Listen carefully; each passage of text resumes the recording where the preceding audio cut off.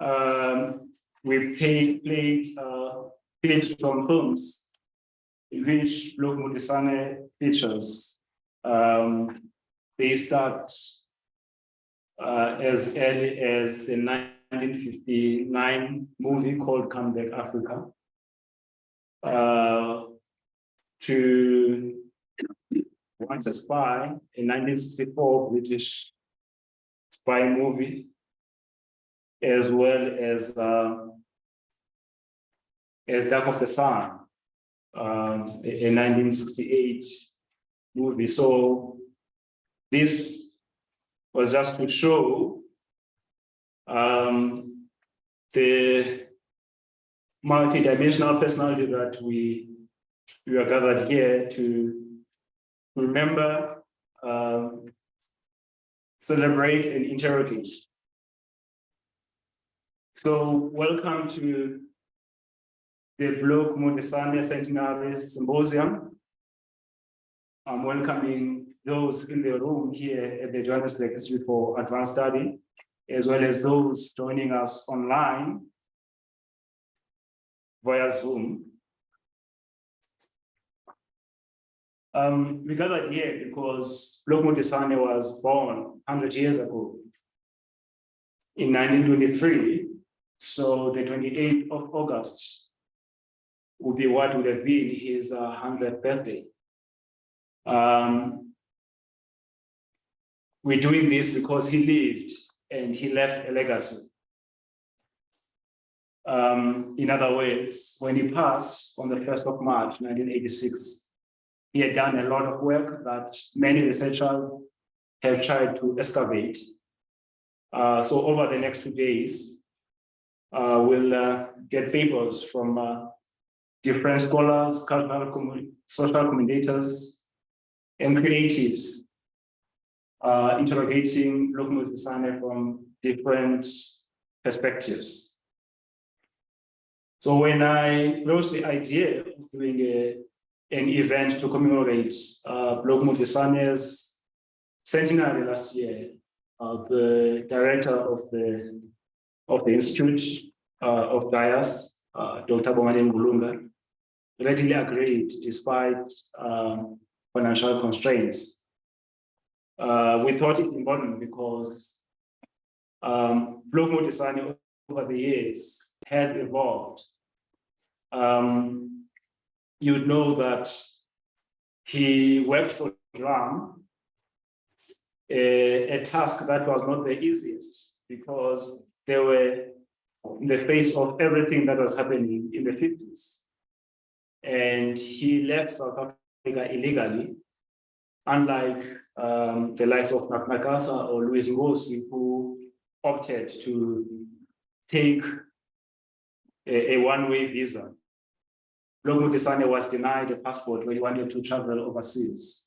So he left illegally in 1959 to start a life of exile. Louis Ngosi has interesting observations about the life of exile. He sees it as some sort of expedition with many risks involved. And in his life in exile, while we knew Bloke Modisane, for instance, as a journalist and a short story writer in South Africa, and in exile, he found other ways of creative expression. He established himself as an actor, as we have seen several minutes played here. We'll see more in the next couple of days. He established himself as a broadcaster. He worked for many years for the BBC. On the one hand, he featured in many BBC dramas and wrote some of them. And he also served as what we call the modern day cultural and political analyst. And so over the next 2 days, today and tomorrow, we'll be looking at these various aspects of Bloke Modisane.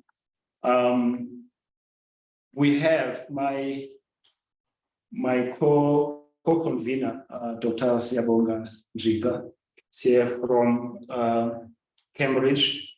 He just completed his PhD on Bloke Modisane. So it's really exciting that despite all the efforts, as I indicated earlier, that Modisane had to leave the country, illegally. And when he finally published his autobiography in 1963, it was banned in South Africa and only unbanned in the year in which he died in 1986. So there was a deliberate effort to cut that generation off. It was not just him, by the way. There were many of them. So there was no sense of continuity. When Laying on History was made available in South Africa again in 1986, it left a huge gap since the 60s when South Africans could not officially read his work and get to understand what he went through. So, I think let me once again welcome all the visitors. Probably Siyabonga is the one who comes from the furthest country, from the UK, but there are others from other parts of the country, like Cape Town. Some will be joining us later from the University of Stellenbosch, others from the University of Wits and University of Pretoria.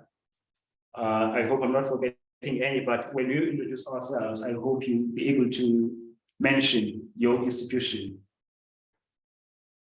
So, but there are those who unfortunately could not join us today.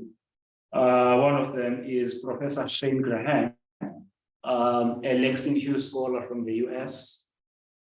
He was meant to present a paper about Langston Hughes and how Bloke Modisane impacted his writing and his creativity in general. He unfortunately has a bereavement, so he won't be joining us online. And the other person that we were hoping would join us, who knew Bloke Modisane in person, passed away a couple of weeks ago. The name is Stephanie Kemp. We had invited her to come and share her experience of having interacted with Bloke Modisane, particularly in England, where they were exiled. Unfortunately, she passed away about 3 weeks ago. And we will, she had with her a copy of Laying on History, signed by Bloke Modisane. We will exhibit it here later during the course of the symposium. And there are many others who couldn't join us, unfortunately, and some couldn't join to present, but will be joining us online. So, whilst we could not have Stephanie Kemp, who knew Bloke, later on we will have Ndade Jotrole, who caught the tail end of what Louis Ngosi often calls the fabulous decade as a journalist. That dynamic era of drum writers. So that will reflect a bit on that. But before we get to him, I would request that we introduce ourselves, those in the room. Just quick introduction, your name and the institution you come from. And just to warn those joining us online, we've just been informed that at 10 o'clock, there will be power cut off. As you know that there's load shedding in South Africa, whatever you call it, but effectively it means there are power blackouts. So we'll experience that at 10 o'clock. However, we have backup system. So it will take about 10 to 15 minutes for us to reconnect again. So if there's that interruption, please don't lose hope. Just grab a cup of coffee or do something else, wherever you are, and then we can join again. So at this moment, I would request everyone in the house to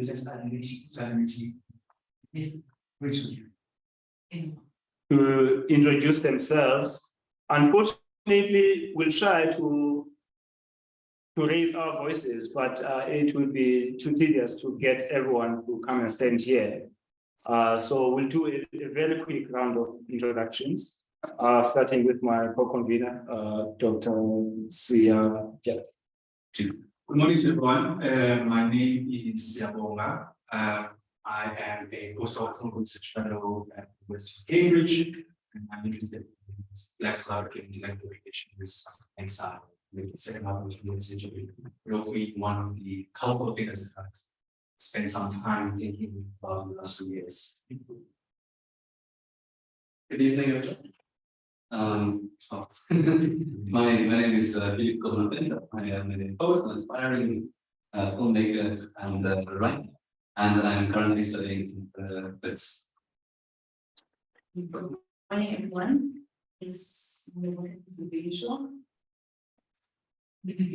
I'm very presently doing the master thesis in interdigital visual guidance and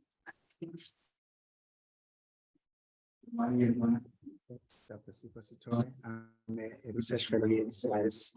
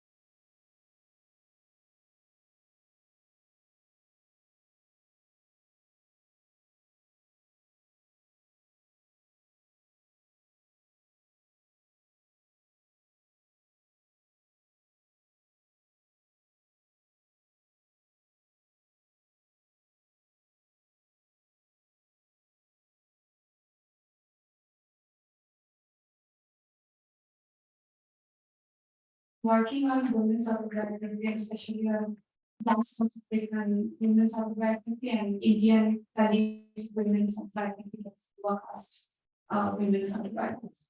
Thank you. My name is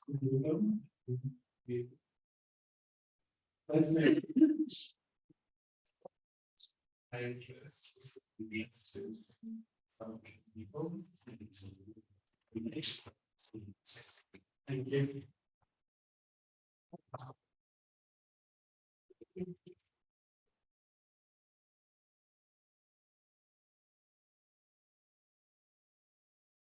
Okay, thank you. That was a round of introductions for those in the room.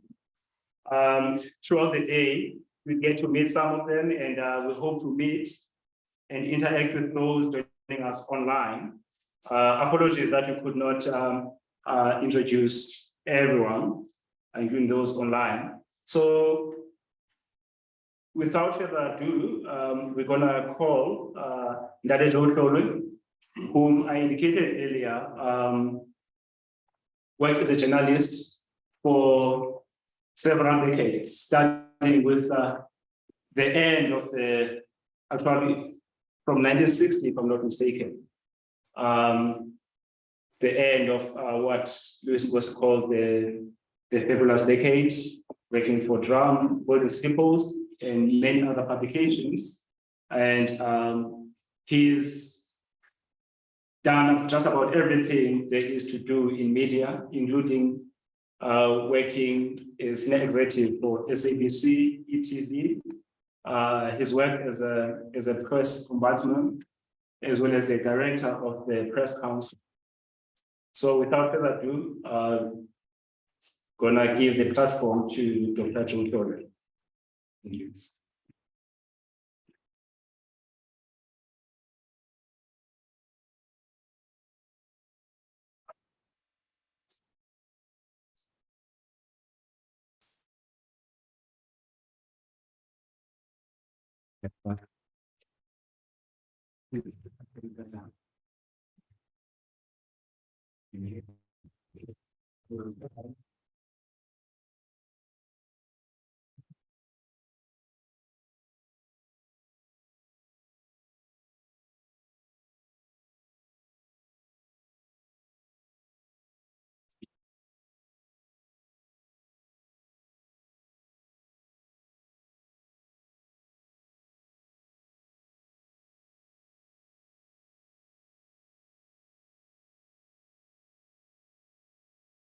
Good morning, friends. Dr.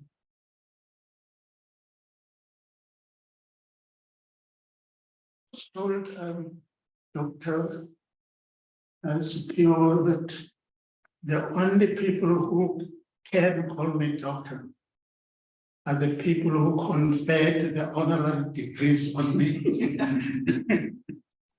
Otherwise, I remain listed. I'm supposed to be giving you my reflections on the journalism of the 1950s.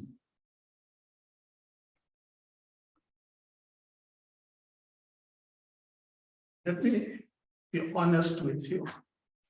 When CPU asked me to come and speak about the 1950s, I said, sorry, I wasn't a journalist at the time. I only came in later.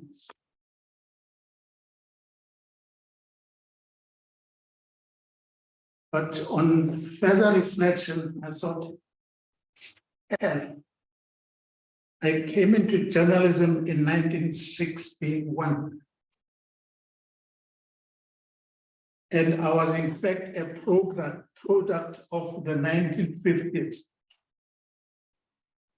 All the people who surrounded me at the world at the time had been done, had been proposed, and were now working for the world. So in fact, I am a product of the 1950s journalism. In fact, let me be brave enough to say that we are all products of the journalism of the 1950s.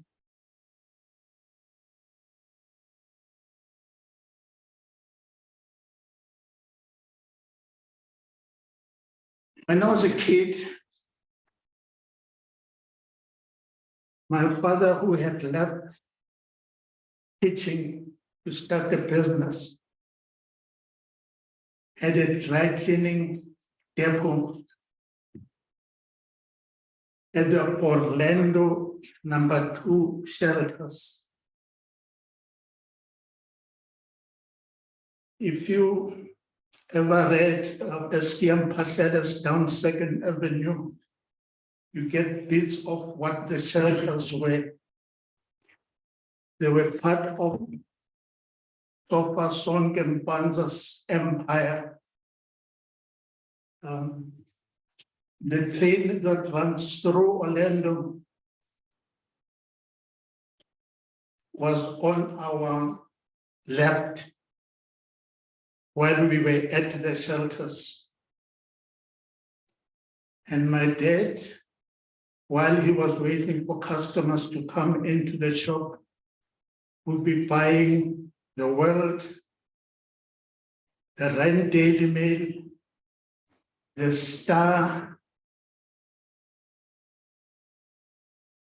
Golden City Post, Sunday Times, and they would be lying around in the shop. And every day I would go to these publications, read them, and ask him to explain words I didn't understand, as well as try and help me pronounce those words. I get amused these days when I see my Model C friends speaking the way they do. But at that time, I had to rely on my father to teach me how to pronounce these words. But the most interesting thing is that his friends in the other shops would come in and they would talk about things that were in the newspapers. So I got to understand much more intimately the stuff I was trying to read.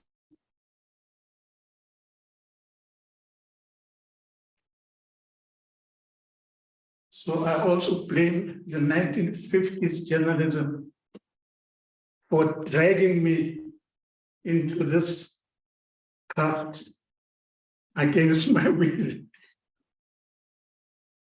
There was a time, for example, when we had just completed our junior certificate courses. We were excited that we're now going to matric. And one of my friends, Meko Zwane,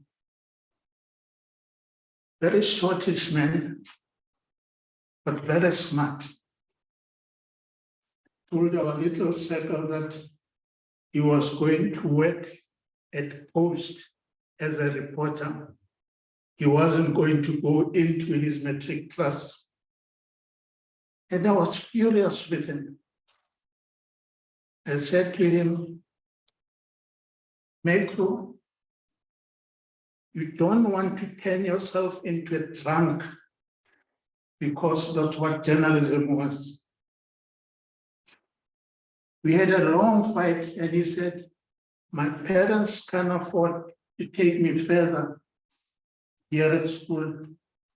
So I have to find a job, and this is the job that I prefer. And he went and joined Post as a sports reporter. He ultimately ended up as a sports editor at Post, Golden City Post. But the interesting thing is that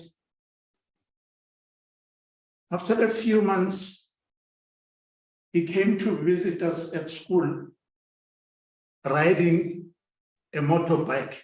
At that time, reporters were given motorcycles. And he came very proud, a journalist, coming to look at these writings. And the first thing I noticed about them were the bruises on his face. And my immediate response was, I told you so. It's the bull that they're taking that is now turning against you. Because for some of us, journalism and the shebins and getting drunk were one thing.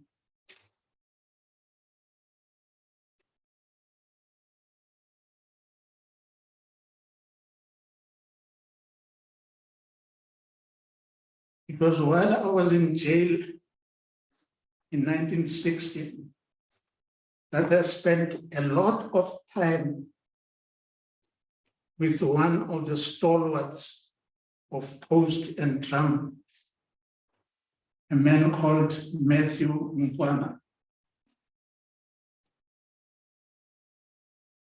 And while we were in the cells, I would ask him, what do you do? How do you get your stories?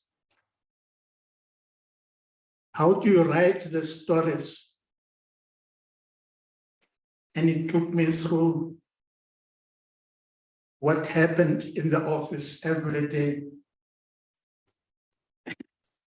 And the interesting thing is that he'd give us homework to do in the cells, police cells, I mean in the jail cells. He'd give us homework. And the homework was to write pieces about what was happening inside the jail. And because we were not allowed any reading material, any writing material, we smuggled stumps of pencils into the cells. And we would write on toilet paper. Each prisoner was given a ration of toilet paper every day to use.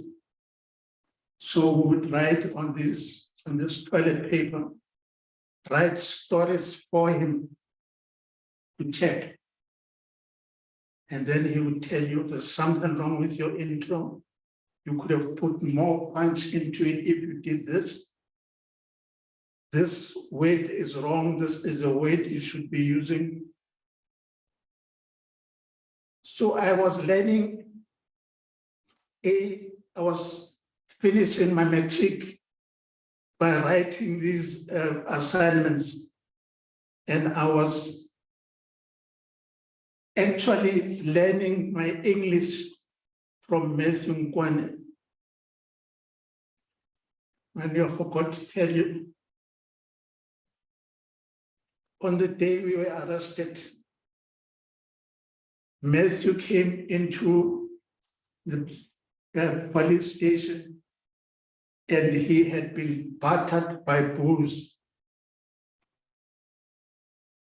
The prejudices against journalism. By the time we left jail, he had cleaned out. He was a different person because of the length of time he had spent without bulls.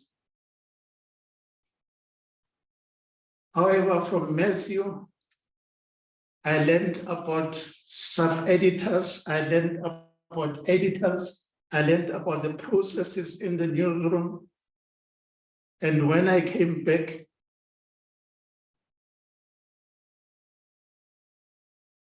and I was ready to become a journalist, the very man who had been fighting journalists.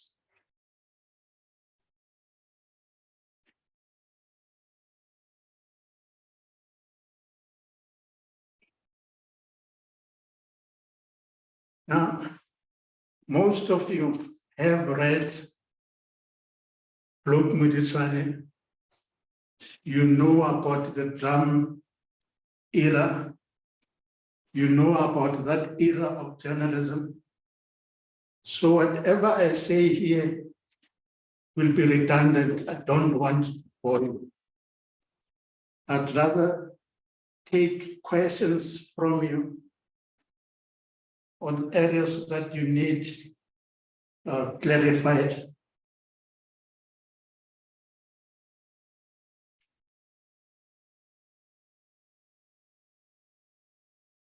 But please allow me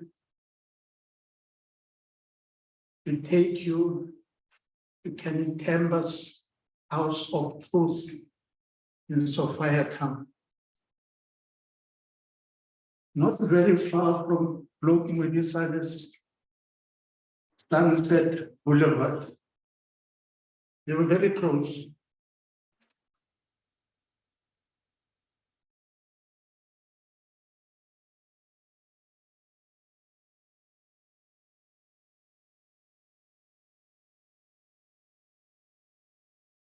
Anadolce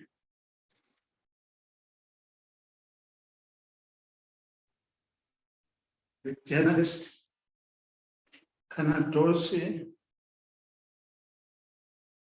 the writer, much more than the journalist, captured the agonizing contradictions of life in Sophia Town and in South Africa. In a fairly short piece that he called The Bottom of the Bottom.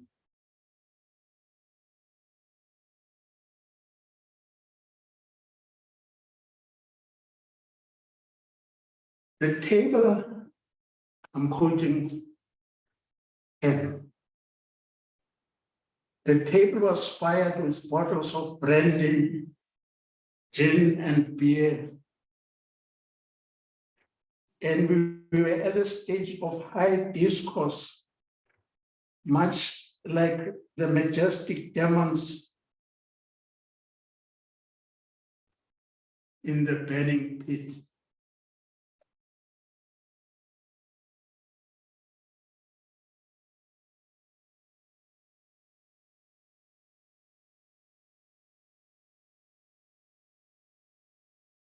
For a moment, as I looked at those young men around me, the luxury of a mild flood of conscience swept over me. They had all, at one time or another, had visions to escape their environment, opposed and overcome their context, to evade and outdistance their destiny by hard work and sacrifice by education and native ability, by snatching from the table of occupation some of the chance crumbs of the high-chaired culture. Lord, it struck me. What a treasure of talent I had here in front of me. Must they bury their lives with mine like this under a load of Sophia Town bottles? I say it was conscience that struck me because I knew that many of them looked up to me, my way of life, and repeated my despair and its defenses behind my back.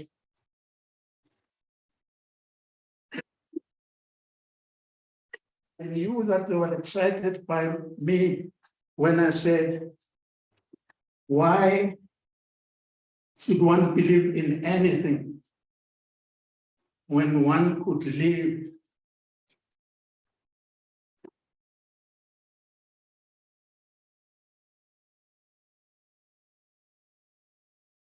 Live, gentlemen,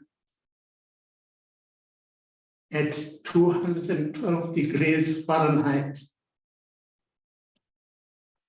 The trouble is, gentlemen, you see, it was a male world. The trouble is, gentlemen, for me, human nature stinks.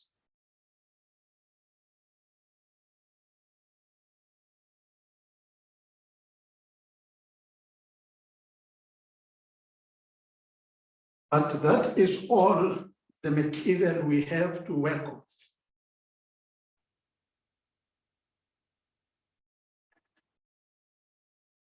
They said these things, I said, but never with my own deep sense of doubt. The sleepless, causing suspicion that often made me itch in the very heat of my enthusiasm.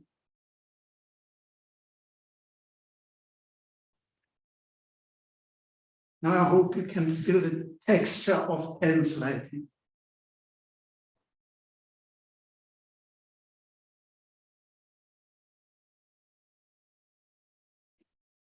This richness of thought and feeling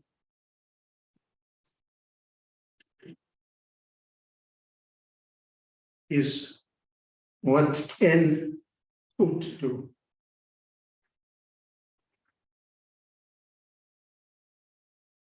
He continues, I think the rest of African society looked upon us as extraterrestrials. We were not the calm, dignified Africans that the church so admires and fights for. Not the unspoiled rural African that government so admires.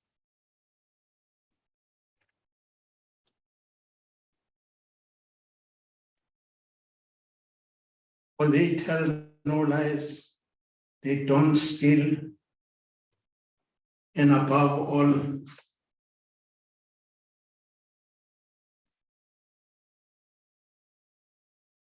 they don't try to measure up to the white man.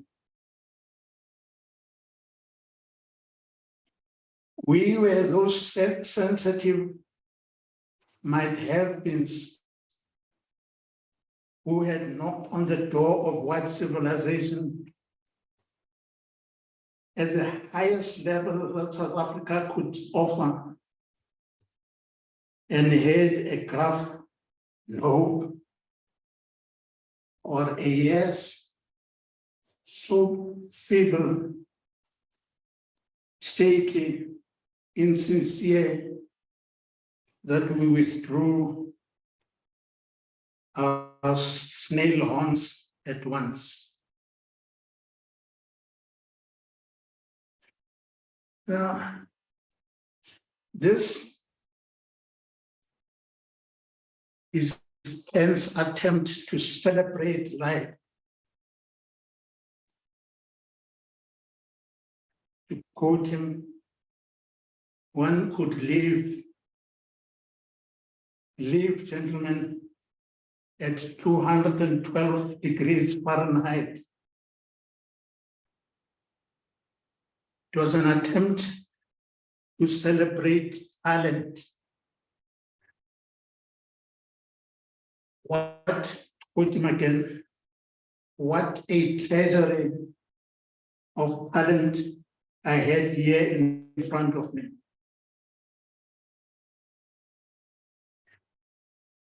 It's an attempt laced with disappointment and failure. To quote him again, the trouble is, gentlemen, for me, human nature stinks. But that's all the material we have to work with. And again, he says, the rest of African society looked upon us as an excrescent.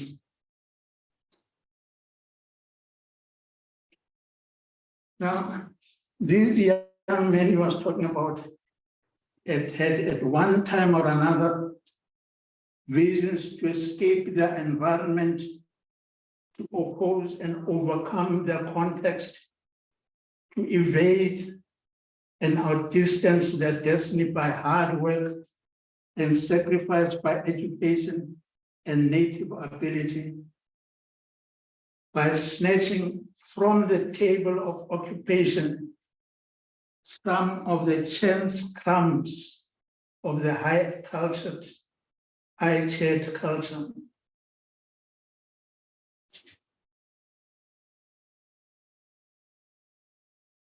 They envied what the oppressor was and what the oppressor had.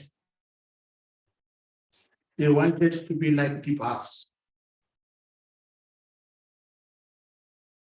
They didn't ask the real question, hard questions about the bus's values and the bus's ethics.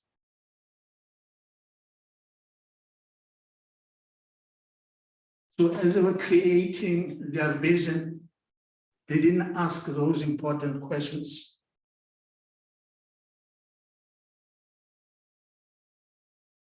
I believe that's the nub of our crisis in South Africa today. We don't ask those questions. Today, when you sit in a boardroom,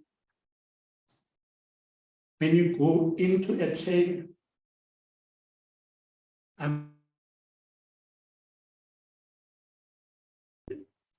there are still some trains running.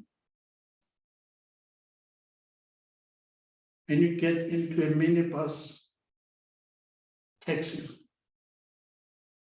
or when you are in a shipping, you hear the same question. What happened to the revolution? How did we get into this mess? I don't know how many times you heard that question today as you sit here.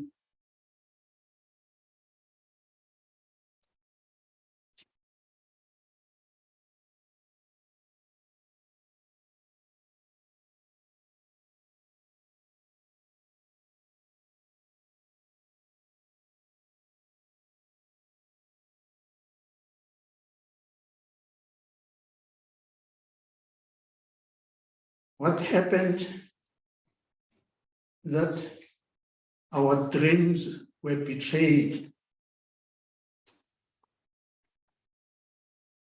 A gloom hangs over the nation.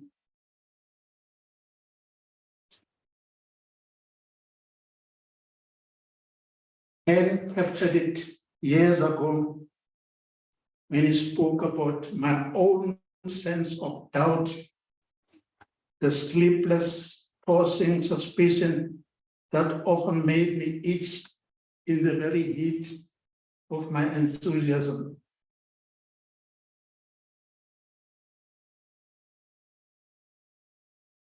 Today, when I read, when I hear or watch today's commercial media produced by both Black and white practitioners, I hear deep cynicism, and it implies, look at these incompetent idiots who rule us today. They can't get the simple things done. At least the Boers got things done.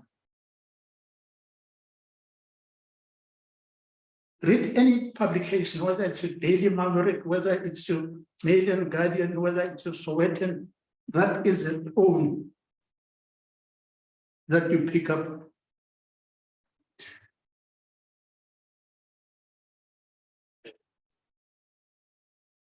There is nothing in the media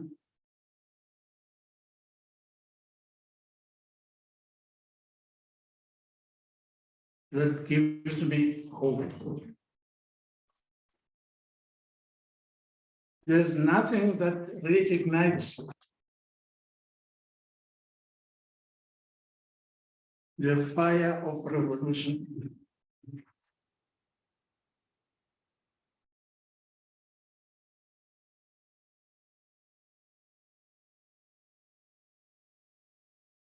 It will be only when the media remind me that mankind will advance when I remember that I'm not in competition with my neighbor.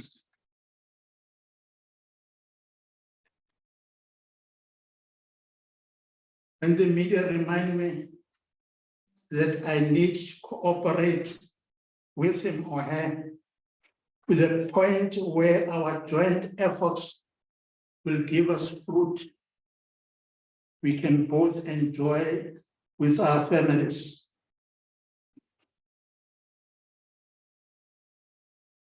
The selfish belief that I should grab what I can for myself and my children, and the devil take the hindmost. That belief needs to be jettisoned for the new revolution. It's fire.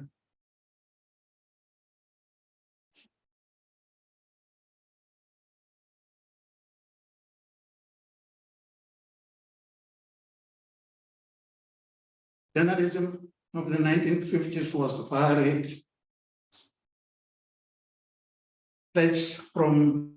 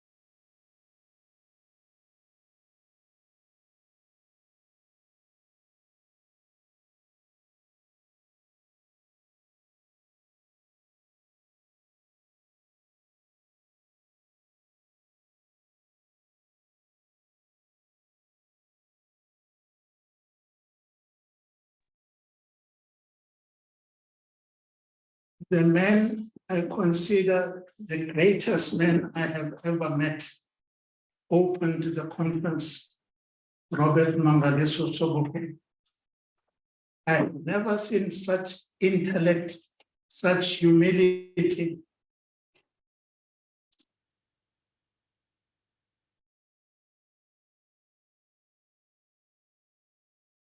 And so I became an ardent member of the Pan-Africanist Congress.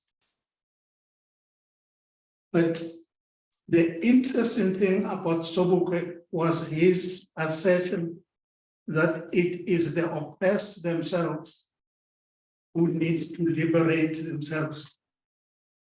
They don't need any outside assistance. And that's always remained with me, that it's the oppressed who have to have their voice heard and who have to fight for their own liberation. And that's why I joined on the 2nd of November, 1958.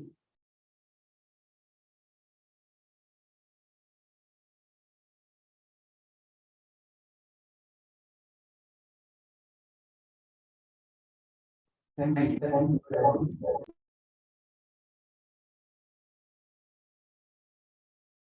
you for your reflection on the beautiful decade. And I'm sure my colleagues here will agree that we are quite envious of that period. I think we missed it by a few years. I was born in 1963.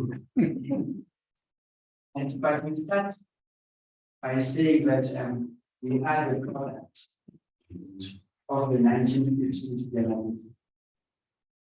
And I wanted to ask you this question, which you actually answered towards the end of you. Whether, by so saying, are you impressed by this product of today in comparison to that generation of the 1950s? That's my question. Unfortunately, you can't make a direct comparison. What does worry me about today's journalism is the fact that we don't hear the voices from the shanty towns, from the Masakings. Most journalists today live in the northern suburbs. So the Black journalists who are writing today have a different perspective from that of the person who is suffering in a shack. And it is those voices that we need to hear, because they are the people who are going to change this country. We are far from that.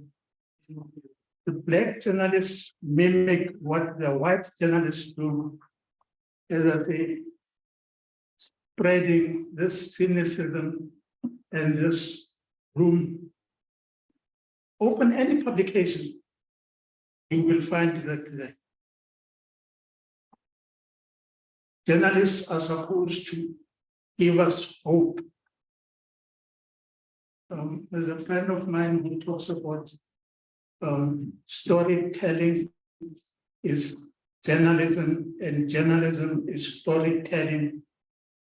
But he says the stories we tell are morality tales. People live by what the tales say. People run their lives because of the tales they hear, the tales they see. And that is missing in our journalism. We write well in English. I don't know if there are any who can write in Setswana or Chibenda. But there is no feel of Africa in our writing. That is my problem. I call it the sentiment. Beautiful. So glad that for this mission. Thank you very much. I'm coming from the secretary. I just want to ask a few questions. But firstly, a follow-up to what the host asked in the beginning is to that the Bloke shred his membership card of the ANC and had this alignment between the ANC and yourselves. I think asked the question probably what could have been the reason around that particular relationship or that decision, if you probably know about it. In your submission, you spoke about the journalism of the 1950s or the 1960s, which you powerful, was inspired by the stories that were prevailing around us. And then you made a line, you say there were no restrictions in the thinking of apartheid restrictions and all of those elements. Would you then say, taking from your previous submission now, response to the question, do you really think there are no restrictions now in relation to how particular journalism present their journalism, considering that the type of society we live in is called the market-oriented thoughts, neoliberal dynamics of understanding the society, and also a certain view of South Africa? Wouldn't that be restrictions in journalism today? Thank you very much. Today's journalism is restricted in a different way from the journalism of that period. Technology has taken the journalistic world by surprise. Nobody thought publications would be closing down because they can't get advertising thanks to competition from things like Google, Facebook, etc. That's the one side of it. The other side of it is that every one of us is his own reporter, his own copy taster, his own sub-editor, his own layout artist, and finally his or her own distributor, thanks to our cell phones. So you no longer need that huge machinery that was in the newsroom before. And so people are losing their jobs. People are trying desperately to keep publications afloat. So those are the restrictions we have today. We haven't thought hard enough into saying, how do we bypass or how do we use this technology to further our cause as citizens and to make sure that our voice is heard. We haven't thought that far. We'd rather go to Facebook and go to Twitter. Is that Mr. Musk?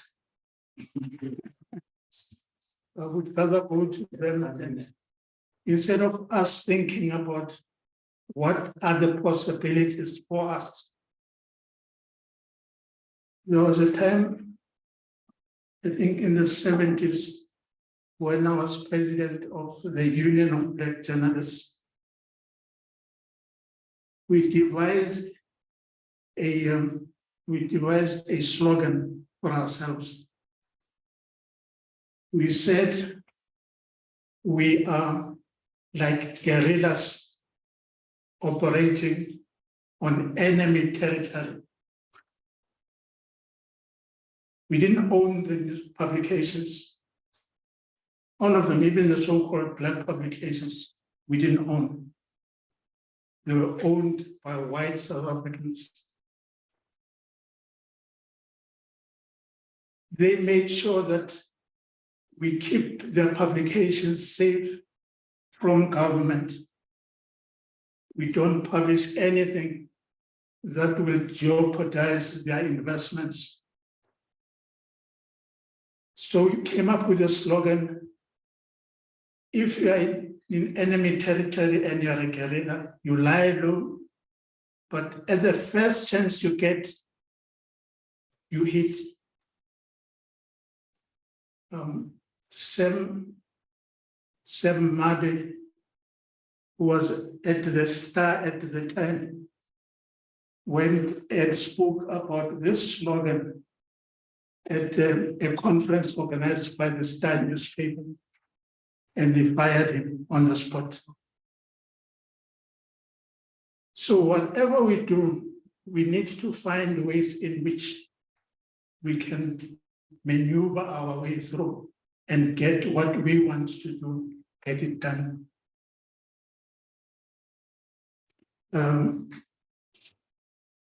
For Bloke's tearing up his membership card, I'm not familiar with that story.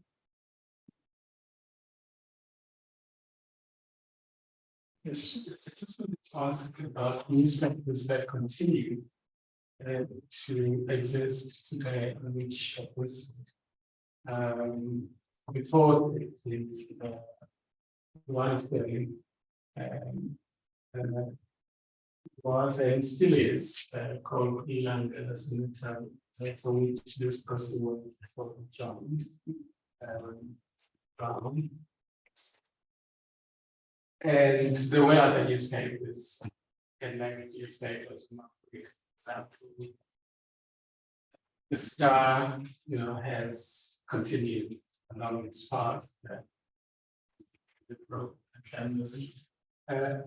What has, in your view, happened to those newspapers, African language newspapers, which continue to exist today and publish, local interest or even interest studies underground, rather be more than just publish interest stories.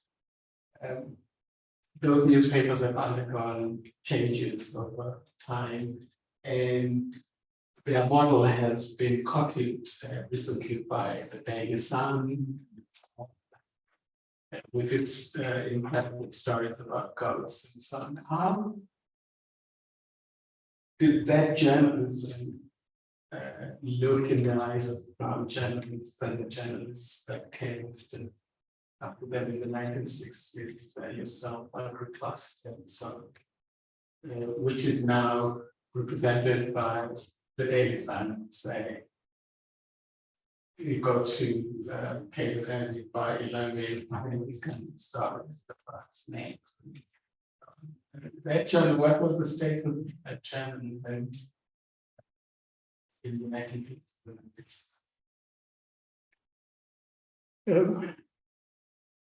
When I joined the world, we had the vernacular pages. There was the Zulu page, there was a Sotho page, there was a Xhosa page. In fact, one of the things I had to do as a cub reporter was to translate stories from English to Setswana.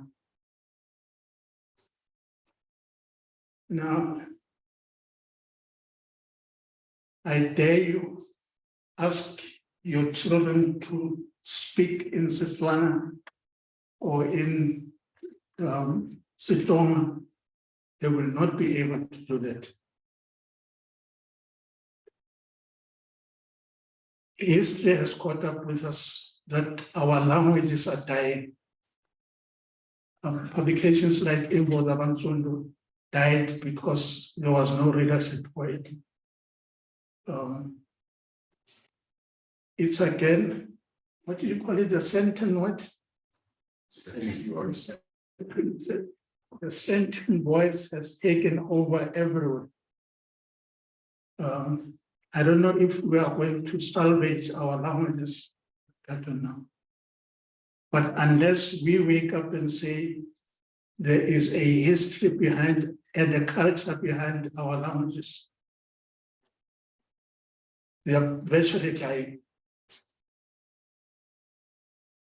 Ilanga survived for a while thanks to Mdanaga Pindangene, who bought the newspaper and sustained it for a while. Bought it from the others group. And unfortunately, it is the only one of the old publications that still survived.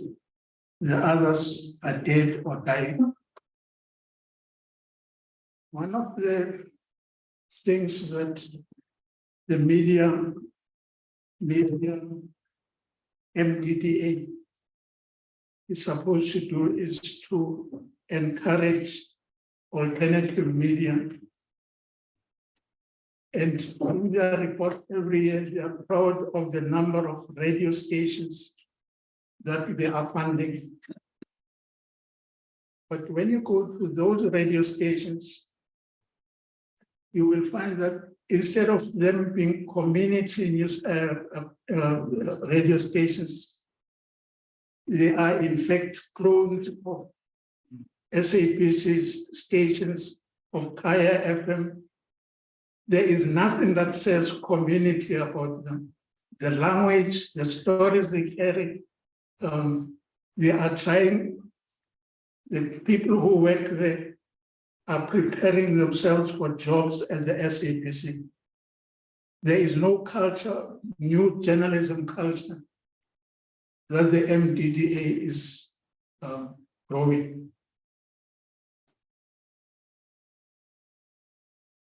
We are a sad nation. And that last point about your thoughts on this newspaper called the Daily Sun, which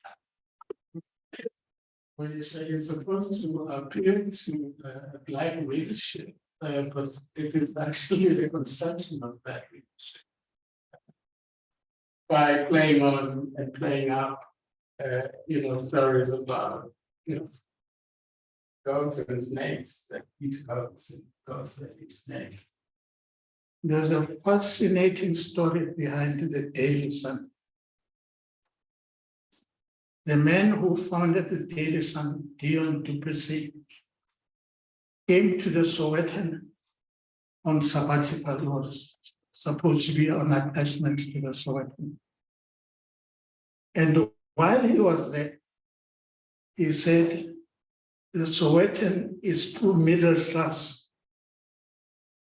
There is a shortage of a publication that addresses the blue collar worker. If you go to the offices of the Daily Sun, you will find a statue of a man wearing a blue overall. That was Dion's baby. And before he left the Sowetan, he was trying to sell us the idea of starting a newspaper for the blue collar worker. And we told him, no, the Sowetan is a paper for the blue collar worker. He went as a general manager to the Star, and he tried to sell the idea to the others. But he used to carry a bag with the plans for the paper. And the people at the others, that's the Star and company, also rejected him. In the end, he went to News 24 and said, here is a plan and I'm sure it's going to be a hit. Now, if you agree to print my publication and distribute it, I will be responsible for everything else. They said, we will give you a chance, let's see what happens. And his first edition was a record. No newspaper has ever sold the same type, number of newspapers as his Daily Sun. And for a few years, he was writing and he kept saying, Joe, I told you guys, you let the site down. This should have been your baby. But unfortunately, with your growing middle class, even the sales of the Daily Sun are going down. Even the content of the Daily Sun is being questioned by its readers. Why are they giving us the Tokoloshi stories? So it's a cycle. I don't know where we are in this wave. Thank you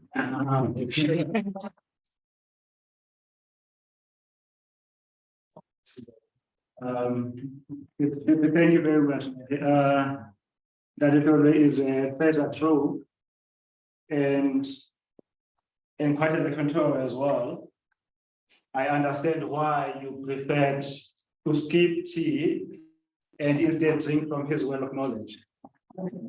Thank you to you for sacrificing your tea time. So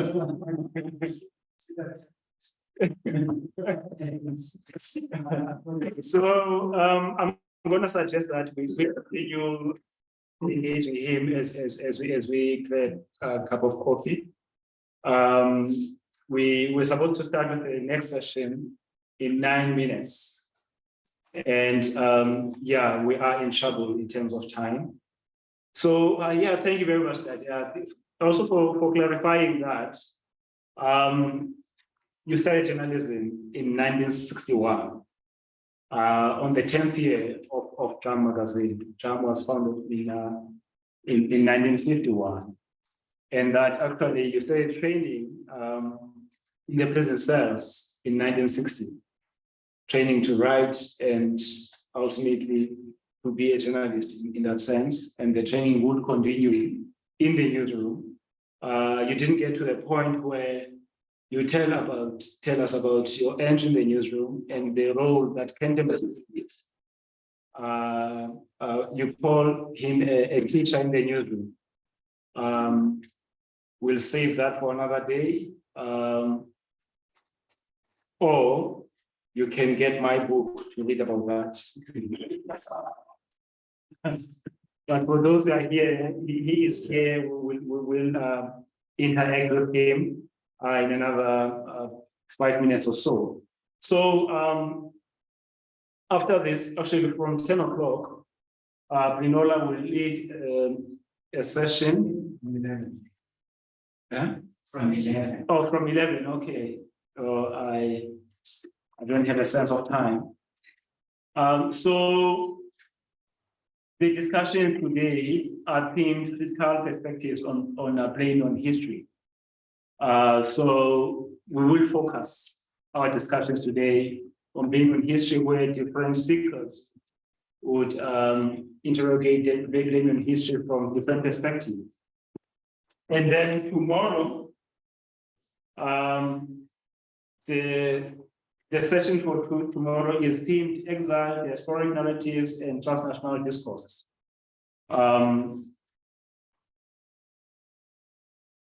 Sianda will actually introduce that theme tomorrow morning when we start the program tomorrow. So we break for another 6 minutes or so. We'll be back at 11 o'clock, and Pinola will lead that session. Thank you.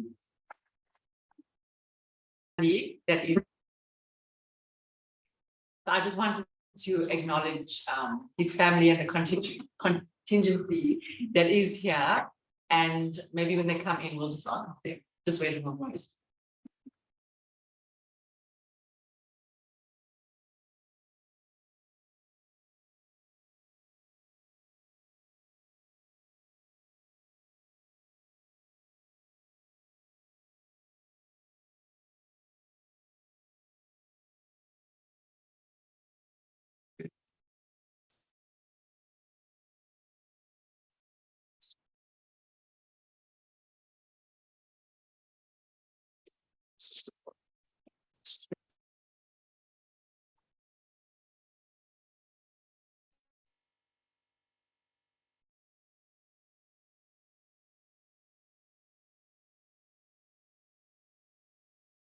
All right, so a warm welcome back to everyone. We hope that you enjoyed your quick tea. Before I begin the second session of the day, I also just wanted to extend a warm welcome to Bloke Modisane's family that is here. Thank you so much for being with us today. That is actually not just about us, it is also about you and celebrating this very special person. All right, so as Dr. Mahala has said, day one is about critical perspectives of Bloke Modisane's autobiography, Blame Me on History. So today, not only are we celebrating the anniversary of 100 years since he was born, it's also the anniversary of the seminal work. And I'm really excited about this session. I think Dr. Chloe has also introduced some of the binaries and narratives that our next two presenters will be looking at when he spoke about how we don't question in post-apartheid South Africa and in that period, the values of the boss. And he spoke about how the media were a conduit of whiteness as superior. So today we're going to be, our speakers are going to be looking at these apartheid created markers of whiteness versus Blackness and what this did to many Black people like Bloke Modisane during this period. So the first speaker presentation is looking at the fetishization of white bodies and self-erasure in Blame Me on History. And the presentation will be done by Oratile Mosemakosi. I hope I said it correctly. Oratile is a visual artist by trade and graduated with a visual arts degree, a BA degree from the University of Johannesburg. Her first exhibition was I just want to check, I think there's another biography. Sorry, there was an update. I just want to, this is her first, this is Oratile's first presentation. So I want to just make sure that I get the profile correct. Okay, so they are currently working in various galleries in Johannesburg as a gallery assistant and sales associate.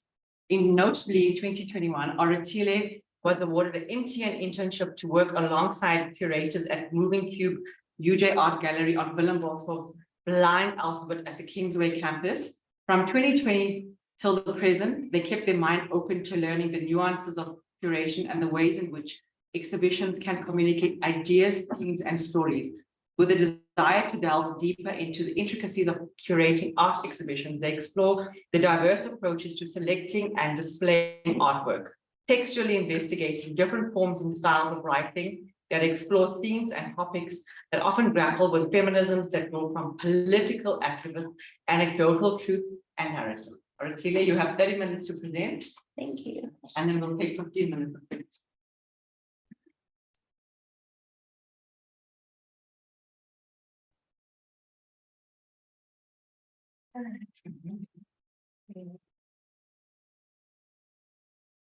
I am extremely nervous. Like extremely.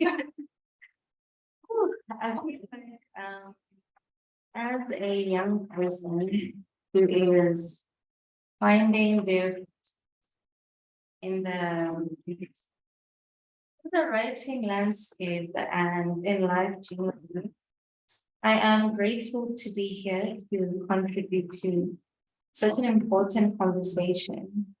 I didn't think that I would ever have to submit a piece about the Bloke. I barely knew him about a year ago. I stumbled into some of his works, particularly Blame on History. As I was just going down a rabbit hole of research, trying to learn about people who have made a huge impact and contributed to South African literature. And I came across his book. And so, because over the years, my interest in post-colonial languages has grown pleasantly. I found myself enthusiastic to share thoughts and ideas with like-minded people in both formal and informal situations. On the opportunity to respond to Dr. Bloke's autobiography found me, I decided that I would depart from his activisms and relationships with the ANC and transnational and international relationships, because I simply don't know to present anything on that. Also because I was barely born during that time. So, and reading through Blame Me on History, I picked up a few things that I think satisfied some theories that I have familiarized myself with over the years.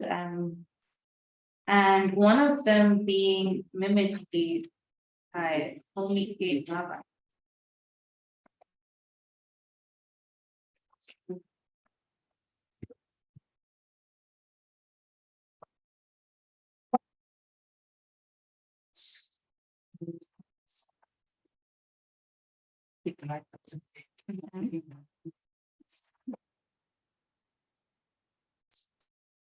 There we go.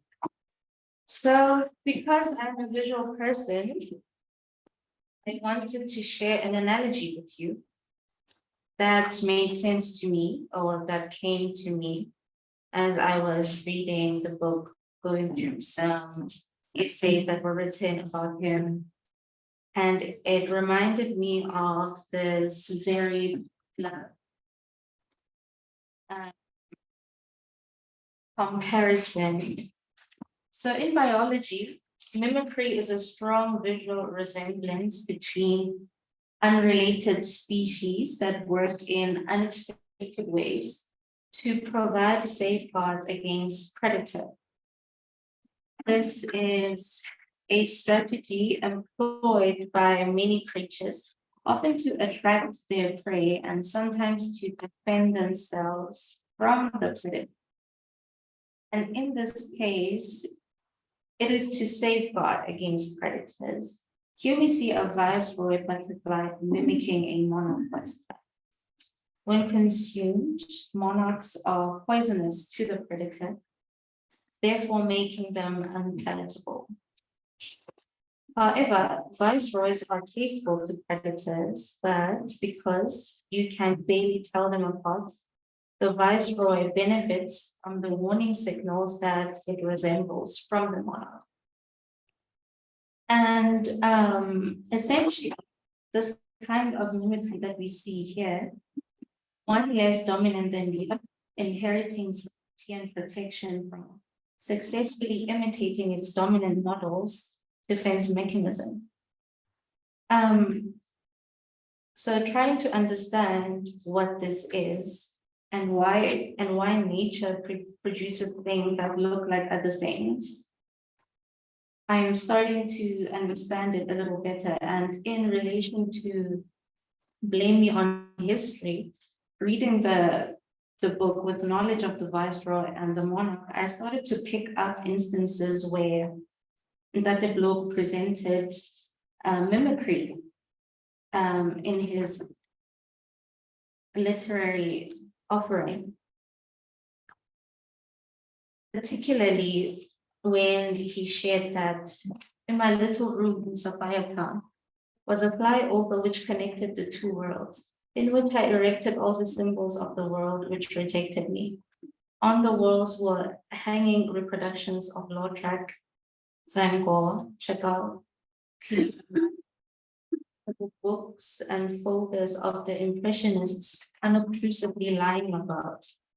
The cabinet was stocked with cocktail glasses, wine, brandy, and beer glasses, discreetly paraded, and those of my African friends were meant to be impressed by the ritual of making American martinis served in chilled cocktail glasses before meals, wine with meals, and after meal drinks in fresh glasses. All this was done for the pleasure of hearing them say, "Bloke, you're a white man." And why not? If I could not be white physically and legally, I could pretend a white existence. And for me, reading this, I thought of that comparison between the two butterflies. That mimicry in relation to post-colonialism is a form of resistance by the colonized people, as it allows them to appropriate the language and cultural forms of the colonizer in a way that challenges the dominant power structure. And at the same time, the mimicry is also prevent it's also somewhat ambivalent, as it can lead to a loss of cultural identity and a sense of inferiority as the colonized people strive to imitate the colonizer. And so we begin to see a complex and dynamic process in which the colonized people negotiate their cultural identity in relation to the dominant culture. It's an important concept in post-colonial discourse because it highlights the ways in which colonialism has shaped the cultural and political landscape of the world, particularly South Africa, and how its legacies continue to impact societies today. Not only does he tend to mimic the behavior of the other, he also aims to, I would say, receive validation from his friends that he has now successfully become like them. And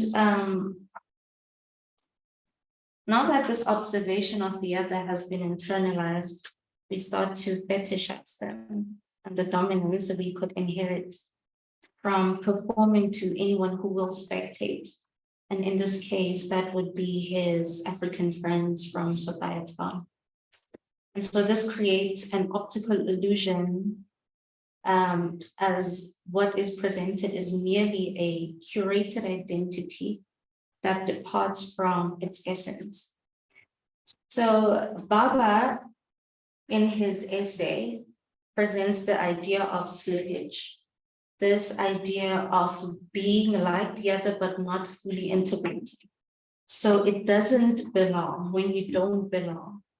I notice many moments of this slippage of ambivalence, this idea of slippage creates, when that the Bloke has battles, rather mixed feelings and attitudes towards politics and himself. He somewhat feels a sense of admiration and resentment towards the hegemony at the time, or they might have conflicting feelings about the decision they made in their own life at the time.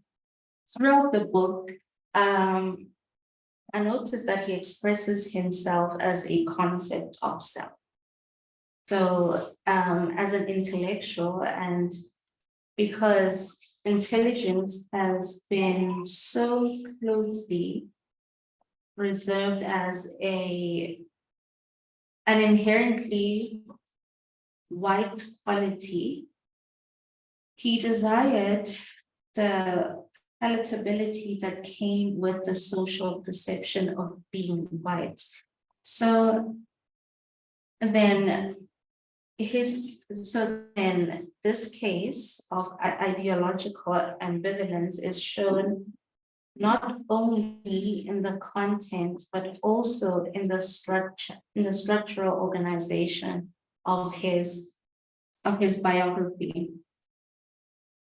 I mean, I'm not saying that he particularly wanted to be white, but he presents a desire to be white, or rather have access to spaces and things that being white could afford you. There is a passage, there are quite a few passages actually, and paragraphs that I've noted that were of interest to me. And in this one, he says, "But I am a freak. I do presume an appreciation for Western music, art, drama, and philosophy. I can rationalize as well as they, the educated whites, and using a system of assumptions.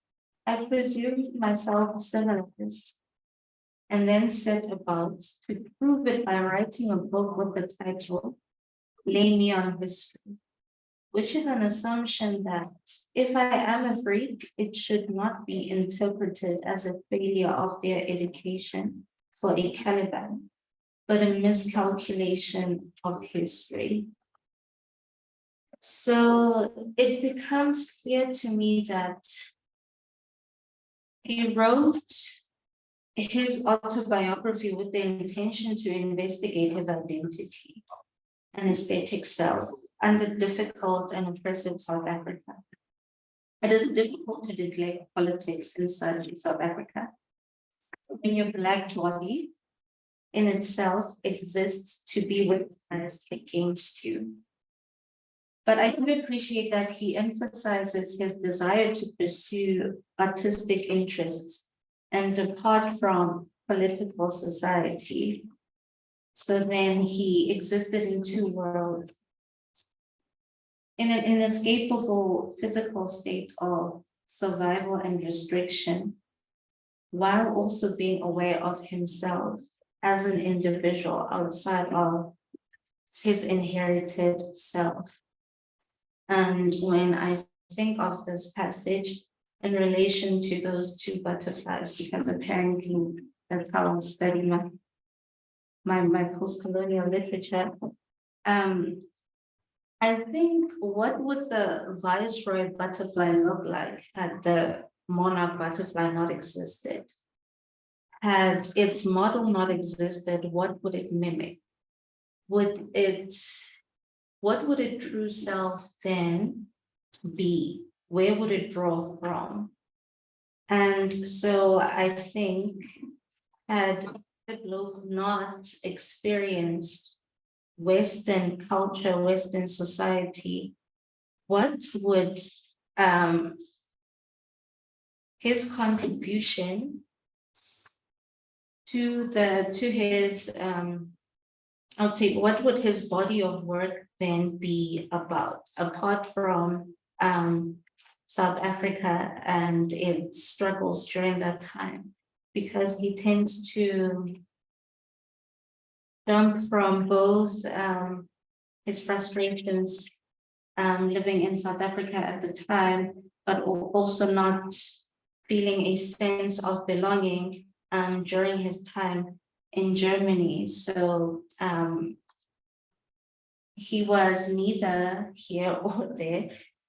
He did not belong really anywhere, and even to himself, I would say he experienced some kind of an identity crisis the entire book. And because he had a high school certificate and could speak English, like other writers and journalists of this time, he thought of himself as an educated person, and so making him civilized. So for me, this loaded concept defines the society's perception of Blackness and his autobiography as someone who personifies the paradox of a civilized Black man. And so he captures the dilemma of experiencing whiteness in a Black body. So he did not feel the need to prove to them that he could be one of them. But it was somewhat of a survival blueprint for him at the time.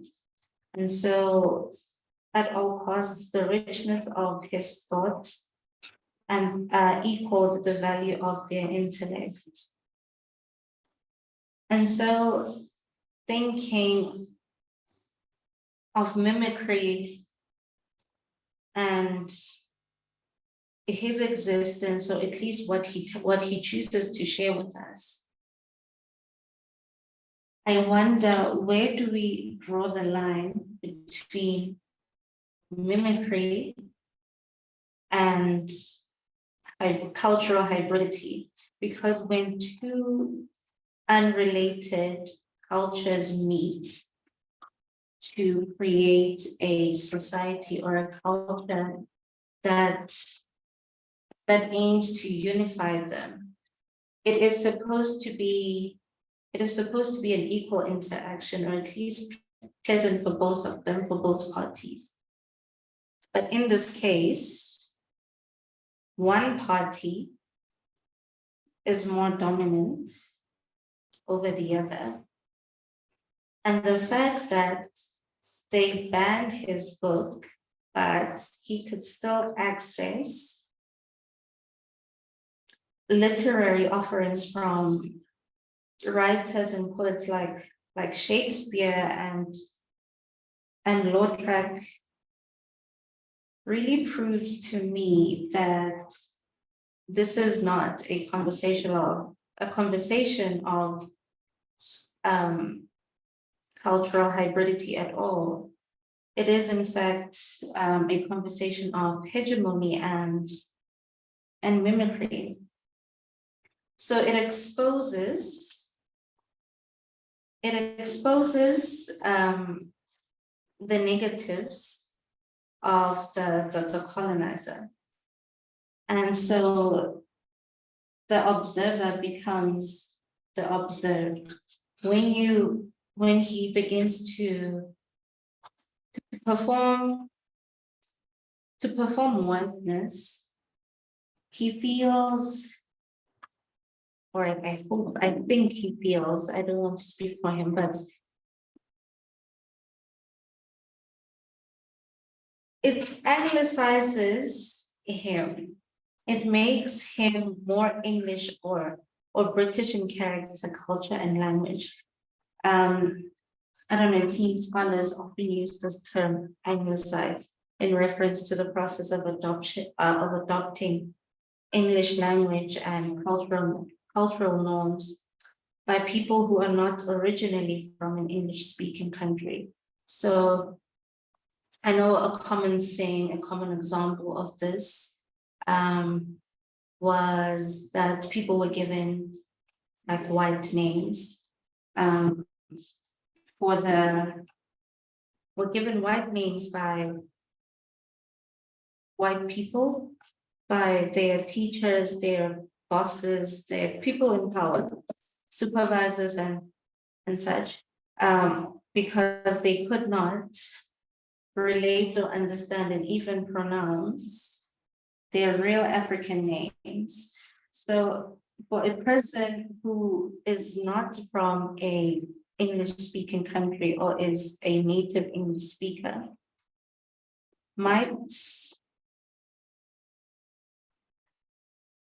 this anglicization of their name and culture, when it assimilates into, or rather when it attempts to integrate them into English-speaking society, it fails. And so the term I think I use to broadly to refer to that process are meta languages. Languages we use to describe other languages. And in this case, it would be those who belong and those who don't. He makes this very clear in the way that he chooses to frame his experiences, and his choice of words create a very vivid sense of place and atmosphere. He describes the landscapes and cityscapes of South Africa in vivid detail, using sensory language to create a rich and immersive reading experience. I think there are words that we use when we want to relay a message, and there are words that we avoid when we don't want to do the opposite. So I think he was very deliberate and intentional in the way that he chose to share and frame his experiences, chronicling his self-experience. So as a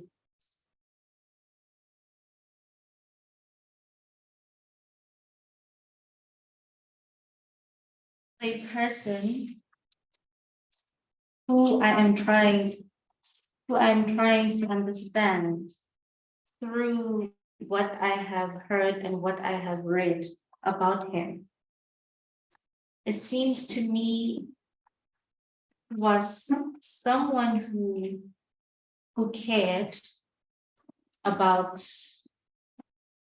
politics and the country, but also wanted to care more about himself as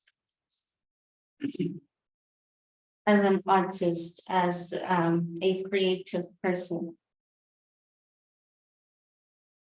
And that is, and I believe that is why he may have chosen to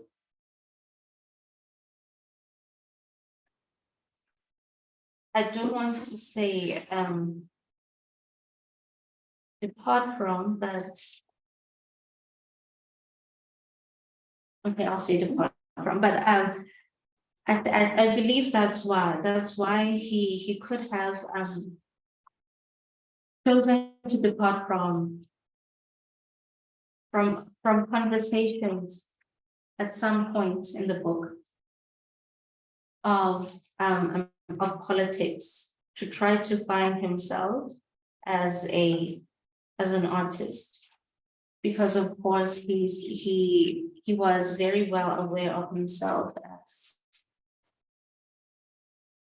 as so much more than what he was of so much more of he knew that he existed more outside of an identity that he inherited, that he had to settle for, but that's not what he wanted. And that's why he surrounded himself with art, with books, and he truly wanted to be a part of, say, higher society, but without forgetting where he came from. And I think this is where I have the problem with mimicry and cultural hybridity, because the two are not exclusive of each other. They're very interlinked. So of course framing is important, but I think his interests was solely because he was interested in them. He found they sparked an interest in him. And that's what he wanted to explore. But because at the time, the political climate did not really afford him the opportunity to explore his desires fully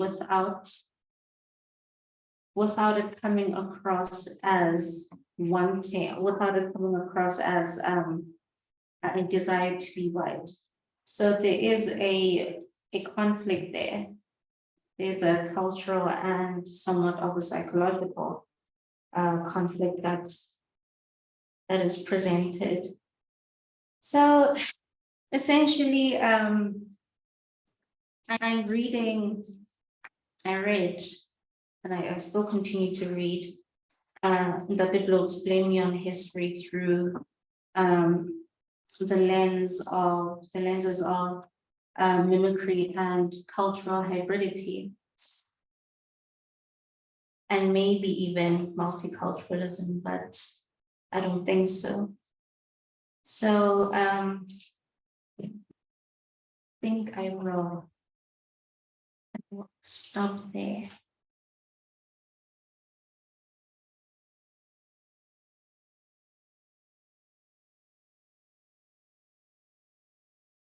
Thank you, Oratile, for that very interesting and interdisciplinary reading of Bloke Modisane's autobiography. I think for me, quickly what really stands out, I think he's your counter-hegemonic representation of Blackness. He's in a lot of post-colonial and colonial work, including Fanon and his work on existential. Black people are often represented as non-beings, they don't have agency and victims. And I think you presented quite a rupture to that, just showing ways that Black people like Bloke had, in their own way, formed forms of resistance and survival. Thank you for that. All right, so we're going to take questions and comments. I'm just going to start by reading out Malika's comments. I think it's a burning comment because she was writing even as you. I'm going to start a comment all. She said, Oratile, this is such a beautiful and sensitive analysis of double consciousness and the painful imprint of having a double in order to be accepted, in order to operate within a hostile environment. Or, okay, thank you, that's much better, thanks. Okay. This is such a beautiful and sensitive analysis of double consciousness and the painful imprint having to be paid as a double in order to be accepted, in order to operate within hostile environments, or at least environments in which our value and humanity is questioned. That takes me back to the OG W.E. Du Bois, amongst others, rather than Baba. Though Baba is certainly useful for hybridity, I wonder if, as you develop this paper for publication, it would be useful to incorporate other scholars of hybridity or double consciousness. Okay, we'll take a few more comments and questions then you can respond. Anyone else? Yes, I'm yes, I want to make on that this you're using the project of our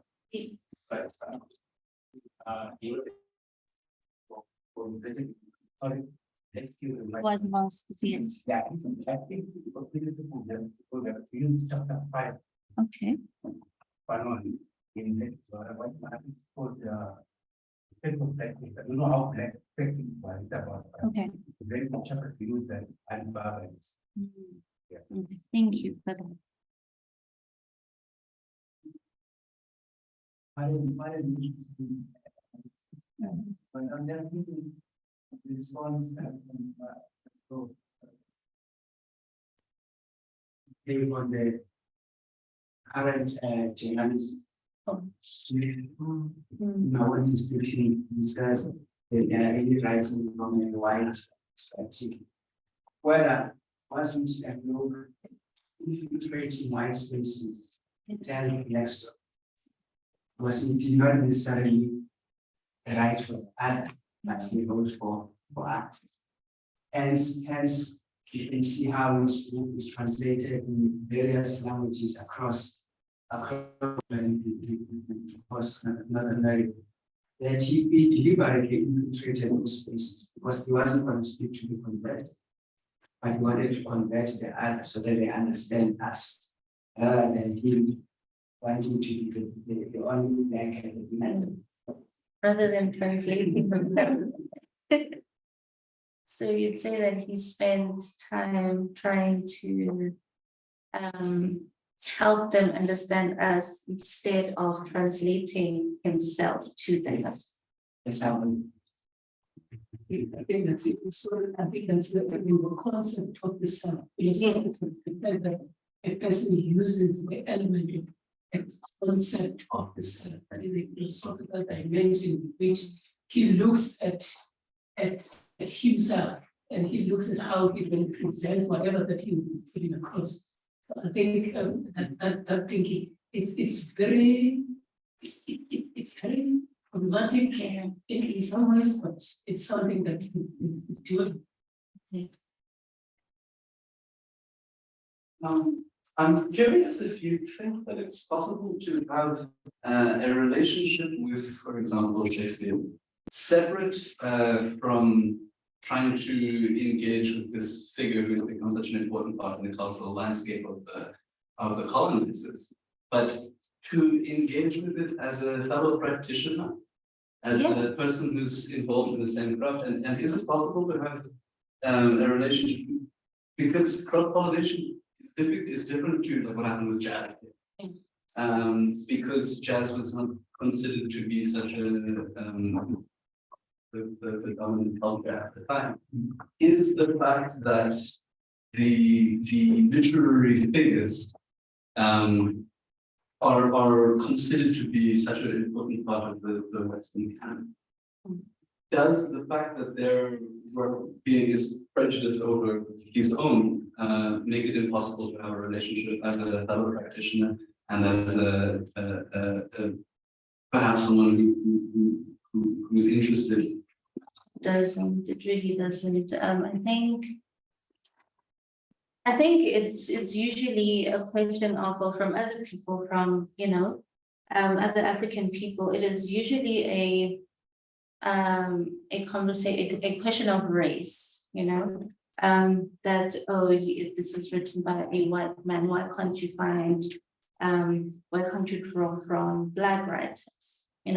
As I'm saying that there's a bit of a conflict there, that we might really be interested in them because they tickle his fancy, but because they are white, other people might read that as proximity to whiteness. So that's also something that that little conflict there is something that I would like to write about a little bit more in the paper.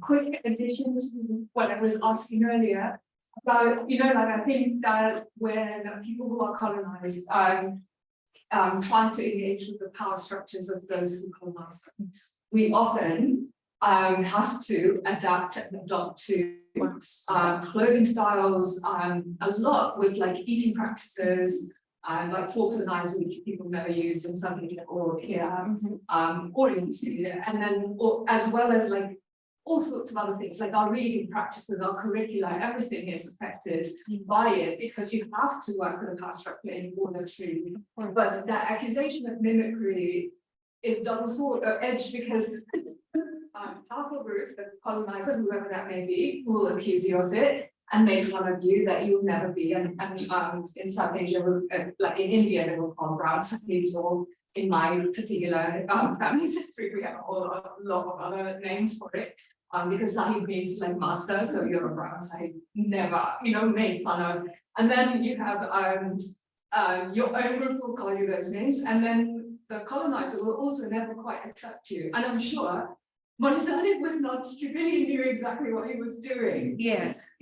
So there was, but I think it's useful to look at, especially because you're a visual scholar. I'm thinking of this like remarkable history of like photographers from South Africa, like Sandra and there's like, that photo book the family album that he did. I put a link, I think I put a link in my chat for it, where he looked at studio photography from, decades and how people were fashioning themselves in order to, but it's also like fun and play. It doesn't have to be about like sort of studing yourself without knowing what you're doing. You're not stupid. So I love your study, and I think it's sensitive and beautiful to ask this question, to say how he was perceived as being a mimic, which is always a negation, rather than playing and working with what is possible. Doesn't It does. You want to Like, move on this? it's strategy, I understand. Yeah. Is there anything you want to say before we take a second set of questions? Any more questions or comments?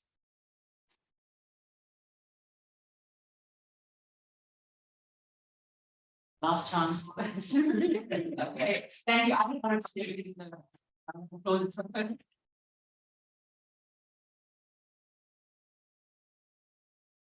We have time now to set up. Oh, great.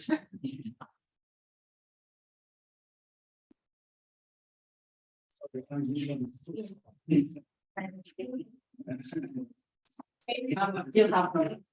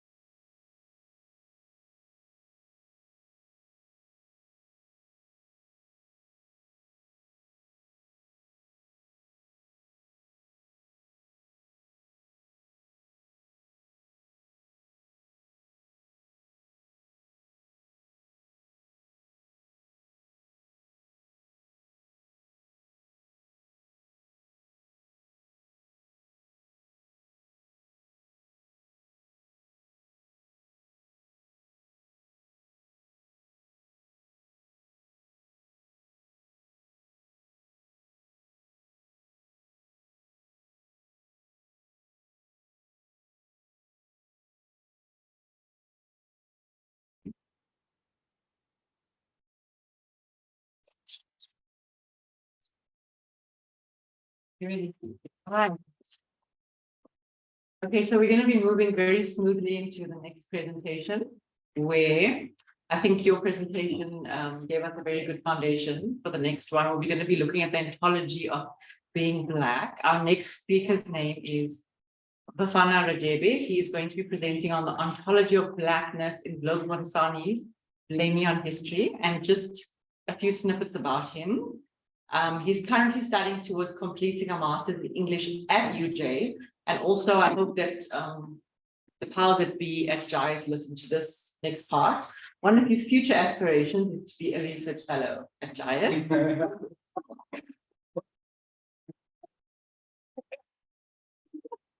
I had to mention that. That's very admirable. Actually, the director was here earlier, but maybe you can find him over lunch or just get Dr. Mahala over here. Okay. So he's currently conducting his research in post-apartheid literature. Specifically, he looks at tropes of unspeakable narrations in pre post-apartheid texts, namely Lex Umda's Ways of Dying, Nick Monstrongo's Way Back Home, and Gillian Slogo's Red Dot. His interests among many include the following: post-apartheid literary and criticism, theorizations of Blackness, modernism, African literature, journals, and more.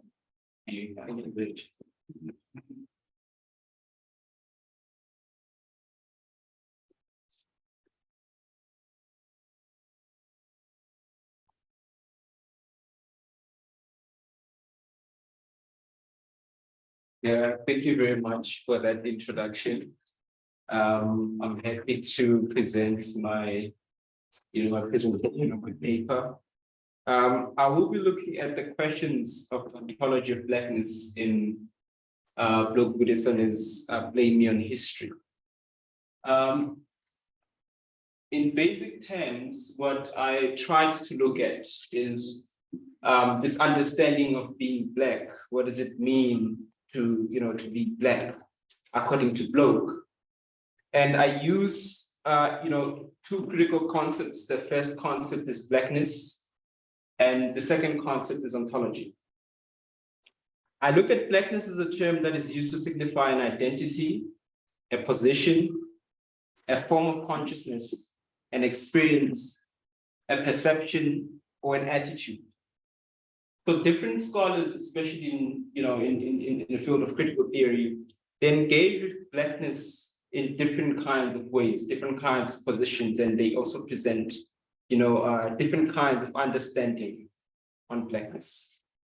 Christina Chapin has study titled In the Wake on Blackness and Being.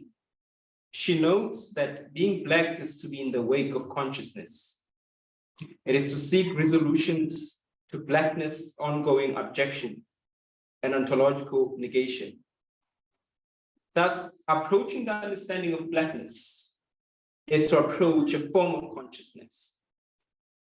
Steve Biko in I Write What I Like, he suggests that Blackness is a resistance. It is the total negation of the white man's construction of the Black person. Thus, Black consciousness becomes an attitude of mind, a way of life, the most positive call to emanate from the Black world for a long time. Its essence is the realization by the Black man of the need to rally together with his brothers around the cause of their oppression, the Black of their skin, and to operate as a group to rid themselves of the shackles that bind them to perpetual servitude.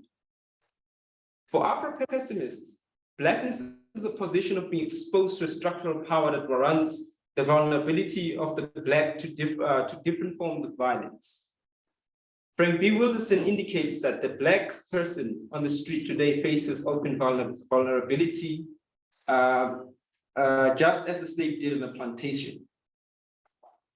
What is critical about Wilderson's observation is how the Black person's vulnerability to violence today correlates with a slave. In other words, there is a continuation of structural violence that can be traced between the Black subject today and a slave during slavery.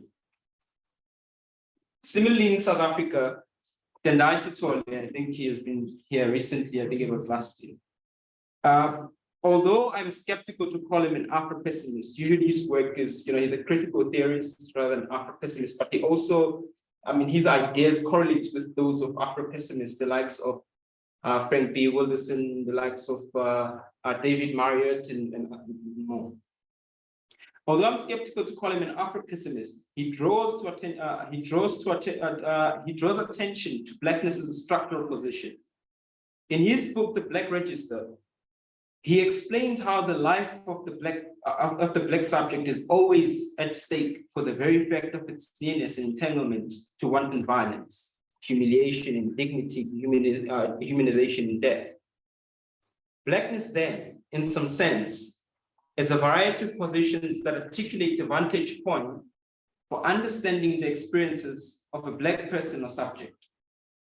Therefore, by looking at ontology of Blackness in Modisane's blame history, I look specifically for an understanding of Bloke Modisane's experiences as a Black man living in a racially oppressive setting which gave shape of his being. Another critical concept, ontology, derived from the Greek word being, but a 17th century coinage for the branch of metaphysics that concerns itself with what exists. It is a compound word, ontology, study of being. It combines two aspects, onto, being, or that which is, and logia, logic, or logical discourses. Although ontology as a concept derives mostly from discourses of philosophy, it has been used vastly in discourses of critical theory to discuss, examine, or investigate social phenomena. Critical theory, with its concern with social philosophy, has developed so far as to how concepts from philosophy that concern themselves with identity, social structures, cultural assumptions, positionality, and being or existence. Therefore, critical theory is a basis for understanding ontology pertaining to this paper, discerns the way ontology is the study of being, conceptualizes an understanding of social theorizations of being Black or experiences of being Black. As such, when I discuss the ontology of Blackness, I draw primarily from an understanding of social theorists, philosophers, or in simple terms, people who attempt to articulate the dynamics of being Black or Black being. So the basic argument for my presentation or my paper is that Bloke Modisane's autobiography is not just a book that records his life experiences, but it is a text that probes questions of ontology of Blackness. It seeks to discern an understanding of being Black in a world where he struggles to overcome his limitations and a sense of belonging. When Bloke Modisane writes his autobiography about his life, he links it with historical processes and the existence of a place called Sophiatown, a residential area near Johannesburg, which was demolished by the apartheid government in 1955 to make way for a white middle-class suburb, ironically called Triumph. He talks of Sophiatown as if it is a person. In fact, his autobiography starts with his narration of Sophiatown's death. He says, "Something in me died with the dying of Sophiatown." What is critical about this about his starting point is that it marks his articulation of a struggle and a psychological suffering that has been enforced by the apartheid regime. Sophiatown, in a sense, is more symbolically placed as a subject of the expression of his pain and the oppression that he received from the regime. When he talks about his childhood experiences, he expresses his upbringing in the internment of history, looking at himself as a byproduct of a historical process. For example, he narrates the childhood experiences of role-playing as warriors of Dingane, celebrating the victory over the wilds of Piet Retief, the heroes of Africa, and Sekhukhune. Although Modisane narrates these childhood experiences as the norm South African standard racial skirmishes, as he calls them, he shows the complicated positioning of the maturing consciousness of his structured Black position childhood, which, as readers, we find visible in the relationship he has with his father, the games he mentions, his relationships with death, and the Black road he refers to from time to time. For example, when he talks about death, to me it seems he always realizes himself as a dispossessed Black person. He articulates his loss in many ways. It is as if his life, inevitably so, was meant to be rejected. He writes about his social death and the death of Sophiatown. He also writes about many deaths of his loved ones, which have shaped the way in which he views the world. In noting these deaths at the beginning of his life story, he demonstrates an ongoing anxiety which defines the struggle that he encounters as an individual and a community member. I draw at least on 3 extracts to demonstrate the intricate positioning of his being using, using his understanding of death. As readers, he informs us of the drastic losses he experiences. The first death is the death of Sophiatown, which is in, I think, chapter 1. He says, something in me died, a piece of me died with the dying of Sophiatown. It was in the winter of 1958. The sky was a cold blue veil, which had been immersed in a bleaching solution and then spread out against the concave. The blue filtering through and tinted by a powder screen of gray. The sun, like the moon of the day, gave off more light than heat, mocking me with its promise of warmth, a mixture, the gray-blue sky mirroring, deflecting the heat and concentrating upon me in my Sophiatown, only a reflection. In the name of the slum clearance, they had brought the bulldozers and gone into her body. And for a brief moment, looking down Good Street, Sophiatown was like one of its own many victims. A man caught by the knives of Sophiatown, lying in the open gutters, a raisin in the smelling drains, dying of multiple stab wounds, gaping wells gushing with blood. The look of shock and bewilderment, of horror and incredulity on the face of the dying man. This is the first death. The second death is the death of his sister Nancy.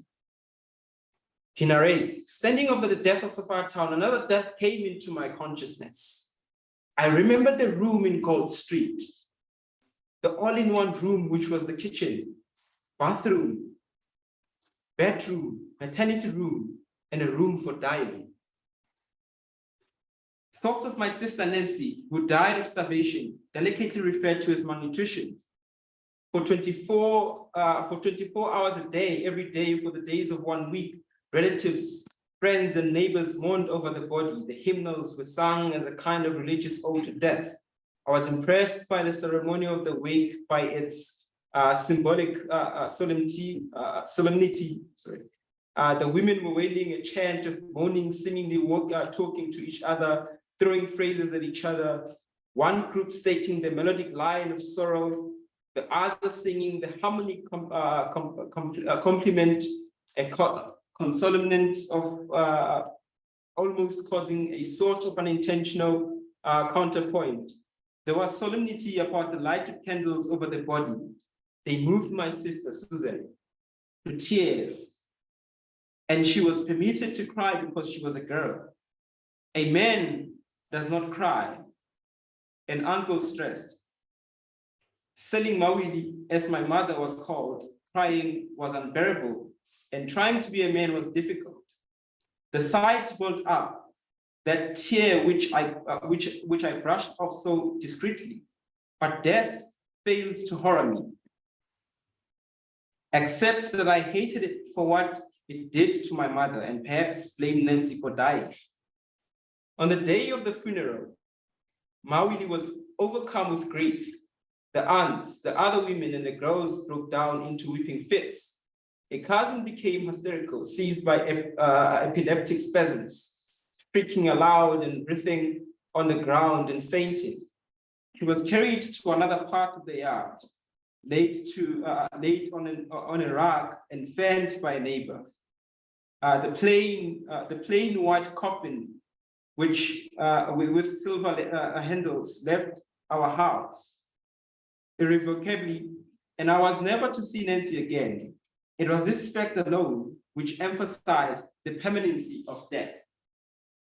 And I'm going to go back to this idea of the permanence of death after I've read the death of Joseph and Bloke. So Bloke's father, it's a very long, he's very detailed with his, father's funeral, because there was a lot of arrangements, and he was, this an important figure to him and also in the community. So I didn't want to drag the entire quotes. There's a particular part I'm looking for to clarify some of the ideas I'm discussing. So he says it was a big funeral at first I ever attended. The instruction from the mortuary for the coffin not to be opened cheated the family from the customary last look at the corpse. The bearers carried the coffin out of the house, the yard, and into the hearse. And as they passed by me, I noticed that William Modisane had been inscribed on it in error. The shock of seeing my name and not my father's on the coffin confused and frightened me. But it seemed symbolic somehow. I was officially dead, something I was later to exploit emotionally. So when I read these three parts, I realized that it seemed like for Bloke, this was a complicated matter because he ends up using death as a way of living to cope with the anxieties of his world. In fact, he says,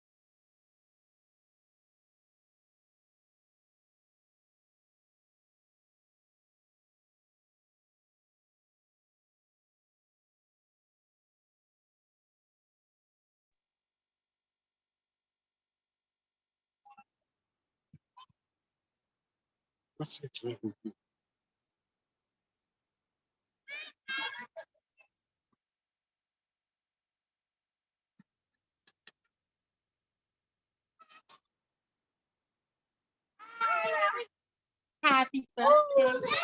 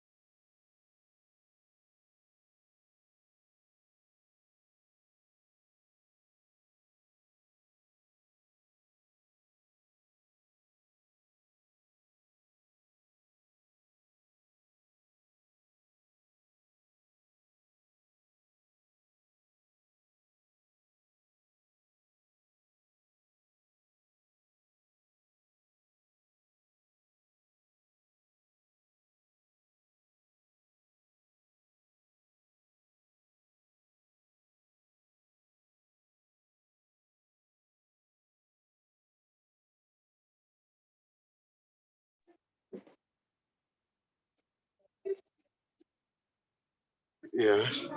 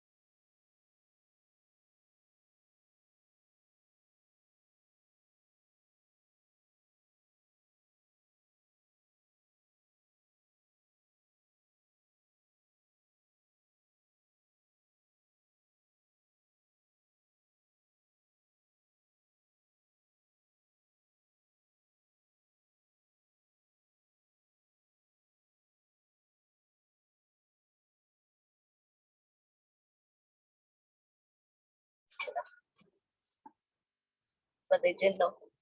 So yeah.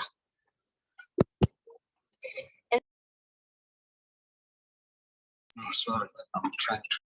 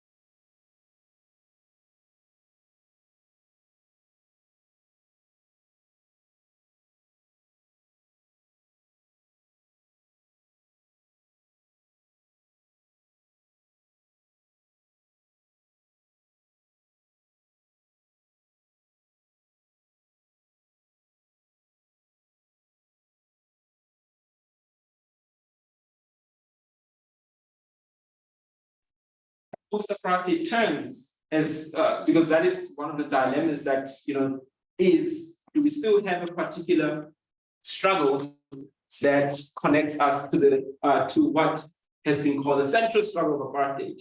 The answer is obvious, yes, right? But it is different, nowadays. One of the concepts that we're discerning is anti-blackness, right? Would you say, for example, if I'd be asking you back, would you say that there is nothing called anti-black violence in the 21st century? Of answer to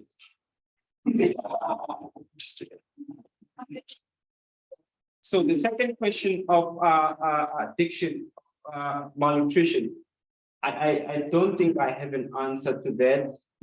But Bloke, I think he's actually, because what is interesting about how Bloke writes his autobiography is that he seems to be intentional with every word that he uses.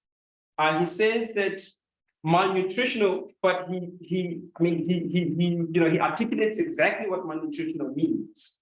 I'm not sure if I should go to that part, and I don't have my laptop. I have the ebook there. But when you go to the part where he talks about his sister's diet, that she dies of malnutrition, he explains exactly that.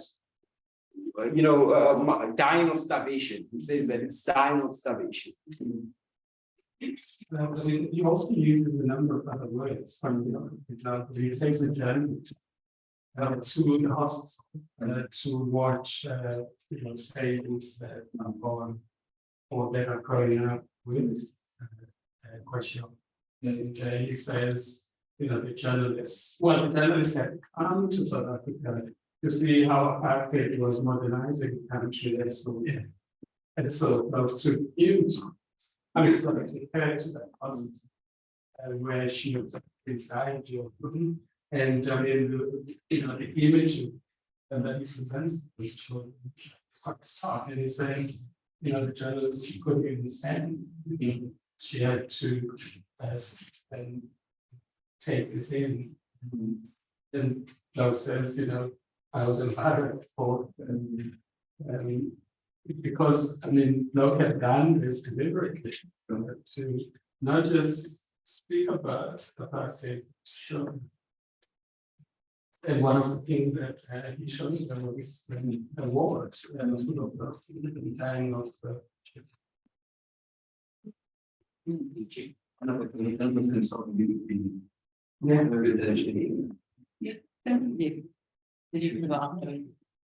Go ahead. The promise is to get back to the concept of feminism there. Which maybe I might have been sleeping, but I didn't pick it up. I only admire because you speak about speaking about Sophiatown as a person. So the death of Sophiatown and there's this social death that then happens to him that is linked to other deaths that are taking place. But I then want to ask, because the previous presenter spoke about the fetishization with whiteness. Now I want to understand probably that the positionality that he takes as a result of the social death, and it translates itself to what Uradile was talking about. I'm not sure whether they can interrelate these questions together. Because when the social death happens, the Africanness in that Bloke probably dies. And therefore, there's then this move, the concept of the self, move to the other type of what it means to be me as Bloke. I just want to get that understanding. I'm not sure if we'll be able to ask this question correctly. It is not clear to me because I was preoccupied with my own presentations when Uradile was presenting. But can you maybe clarify in simple terms so that I can listen? Okay. From there, we'll be able to get the answer. Okay, thank you very much. So there's something interesting about Bloke. I mean, I'm not sure if it's interesting to everyone, but to me, when he talks about death, he doesn't talk about death as if it's something distant to him. He talks about death as if it's something that's hovering on him, that is always there with him. For example, when he talks about Sophia Town, it carries him to talk about her sister's death. And later on, we find that he talks about his father's death, which connects him with his own death. So that strand or that particular kind of thread sort of signifies something about the way in which he's closer to death, or the way in which he imagines himself being close to death. When I talk about the permanence, that idea of the permanence of death is that Bloke seems to be looking at death in that way. He doesn't look at it as an unfamiliar aspect. He looks at it as something that he also uses to live, right? I think I've quoted something about him connecting with. Yes, he says that it seems like. He says that. He says, "I use death as a weapon of precarious vigilance, a gesture of mercy, and at times to punish myself."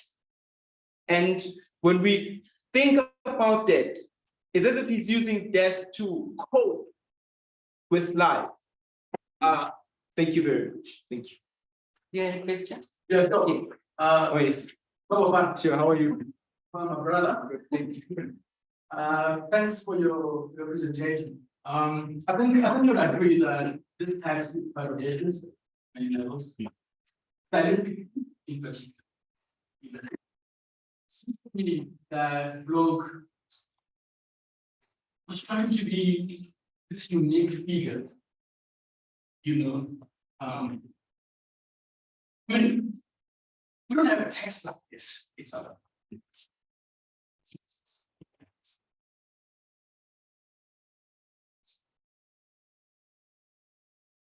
I'm not about to say that it is the best text or whatever, but we don't have, it's a unique text. And if that is the case, I'm wondering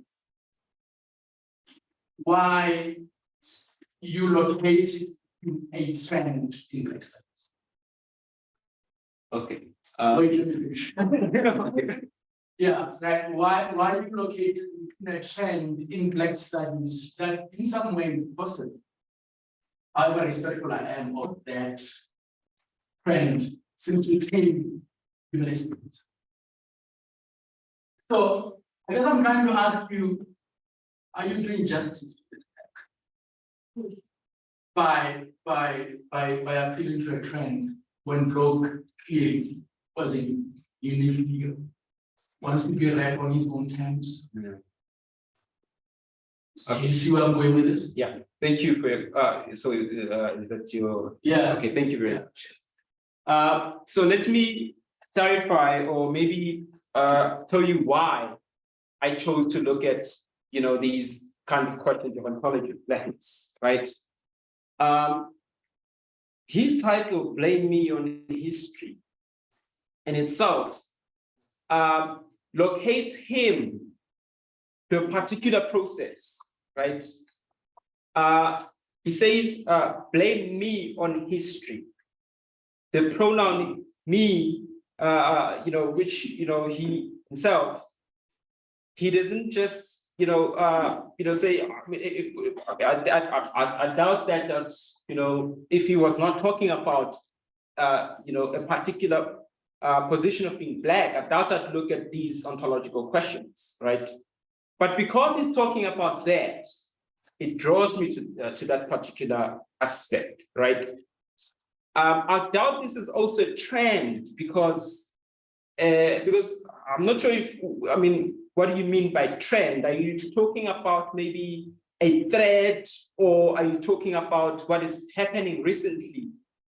It's a trend in the sense that something when something is trending on Twitter. Yeah. Yeah, it's something that's trending in academia. Okay. But the question of ontology and the questions of Blackness have been They've been No. around for centuries. You know, and I mean, Let's just say. okay. Let's just say the president. Remember that also Afro-pessimists themselves, they draw from other scholars. For example, Wilson's work, he draws heavily on Marxism, right? And David Marriott, who's an Afro-pessimist, draws from Fanon. So Afro-pessimists, they also provide a particular frame of thinking, of seeing something, right? So it is not necessarily a trend. I mean, you can look at a trend because you're individually entitled to your thoughts, but I mean, they're also marking a critical point that recent scholars like myself, they're looking at, they're tracing, and that's my interest in, in academia and also, yeah. Okay, thank you, gentlemen. Oh, okay, you can go. Yep, 2 more quick questions. I want to link what I'm saying. I don't know what I'm trying to say is that talking about is when saying training means that when people talk about people want to fit in, that's by fitting in, you are using the each uniqueness of those types. If you realize that you started by using word that I normally don't go for, say, black person, I think it's a good way to describe those people. They describe the different perspective. They don't say how do you feel. They're called pessimists. I don't know how it is.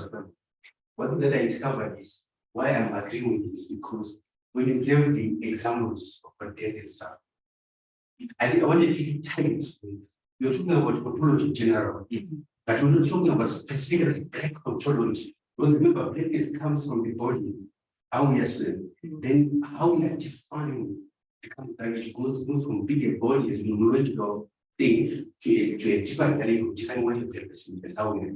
If you read, I don't know, maybe you've written your East identity, so with the I mean, this country. But I think that you are talking about death in what, but how does it become that ontology? You're not telling me. They can just tell us now about him talking about greatness is time. So loosely tied up. Okay, thank you. Carrie, so we have time for 1 more question or comment? I came in very late and apologies that I used my previous book was very reader. So I just wanted to know whether you, because I'm listening to the discussion about the social game, I just wanted to be spoken at all. Yeah, I quoted Biko at the beginning to explain his idea of blackness, that it is an idea of resistance.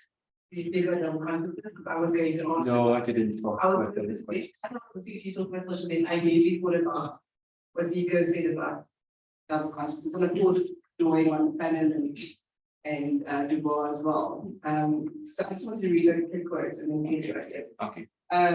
So Biko says double consciousness is knowing the particularity of the white world in the face of its enforced claim to universality. Double consciousness is knowing the history offered up to black people, its many interpretations and echoes of black superiority and black superiority, of white heroism and black cowardice, and even the temporal and geographical location of history beginning as a step of the African continent, is a falsehood that blacks are forced to treat as truth in so many countless ways. Double consciousness, in other words, is knowing a lie while living its contradiction. And having grown up in the black consciousness world, double consciousness is something that we acknowledge, but that we completely reject. But it seems like Bloke is saying it is just something you have to live with. Like he doesn't seem to be giving an actual, I'm just reading from there and from what I heard from this stuff.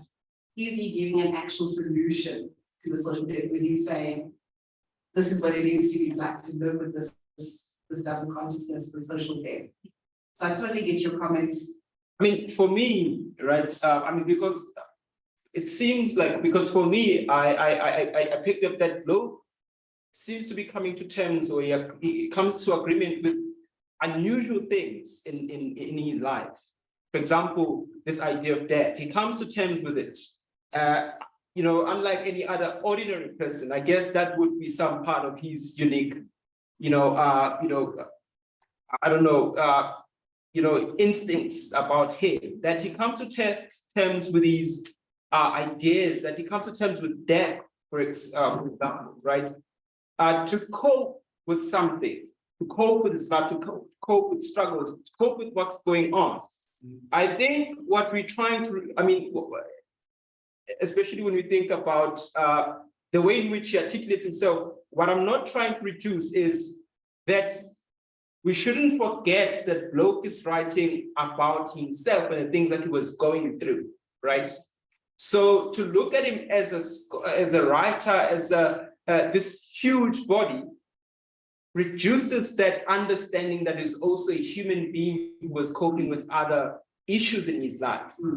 Therefore, death becomes a solution for him because it happens so much to a point that the only way to deal with it is to cope, to come to terms with it. For example, when he talks about Sophia Town, the way in which he describes how Sophia Town dies, he relates this death of Sophia Town to his death, right? One could actually note that as a first instance of this idea of social death, because that death of Sophia Town is metaphorical rather than what's this? Literal, right? That Sophia Town is a place, Sophia Town is a being, but Bloke, because he feels this pain, of Sophia Town being one of its victims, stabbed, he relates himself with Sophia Town. And for most part of the autobiography, for example, when it starts, Bloke is not necessarily talking about himself. He talks about Sophia Town. He talks about what he sees and what he feels. Therefore, if we were to think about maybe this idea of double consciousness or maybe social death, these are other things that we need to think about, the human being who's going through other issues and therefore using death to cope. Thank you, Bafana. We're going to have to take that as your closing comment. The bad news is we've run out of time. The good news is we can continue over lunch. Thank you everyone for a very fiery session, especially from the gentleman in the corner and everybody else. That was very interesting. Thank you. And Dr. Mahala, you have your.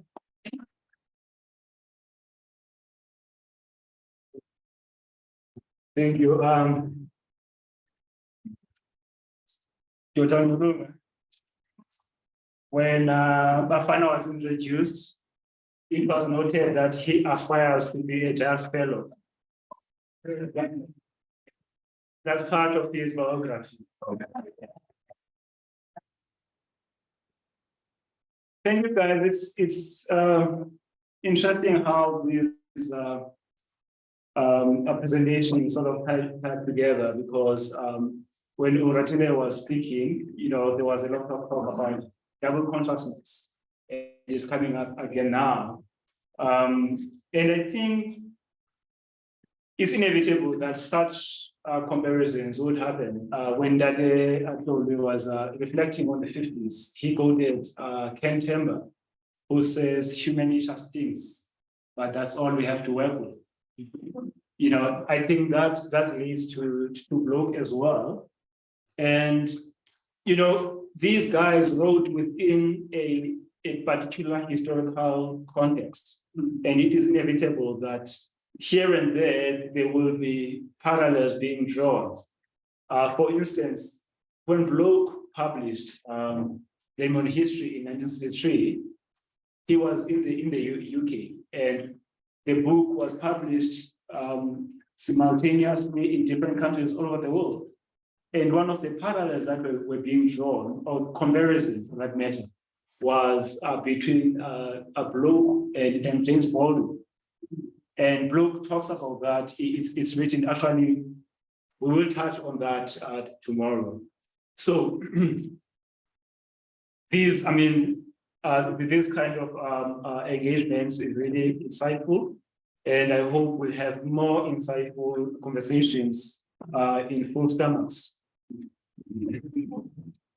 So we're gonna take a lunch break, full hour between 1 and 2. We'll be back here at 2. But before that, we have a family, the Modisane family.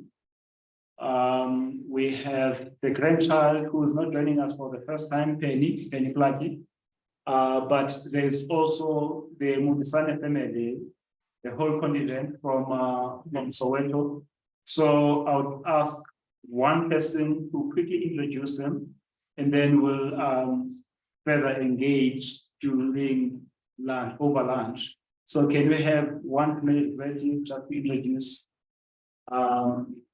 who you are? Thank you.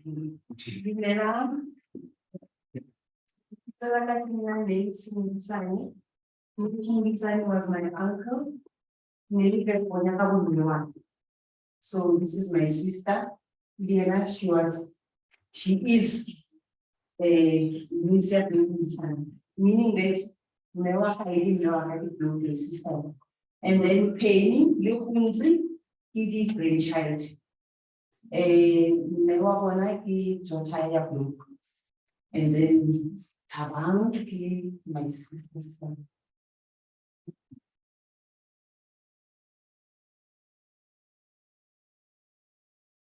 Okay, welcome family again. Thanks for joining us. It is a real privilege. We hope to get to know you better.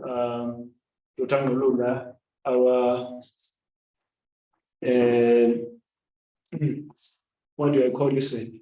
The director of trials, our Makulubas, is here. So please enjoy lunch. We will meet here again at 2 o'clock. Thank you. Where are we eating? I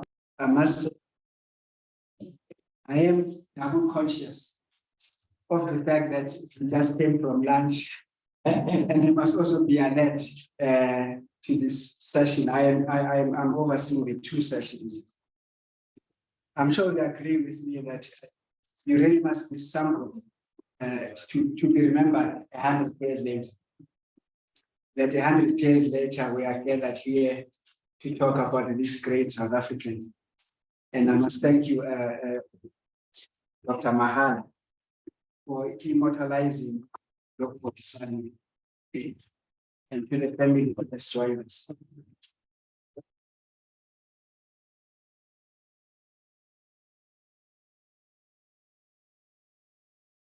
But since this morning we have heard from the curator of the program, Mr. Mahal himself, we've also heard from Brajo and Oratile and Bafana. These have been very insightful sessions that we have had today. And we continue on the same trajectory. But it's very interesting, scholarship is very interesting, that we can talk about one subject, but with various and varied approaches. We are talking about one person, but everyone has got a different take of what that person means to them from an academic point of view. And we are now continuing, and I have the pleasure of moderating the next 2 sessions, which I hope will keep all of you awake and attentive, noting that it's just after lunch. We do have come right now. I hope Unjabulo has joined. I remember that he was his point there. Or is here. Is the next session. You'll also, if you grew up in Sofia, I know none of us want, but I'm really accepting. You would have had the term on spoiler. Yeah, which means you are chilling there, you're not going anywhere, regardless of what we are saying, as harmed. You know? And you will be hearing from Unjabulo on spoiler here, as well made. Bloke Modisane and its critique of non-racialism. But before I call him, I just need to tell him who Jabulo is. And Jabulo's one is a researcher administrator, which is the Mapungwe Institute for Strategic Reflection at the Humanities faculty. He's also a writer and a scholar whose interests lie in the historiography of Black cultural practices and African Political Economy. He did his undergraduate studies in politics, history, and economics at Rhodes University, where Chapelo has just gotten his PhD last week.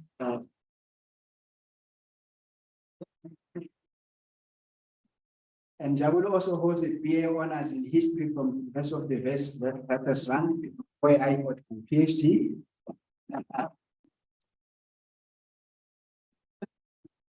His writings have appeared in the Mail and Guardian and Daily Mail, and I invite you to please, with a round of applause to Margaret, for him to come and reflect on scholar Ezweni Lethu, Bloke, Modisane, and the social critique of non-racialism.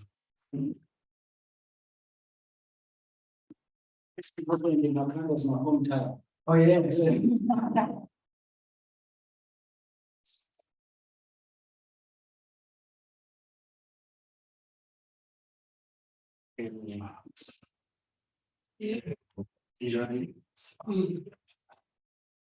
Or maybe because it's about Sophia Town, I should say Exceluzate. Can everyone hear me? Yeah, I haven't done these things in a very long time, so COVID voice.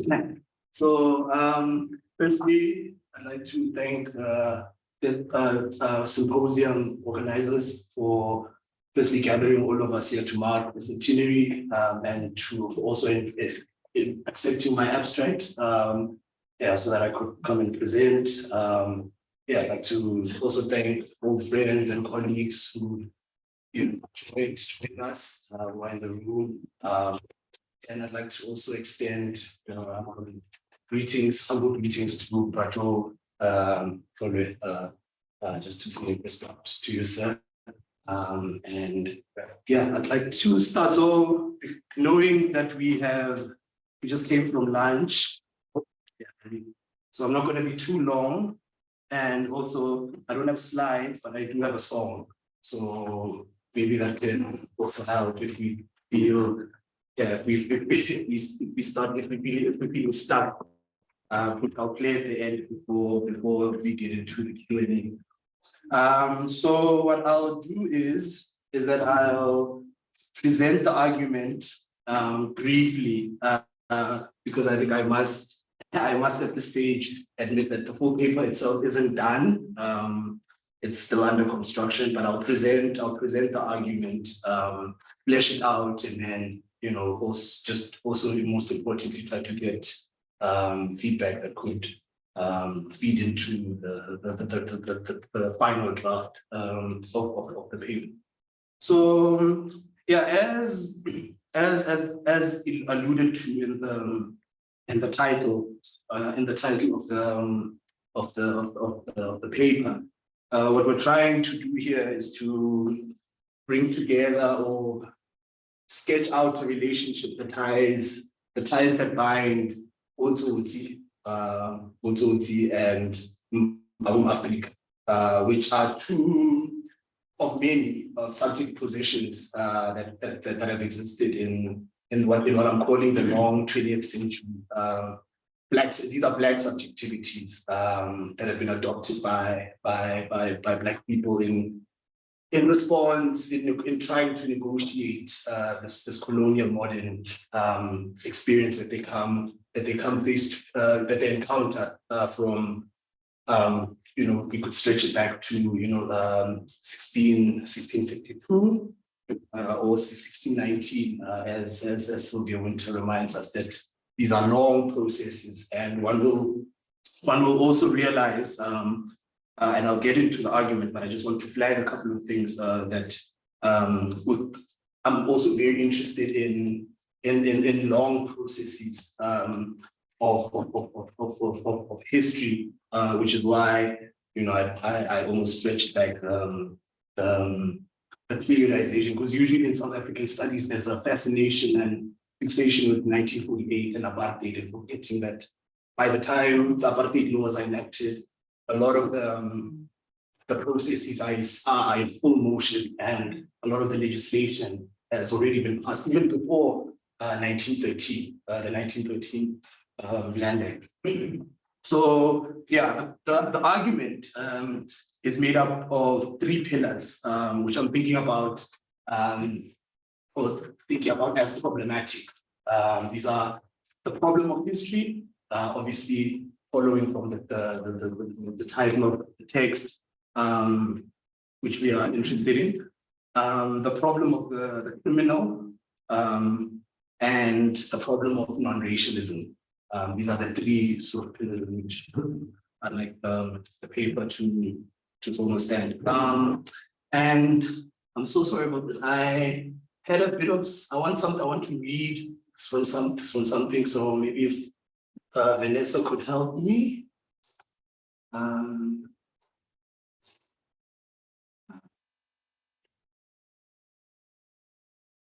So sorry about this. I just remembered now that I want to read from something, because I understand that not everyone has sort of read the abstract. So there's a couple of things that I'd like to flag in the abstract. Can you please? Yes. Okay.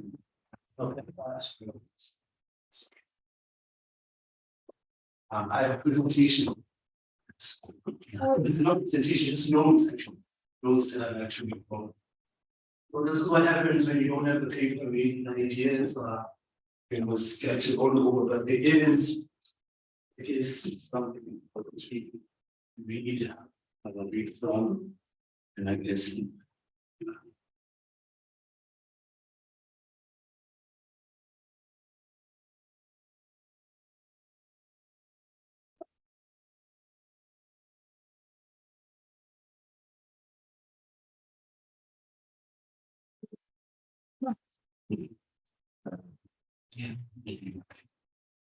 Yeah, this is just for the benefit of people who haven't read. That's what obviously the organizing committee would have had word of it. I'll skip it. Miriam, she'll forgive me. Part memoir, part social history. We argue that any serious reading of Modisane is blaming of history must come to terms with what Edward Said might call its worldliness. The aim of the proposed paper is to situate Modisane's critique of the African National Congress's policy of non-racialism within the 20th century African discourse about how a free nation should be constituted. The vision articulated in the Freedom Charter was but one. The Pan-Africanist Congress's places as Azania was another. By identifying with Otsotsi, with whom she describes as social maladjusts in a society where heroism is measured by acts of defiance against law and order, Modisane stages a marking of the political and ethical foundations of the colonial apartheid state, which we argue are anti-Black. This reading proceeds by way of an extension down south of Frantz Fanon's diagnosis of the North African syndrome, so that the figure of the Tutsi can be seen as less the representation of thoughtless criminality and more as an embodiment of an alternative Black subjectivity that was opposed to the colonial construction of African people as problems. One of the state's supposed solutions was to forcibly remove urban Africans from their homes in the freehold townships of Sophia Town and Alexander. As can be gleaned from Modisane's text, many of these residents were disappointed with what they saw as the ANC's acquiescence to this move and felt alienated from its upper class leadership.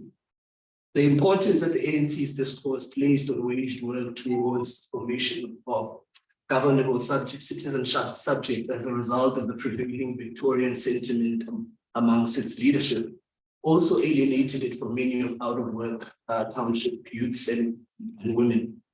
This still holds truth in the democratic era. Hence, we can say that by fusing his Tsotsi sensibility with the PAC's Africanist nationalism, Modisane's text also partly functions as a history of the present discontent with ANC's anti-Black policy positions on land reform and national belonging. So yeah, skip that.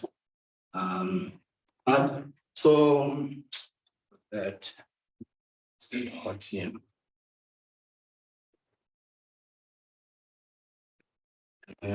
So So as I said, this paper is born out of a frustration with the teleology of South African history.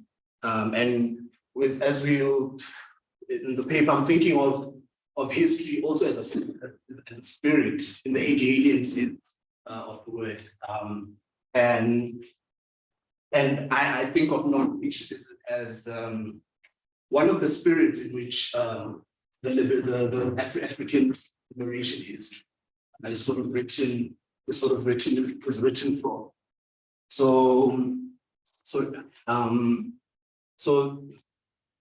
And I argue actually, and this is where we can get into the problem of the criminal, because that's where the argument sort of hinges, is that so history, if history is a spirit in the sense that Hegel sort of articulated, and not only Hegel, but there's a whole discourse in imperialism about history and whether Africans have history, the status of African history, and history in Africa, the debate of whether do Africans have history prior to the colonial encounter. And the Western frame obviously thinks of Africans as not having a history.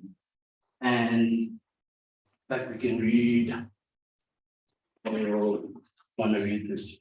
So the title of Modisane's autobiography brings to center stage a major preoccupation of African intellectuals during the 20th century.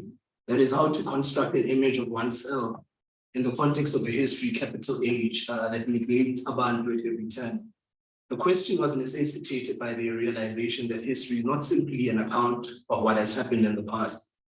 Since the advent of Europe's so-called Enlightenment age, what passes for history is in actual fact historiography. This is a written discourse whose function is to legitimize imperialism through the propagation of the idea that anything that happened prior to the African continent's encounters with Europe is of no consequence.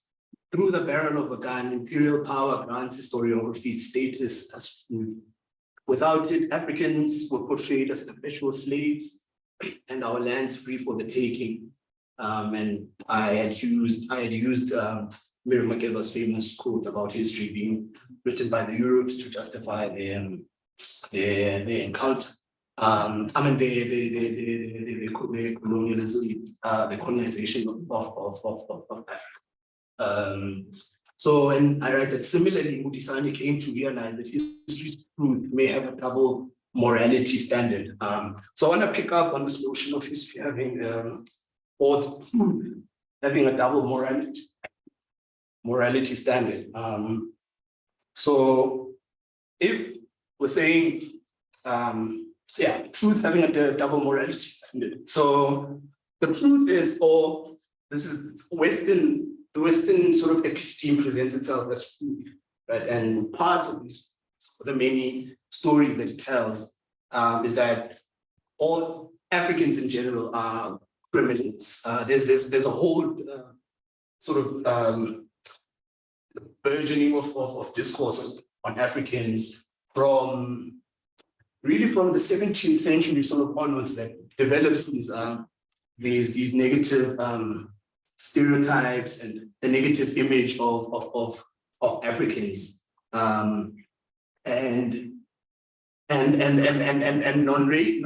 we said, non-racialism is one of it's the spirit, because in many ways how I'm thinking about it, that non-racialism a la John Soska, as it emerges in John Soska's work, is actually a reaction to the ANC and the PAC split. The PAC develops a nationalism that is informed by the anti-racist sort of activities of the late 19th century, going into the 20th century. So the whole Pan-African Congresses work, Du Bois's work, CLR James. So it's a very it's African and Afro-diasporic, and is not sort of following from the school of South Africa, the South Africans,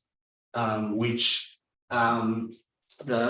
how I'm theorizing of it, the PAC is or is at least trying to destroy that idea and to instantiate a new nation, an Azani. And then I mean there's maybe sort of but yeah, we'll talk, we can run with the idea of Azania. So what we're trying to do here is to say that because Botsotsi developed a way in which, Louis Nkosi talks about how, the Tsotsi has no care for colonial, sort of rules and exercises a type of freedom that, other ordinary, quote unquote, ordinary Black people can only dream of, in the sense that they are not governable subjects. The Tsotsi is actually a refutation of coloniality's attempt to govern, African people. And the tool of governance is through the labor system. The labor system that emerges in this country is actually a tool of governance. And it, as I say here, because it's a tool of so by refusing to be governed, to be properly governed subject, and this is something that Franco Bakizi sort of touches on about how, because the ANC the ANC leadership at least comes from missionary schools and buys into Western notions of upward social mobility. That act of buying into these notions it makes them take or negotiate differently with the colonial sort of system. And in many ways, this puts them at odds and creates sort of social distance between the leadership and sort of ordinary people. Many people who are out of work, especially if we think about how there was just there was also a lot of people who were out who weren't working. I think in many ways, with currently right now with the whole talk around unemployment, jobless youth, which is an important sort of discourse, we can almost make it seem like that the apartheid state was effective and provided jobs, even though the jobs were not paying, was exploitation. But I think there was a lot of people, and actually South African pop culture is in many ways a development of. It's developed by Black people who are refusing to be governable subjects, to be bad, to be quote unquote bad natives. So this is what I say sort of binds the Tsotsi and Africa. It was there was an attempt, and also one of the things that I want to sort of respond to in this paper is also the problematic exclusion of Botsotsi from the PAC's sort of history, especially in the Gail Gerhardt's text, Black Politics in South Africa, and all the other texts that have sort of sprung up from there. Because there's a way in which there's an attempt to almost erase the work that was being done by like Amazonia and many other sort of Pan-Africanist sort of organizers to work with Botsotsi. And even within the ANC, the ANC itself also worked, Botsotsi, and there's that sort of history of collaboration is sort of elided because I think, it has to, South African history has to proceed in a particular way. There's a teleology that South African sort of history has to proceed against. And you see a lot of suppression of in particular Pan-Africanist history, longer histories of anti-colonialism that cannot be contained. I argue that these histories cannot be contained within South African history in the main. And we know that South African history also, because of where it comes from, sort of continues to be dominated by white voices And not only just in the form of also white bodies, but I think also in the assumptions that are sort of made, in this paper as an attempt to, just to unpack some of the many assumptions that have been made, and which these assumptions have sort of informed how the history of African liberation, particularly in the 20th century, has been told, and has sort of excluded many discordant voices, the voices of the chiefly natives, all these people that couldn't be placed within the Verwoerdian sort of frame of what Black people are, So I think I'll leave it there for sort of discussion, but I'll play a song, just to I wanted to play a song, so I'll play a song, just to also just to think with the sonic, to live with the music, because I think, I mean, if I've read blogs and also all of the drum generation, music plays a huge role in the intellectual project. Music is a key node of intellectual sort of life and thinking. So that I thought I should end it with a song.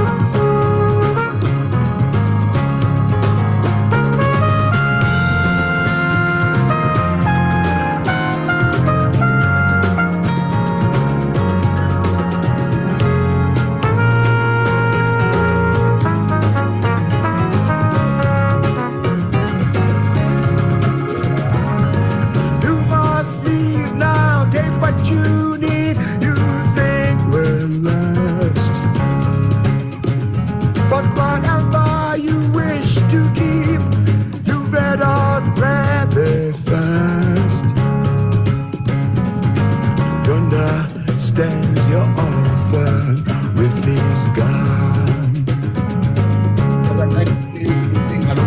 crying like a fire in the sun. Look out, those things are coming through, and it's all over now, baby. The highway is for gamblers, you better use your sense. Take what you have gathered from coincidence. The empty-handed painter from your streets is throwing crazy patterns on your sheets. The sky too is unfolding under you, and it's all over now, baby.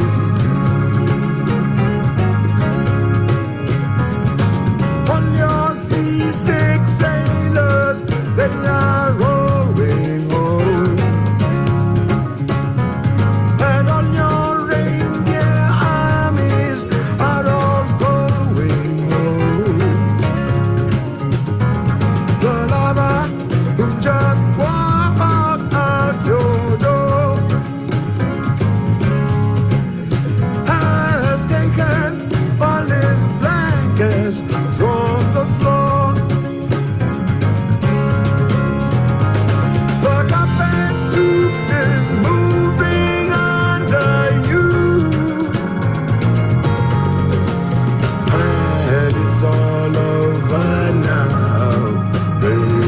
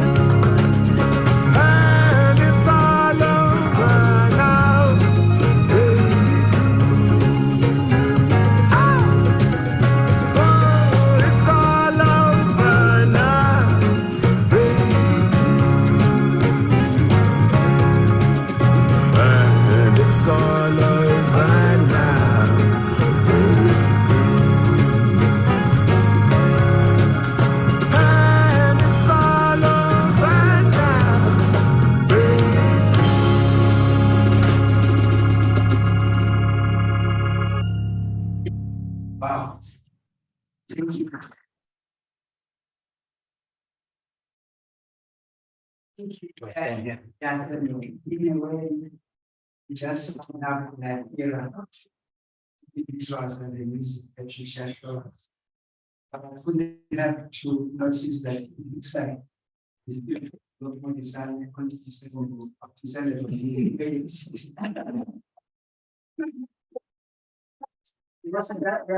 I'm also very nervous. Also, I have not done this in a very, very.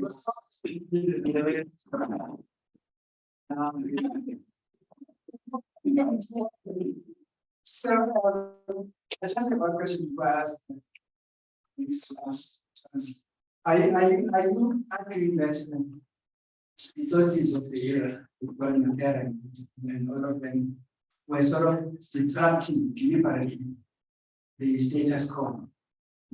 Yeah, I think there's a tendency to render all Black people as unthinking subjects, right? Generating the that, and then it almost it starts to flesh it out. Okay, you guys are this, you know. So I think I'm refusing the contention that it was just pure criminality, because I think the activities that are documented by many scholars who've done the work, and I'm not saying that this is new. It's a rereading.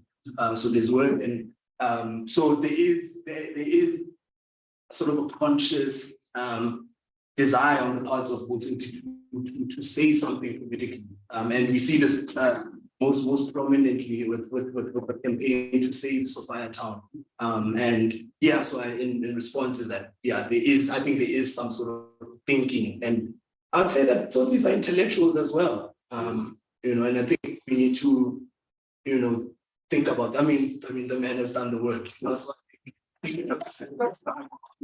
it's not an achievement again, like it's, you know,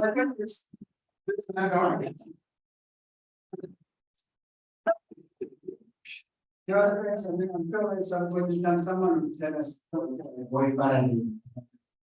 is here from this speaker that terrorized Johannesburg, and he actually came from Friday, and I think he must have been around that you can talk about it of offline about this boy Faraday, who was the original gangster, original soldier.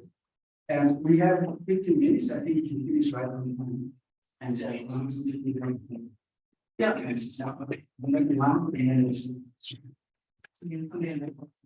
so I sort of have two questions. The first one is and maybe I missed it in what you're saying, but just functionally, how do you distinguish the difference between consortium and just a revolutionary that projects respective context? And then secondly, and this may be a big question, and this that you know having to do with on paper, but in what sense, why does history necessarily have to tell us? Like, is that I wonder, is that a thing that is said a priori or like before it happens or after it happens? That makes sense. Because to me, to say that the history happens, that can tell us that this is always going to happen, and I don't think that this is always going to happen. There are lots of questions. So it might take response. Take that one. Yeah.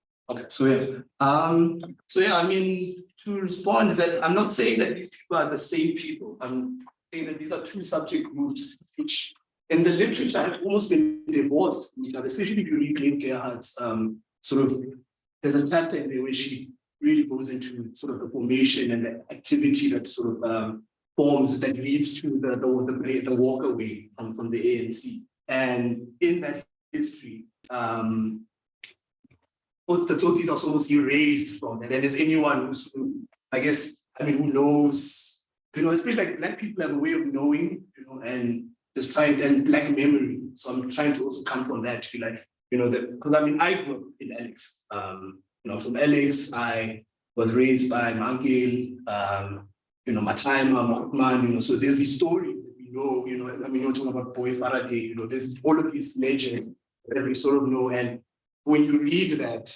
it's scarring, it doesn't make sense. So my attempt in this paper was to almost do a corrective, because that's the main literature. You cannot write about the PAC without citing Gail Gerhardt, not only actually the whole Azanian sort of school, actually, she also goes into BC. So that's almost my sort of corrective to that, particularly her, because she's almost the seminal scholar in that work. And then I agree with you. I have huge problems with Hegel, and I'm not using him almost approvingly. Yeah. Right? This is almost a retort back, but I think in many ways his thinking still informs, the spirit more that governs our institutions, and yeah. But Hegel's argument on the master-slave dialectic and the double consciousness is actually quite impressive. It is impressive, but there is also a body of. I'm so sorry. No, another hand. We can have that. We can have that out.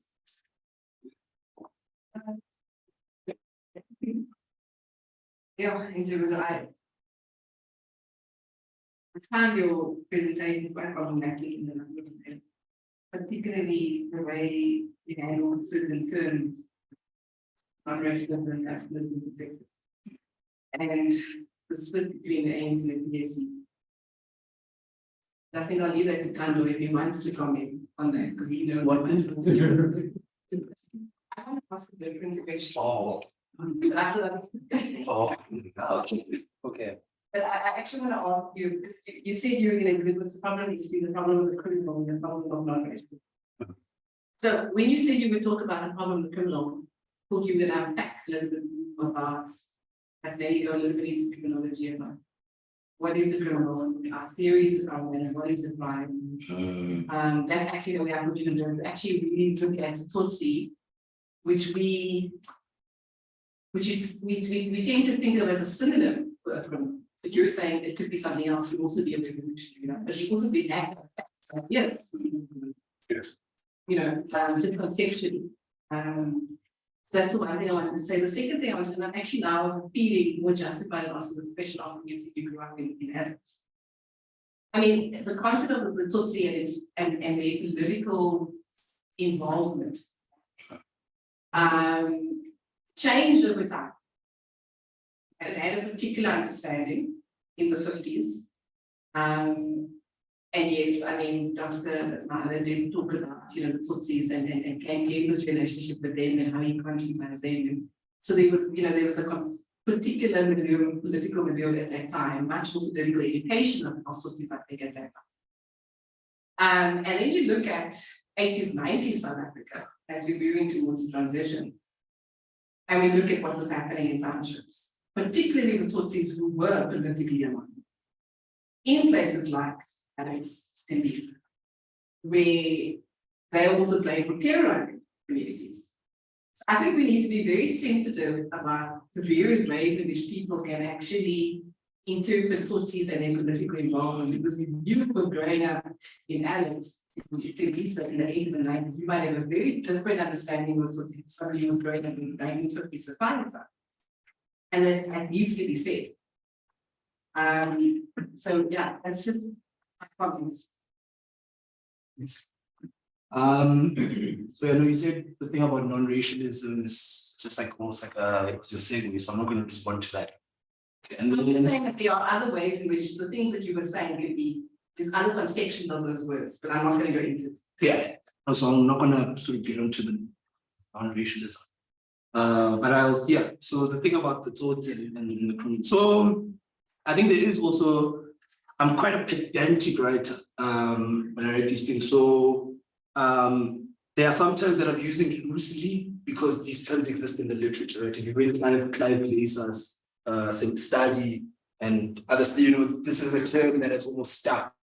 And I'll admit that I haven't sort of done the deeper sort of concept to almost unstuck it. I think this is an attempt to almost unstuck and to, almost to say, wait, what are you saying? Because I would say that the specter or the accusation of criminality is something that is not only an accusation that can be leveled at Botsotsi only, right? It's something that can be leveled at all black people in the colonial mind frame are criminals, right? So there's also a meta sort of unpacking that needs to happen. That what is it about the colonial project that fashions like all Black people as criminals. And then also this whole criminological, also thinking about the politics of Magina, the Stuart Hall et al. Sort of study, right? So there's the isn't that. So thank you for reminding me to almost go into that. Black subjectivity, you've got to kind of juxtapose those things like, is the Tutsi as a criminal, can you say that the Black subjectivity, or do you think it's something that?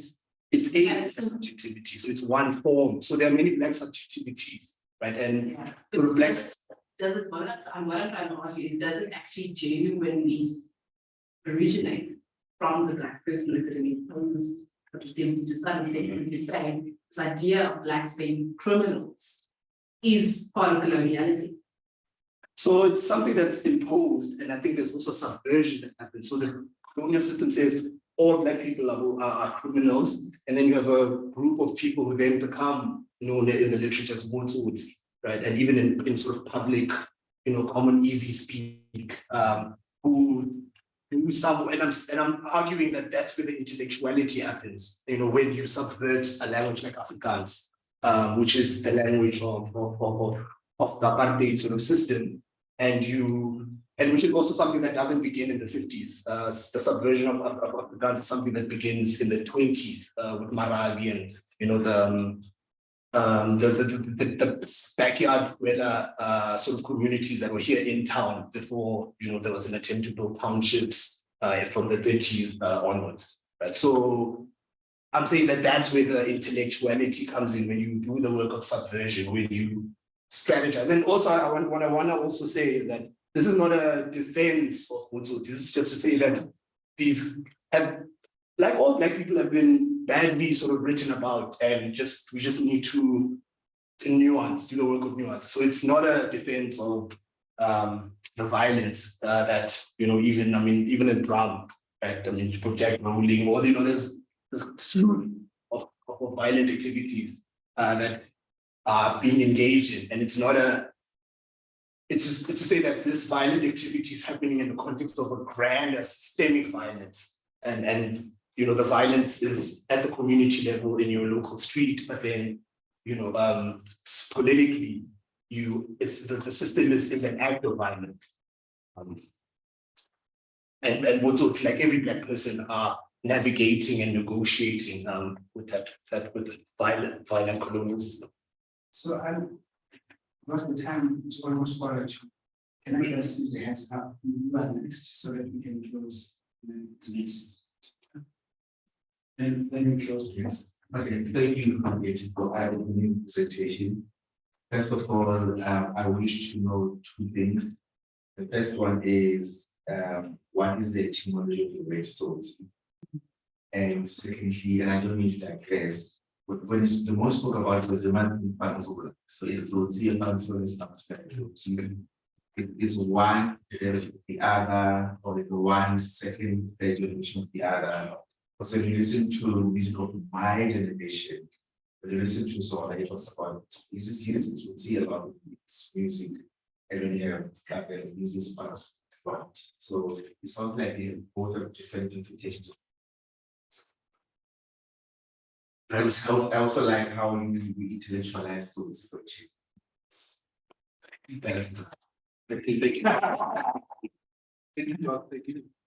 So yeah, I'll get into the question of etymology. So Hutsotsa, it comes from Hutsotsa, which is a verb, right? And that's why for me, I think it's an actional sort of, I even in one of the earlier iterations of this paper, I thought of it, the action of the Tsotsi is one who holds up a knife to the system, right? Not proverbially, this is also not true, to promote violence, but this is someone who, in the Fanonian sense, responds to the colonial violence. So it comes from that Hutsotsa, right? Which is a verb, an actional sort of thing. And then the difference between, which I think is also about etymology, Bansola and Tsotsi.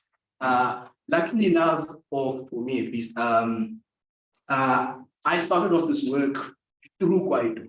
So this work follows on in many ways as an attempt to almost do historiography of you know, like of Bantu, right? Because these two terms are different terms, right? So the Bantula, to be a Bantula is not necessarily to be Tutsi, right? There's almost a distinction between the two terms, but there is a historical sort of continuity, if we could use that, between that. Again, there's both of these two figures, the Bantula and the Tutsi, are negotiating, but in many ways, I think are also staging little small acts of revolt, you know, small acts of revolt against the sort of system. So they are ties that bind those two in many ways, because I think the people who are the first Mabansula are like almost the grandkids of, you know, Botsotsi in many ways, right? So yeah, there's sort of historical continuity in that way. Thanks, Olu. I mean, mine is basically a question about, you know, presentation style and maybe choice. You tempted us towards the end by playing the song, and you provoked us to think with the sonic, and you mentioned that music is a keynote in intellectual thought as well. And I wanted, in terms of the choice of the song that you selected, I mean, maybe it was a about attention towards, you know, how this was a lovely way to close your paper, because it sort of captures both photography and music. The period that you're talking about, I wanted for you, as you know, the author of the paper that is currently in progress, what you wanted us as an audience to take away from ending the talk in this way, with the song, with photography by Alcoman. So I think thank you for that question. But I think I wasn't going to start with the song. This is something that happened this morning. I was going to initially play something from Mama Miriam. And then I ended up reading. Because I think we're living in so I'll tell those. So 2 weeks ago we went to an exhibition by Braul's younger brother, Bralen Kumalo, whose work is, a lot of people wouldn't even know Braul's. Also as an equally prolific photographer brother, younger brother. So that started, that's why it made so much sense. I was like, okay, cool, the visuals. And so that's the one part.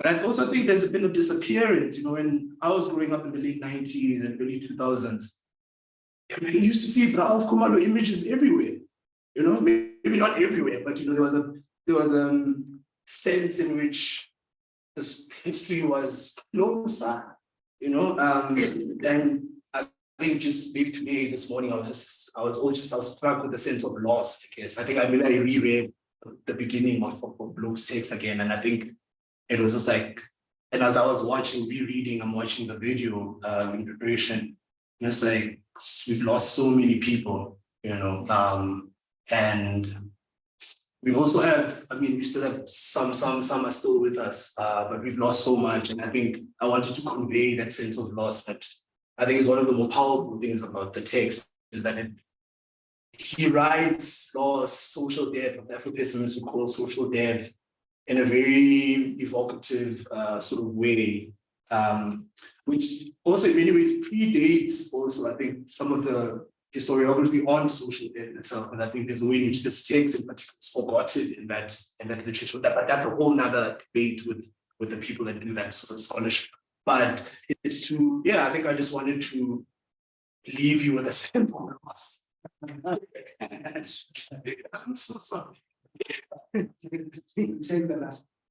Well, I think you've answered my question, but I just wanted to point out that, you know, on that question of fine line between Benzasi and is someone who is produced by certain conditions, a universal question. I mean, Deepak wrote the subculture inside, in which he looks at the ambiguity, which characterizes this figure, who, on the one hand, you know, breaks these belong to authority, but also aspires to upward mobility, you know, to middle class life.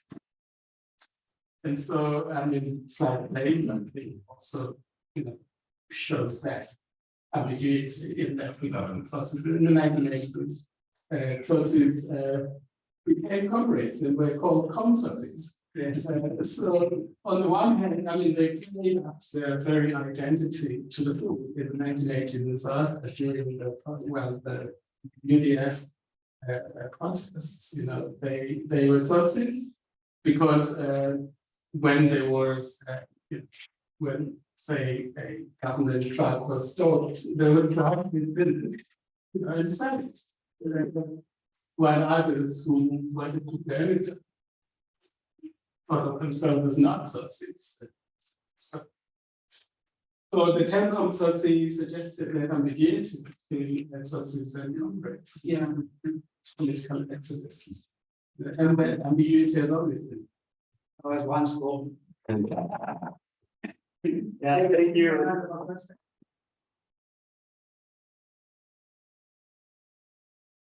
Just to read a quote from Bloke, he says, the hero in South African theory is far removed from the standard heroes. This hero is unheroic and never on the side of moral right. This hero performs acts of heroism, the quality of which is measured by how much he can get away with. A hero is someone who commits a crime, it's never discovered, someone who steals from rights only, and never steals from blacks. Thank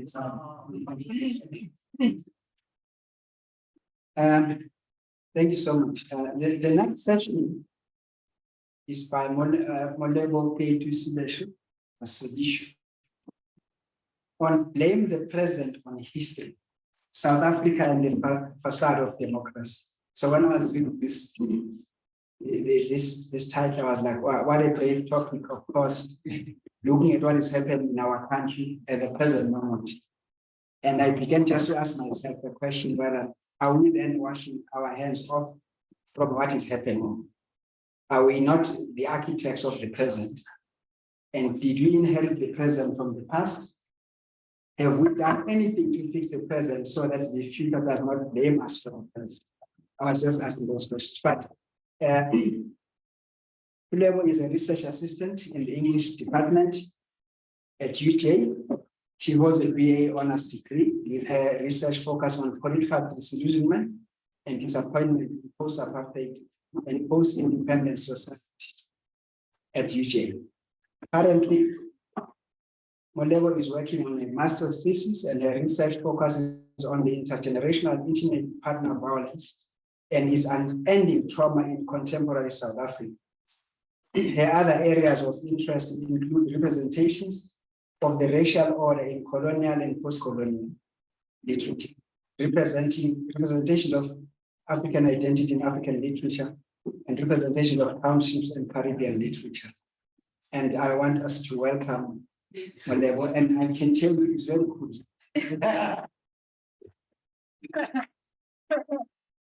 There's no way to go insult. Thank you. I have a lengthy presentation, so I will just get into it.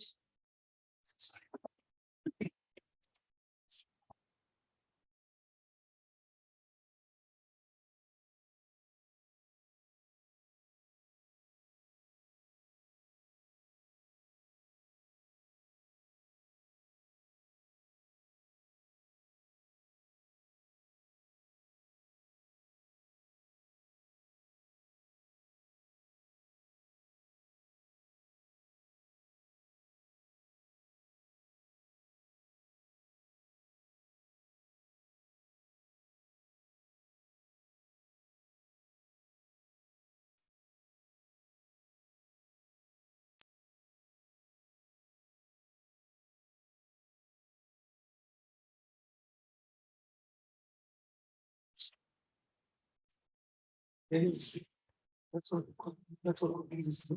so the first stage. And then we share what is good. There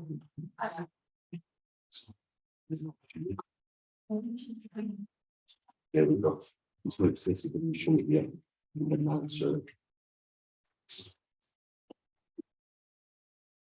The title of my presentation says blame the present on history, South Africa and the facade of democracy. I wouldn't want to spoil it yet by explaining the topic. I'm hoping that the meaning will be unfolded as I walk you through the presentation.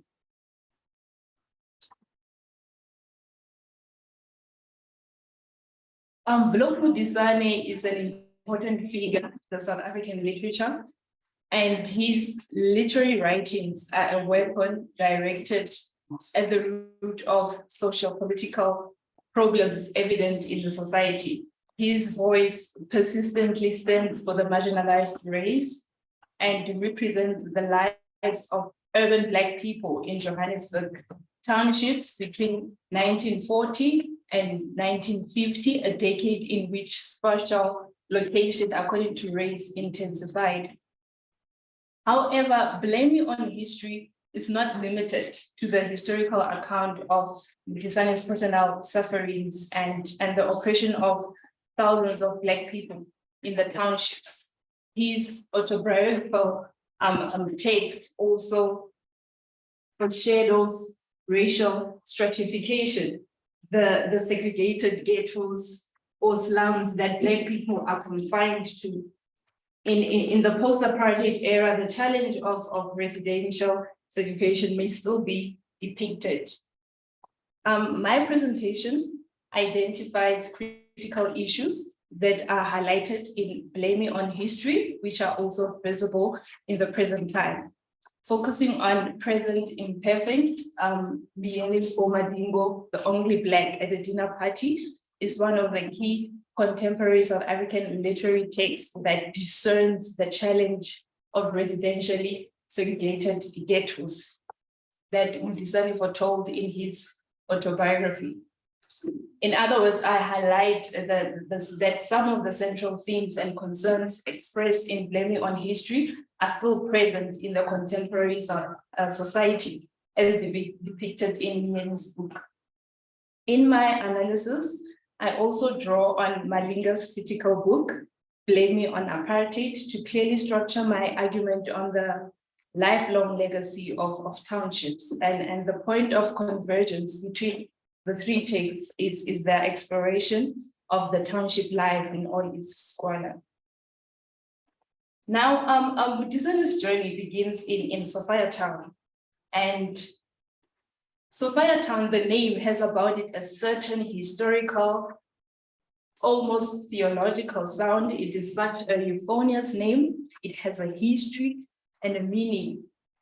And the existence of Sophia Town, we all know that it came about an investor, Herman, who bought land and 4.5 miles of Western Johannesburg. And his intention was to develop an attractive white suburb on the side. However, his dream was entirely destroyed when Johannesburg Town Council decided to build sewage disposal facilities in an area next to the township. As a result, the white people lost interest in buying the property. Although the Sophia Town Herman had dreamed of was not to be, in its place grew another Sophia Town, a colorful, vibrant, violent, and sometimes sordid place that was to become both a name linked with a period of flourishing creativity in writing, music, and politics. The investor began selling plots in the townships to Black, colored, and Indian people. Hence, the township was one of the few areas in which the country, in which Black people were allowed to own property. And Pachele says that Sophia Town was special for the freedom of spirit amongst the people who lived there. They didn't feel constrained by any boundaries, and it showed in their easygoing lifestyle. And for Modisane, they did not just live in Sophia Town, they were Sophia Town. Sophia Town became Soft Town, being mixed race suburb of Johannesburg. Furthermore, Sophia Town was a vibrant community that produced not only gangsters and Shabin queens, but leading journalists, writers, musicians, politicians, and gave urban African culture a rhythm and style. It was in the Shabins of Sophia Town that Yoli Ratele and Miriam Makeba exercised their remarkable voices. And correspondingly, Sophia Town became a theme, a literary genre with remarkable presence that began to dominate in the Black South African literature. And this genre in literature was constructed and produced by biographers, journalists, and novelists. And although Sophiatown is predominantly featured in the literary anthology, Matera maintains that nobody can write the real story of Sophiatown, the rise and the fall of the township, the magic and the wonderment of the place. In other words, even though the novelists and the playwrights artfully portrayed Sophiatown in the literary imagination, they could not precisely paint its color, shade, horror, and the tangled style for the audience to comprehend entirely. Ultimately, Sophiatown was that. It was preparing the people for a new frontier, and then it was just wiped out. What is clear is that the residents of Sophiatown embraced their dwelling place and became one with it. The destruction of Sophiatown was indeed the destruction of their own lives. In contrast, we learn from Yeni that Black people ought to wean themselves from the squalor of the township. Indeed, Black people tried to build something that they could call their own, like Sophiatown with all the flaws. We may see agency of township residents and that in the ordinary everyday lives of Black people, life happened in the township, both despite apartheid and in complex relation to apartheid. But Myeni's argument is that the townships were not created for statical reasons. Townships are the most obvious remnants of apartheid doctrine. Townships are an apartheid spatial creation. Townships were designed and structured to be a prison, a physical and a mental one. To simply put it, townships were designed for control and exclusion. In fact, townships like Soweto were established as a dumping ground for Black people. This is where the butchers and that were the architects of the horror that was apartheid and Black people. It is from this ground that Myeni repeatedly reminds us that townships were never our homes. And Malinga also affirms that it should not be forgotten that Black people did not create townships, nor did they opt to go and live in these townships on occasion. If you have ever seen or visited a township, then you will know how the place is psychologically designed to break its inhabitants. In attempting to discuss how Black people have come to be located on the peripheral towns and why they are placed there to this day, it is necessary to trace the origins of today's townships with Sophiatown as a backdrop. In South Africa, during apartheid, the Group Areas Act of 1950 established residential and business sections in urban areas for each race. Members of other races were barred from living, operating businesses, or owning land in them.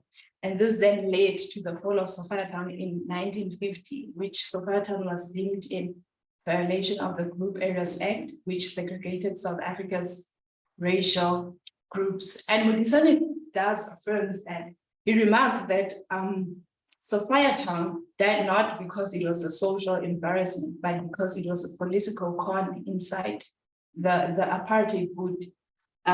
This implies that Sophiatown being dominated by multiracial communities, including Black people, it was a kind of freedom in disguise, and from the lens of apartheid's ideologue, it was an aberration. Sophiatown was the antithesis of what the apartheid system wanted for this country.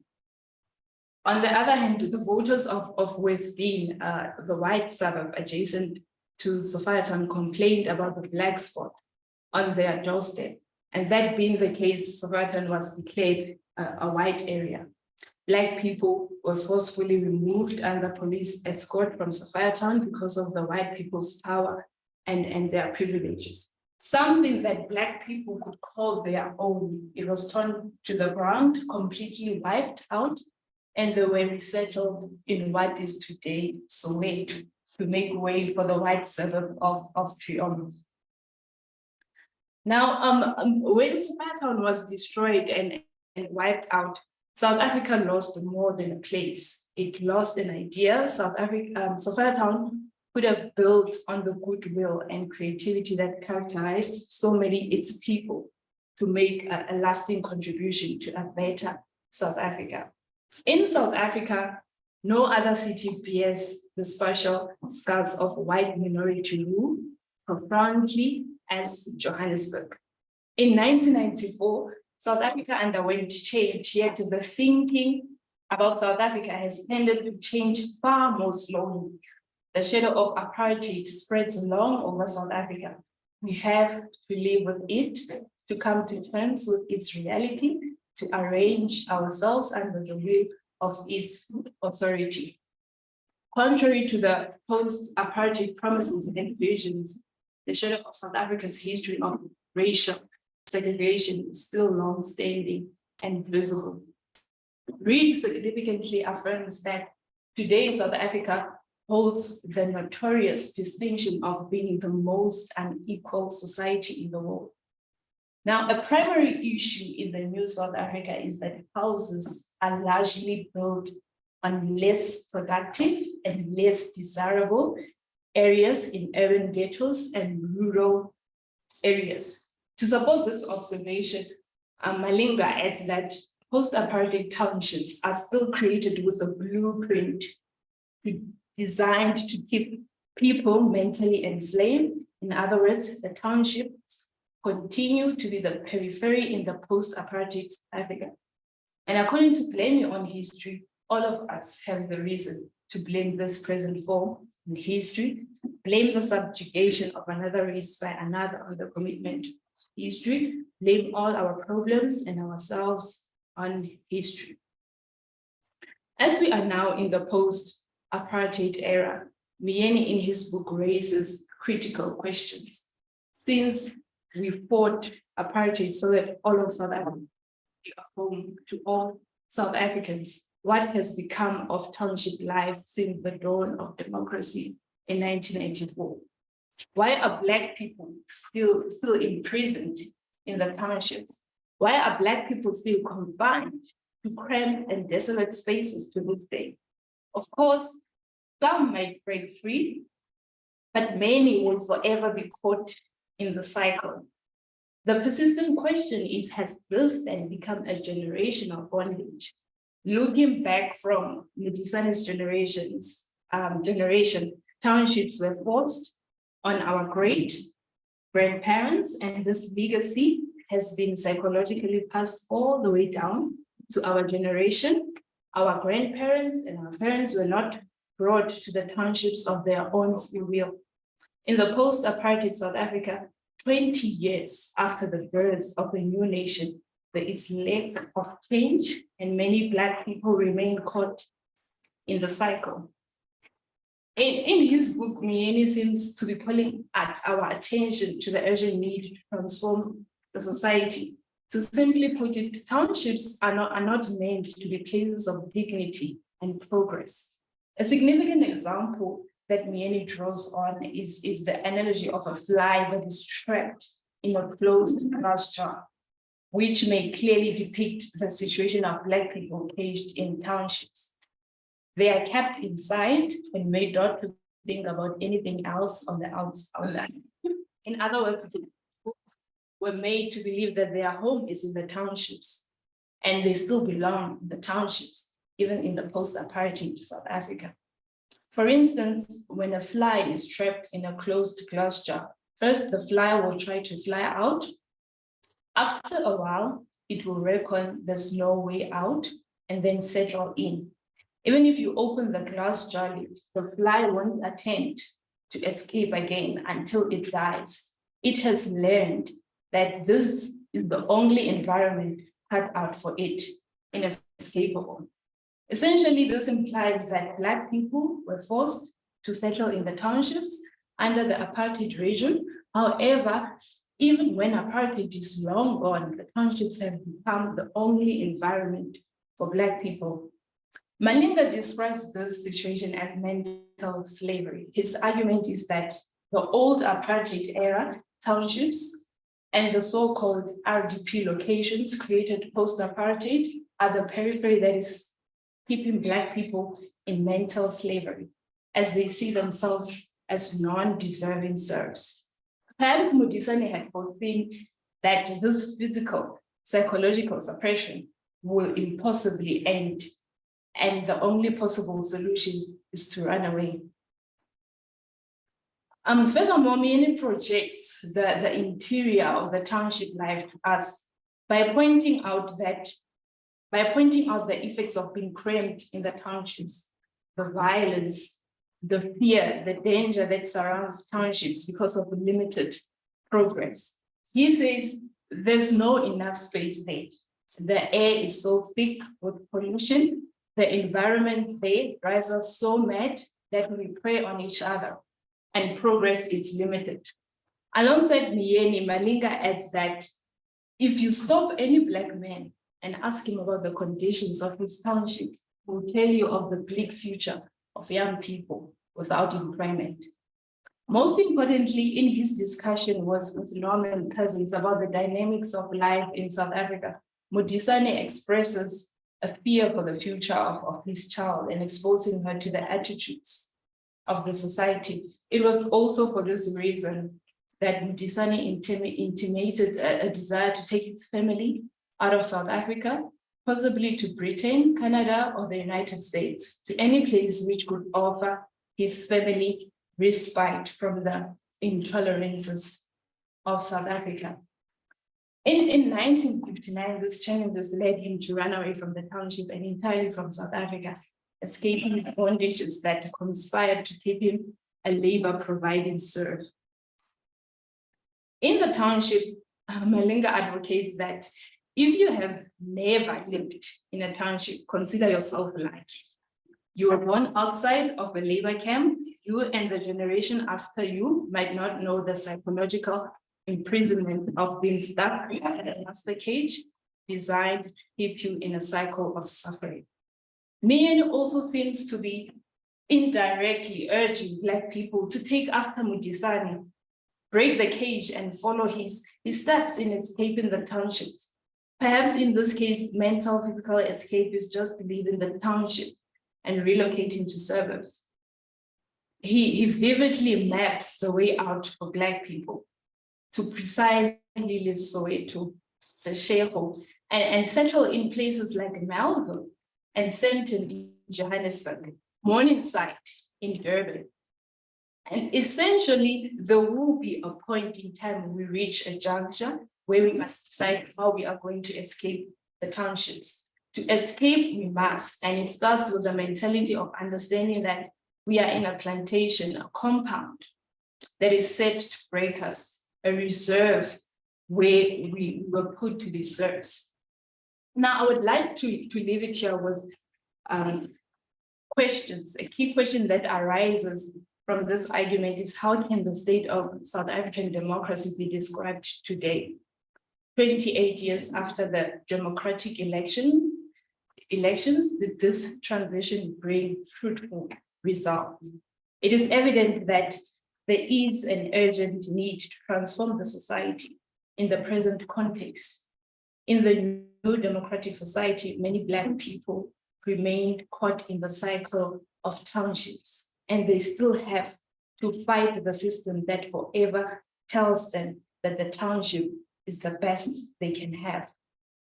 In conclusion, one can argue that with the current state of Black people and the townships, South Africa's democracy is only a facade.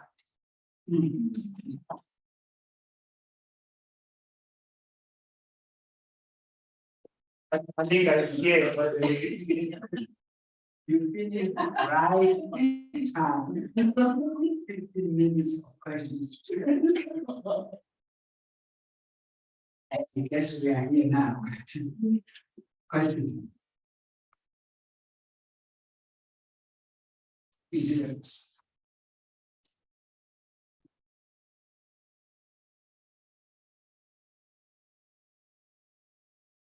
Yes, from your comments, would you say that Modisane anticipated this type of post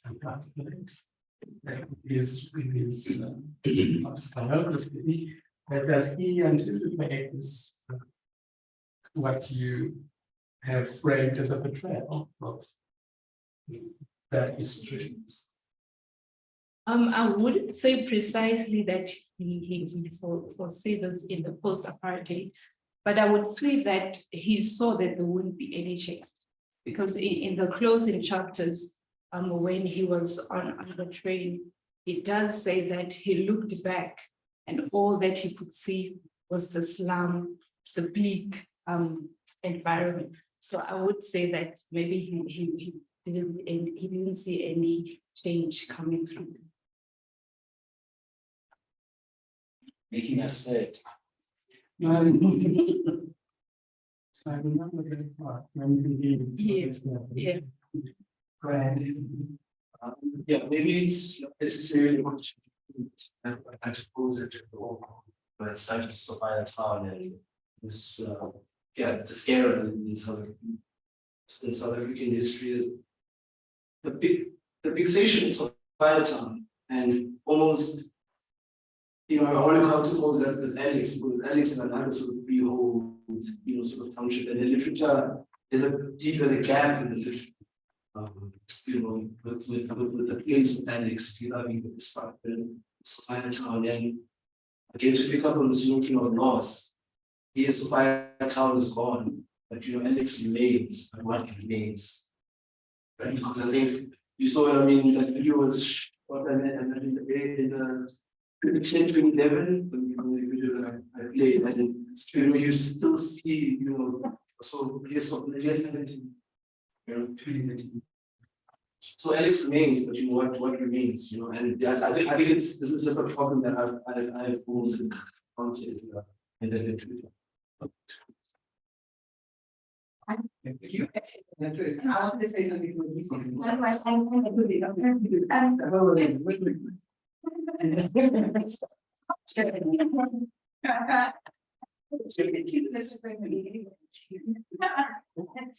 Also, on that point, and then I'll ask it. I think what I find interesting about the framing this idea of what we have, there's lots of things, there's like radical imagination. We have in terms of how we're able to imagine a transformation that looks more like that is more equity than equality based on the ingredients that they displaced from the past. And there's something about particularly like the Afro-Syrian trajectory that I was sensing in how you were kind of framing this, in that there's obviously no denial that the current state of the nation, or even the idea of democracy as an ideal, is completely dysfunctional in my own opinion. But I think there's something about picking creatively and kind of using the realm of imagination to pick up what could have been in the loss. Like you kind of colored in some of those chasms, I suggest that there are ways that those things can be kind of re-excavated, which is what I think I was wanting to maybe respond to, that in this realm of imagination, there's a continuum rather than like a simple positive. And then I also just wanted to ask you to that question about democracy being a facade. If democracy and even the idea of South Africa as a coherent nation is like the best we can do, or if I suppose if democracy means equity, because it hasn't, it's just been like an unpolitical modality in a way. Yeah. Please rephrase the question again. Just in terms of if democracy and equity are in this are in synthesis for you, or if they're perhaps not the same thing, or if democracy needs structural equity. I don't have a precise answer to your question, but at the present moment, I think even the term democracy is being questioned. So we had visions, we had promises that democracy would bring us to Black people, that there'd be equality, equity between white and Black people, but we see a different thing even in post-apartheid. So I don't want to say that, to give you a precise answer that democracy is equity is this, because the democracy is challenged in the post-apartheid era. No, I'm thinking that, you know, that are being made. I don't know, one thing question is still on, can the people online hear? Yes. Because if he's there, I don't know if he maybe wants to talk to, you know, what is an African urbanism? Because I feel like a lot of this is kind of about urban things is about aesthetics, and what things should look like. And those are things that are fixable. But the desirability of particular location is up to the people who value it as such. I mean, property values being what they are is because the economists and property values, they tell us that is how much something is worth, you know. So I was thinking about that. I was also thinking about the fact that there's that place near to Lansera Airport, that estate. Yes. What is it called again? Yes. The other gentleman. Yeah, no. It's like very expensive and on a day, but it's okay. Oh. Oh. No. But you guys are so you've got those two, they just as far from Sandton as Black location, but the value of those properties is like 16, 17 million. There's also no public transport that goes up. You know, they had to build services, you know, and they built themselves a little school there with teachers who and market. So you can make settlement when you want to. Because my argument is, and you speak to a lot of people that work in the urban spatial justice, urban land reform, spatial justice. There isn't enough space for all of us to do. Right? But if we had to make other places a different place, and if we had to actually form laws and have equity in laws between these two different spaces, we would do. For example, I had this argument at a conference about we had a lot of people in the built environment, and it was not a quantity, but town planning person. And I was saying, you know, you reform laws for backyard dwellers in Soweto so that you can cut up 100-meter plot into 50 meters, and they can build these unsafe structures, multi-story. You would never make those kinds of concessions on violence, because it wouldn't be acceptable to have that low level of building or low level of safety in Sandton, but we would allow that in Soweto. So we need to look at the reasons why not only do we have historical inequity, but why it continues to be so, because we have been too lazy. We come up with the legal reforms and the political reforms and the kinds of governments we needed. Changes in favor of in favor of actual opportunity and politics in our. So as much as I agree with the historical concept as to how it came up, our continuing understanding of what it could be is one of the main barriers to transporting and us reimagining as Katie even said. I think we need to reimagine township space, and then we also need to do that alongside an idea of not necessarily moving towards a white capital conception of a aesthetic of the city, but rather to say, what does African urbanism and the African built environment have to look like? So I don't know if you push it there, you can maybe speak to that more, but I feel that's at the heart of this issue of the township. Sorry, Do you like to respond or you noting the comments? I'm noting. Yes. Just to what you say. First, you started by saying that people choose where they want to develop. People didn't choose within the town. Initially said that. But let me just get to what about. In terms of, you say, let us reform the county, the current counties that they are, you cannot reform them because those were built on a hostel or not even hostels are okay systems. They're built on native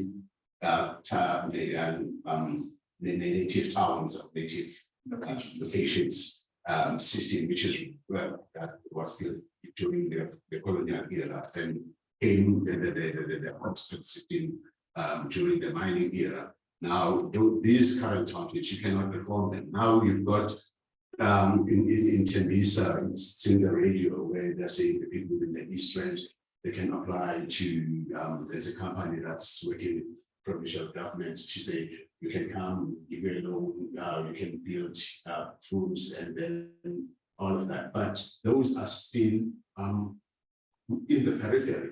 You get townships that have one street in and one street out. How many residents are there? What you're talking about in terms of us, let us look at how we then reform in terms of how we build these townships going forward. I support that in terms of these new developments.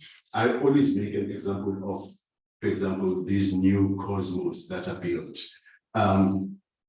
There's the one that's down R82, Savannah City.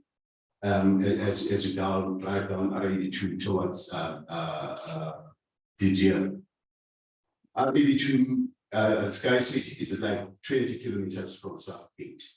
Now, if you're going to build Sky City, Cosmo is going to build that further down there and still build flat. That is one of the problems that Anton Haber has written about when he wrote Gibson.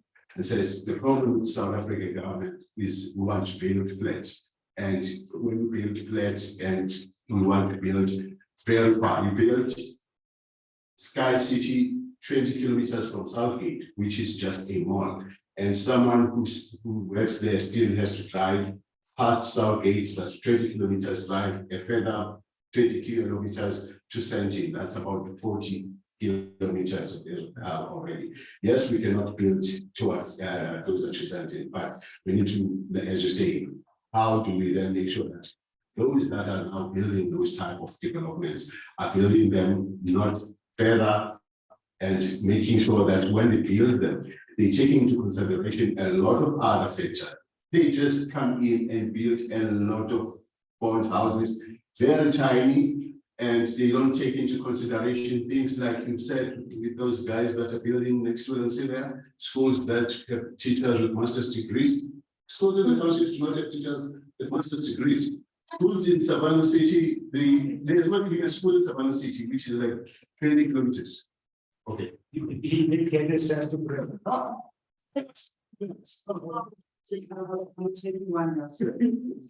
Advice for the presenter in moving forward. One of the problems in the academia relates around the issues of concepts. She was speaking about it, the issue of democracy, equity, and all that. So those concepts tends to be very problematic. And advice for me to you, as a person who has read extensively on political philosophy, maybe you need to relook at the usage of South Africa's democracy, because the term democracy will put you in a lot of pitfalls, as we have seen already, because sometimes democracy now has got to be contested. You have to apply what is democracy, what do you mean by that, and all of that. Maybe in your development of the paper, as you move forward, maybe you need to find another way of defining the post-1994 moment, a period that is not going to put you in a lot of pitfalls, unless you would be willing to go through and explain those conceptions of democracy, what it means, that equity, quality, and all of that. I tend to use problematically, so I tend to use post-apartheid. When I talk about it, I tend to use post-apartheid, but I then outline that there is legal apartheid. And then there is also now this, some scholars, they call it neo-apartheid, others call it neo-apartheid. Just as a way of helping so that you don't get into these pitfalls theoretically as you go forward. Thank you. Okay. All right, yes, I have one here that came on my feet from Leah Hussein. It says, beautiful presentation, thank you. I wanted to ask, perhaps unfairly, given your reading of South Africa's democracy for South, what do you see as important in these after times? As we grapple with these questions in reality, if the promise of democracy has failed to deliver, what next has to be?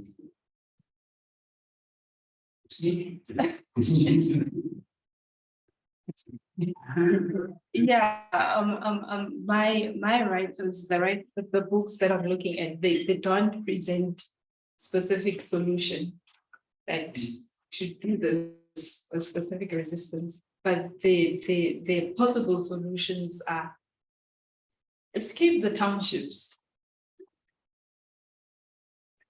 And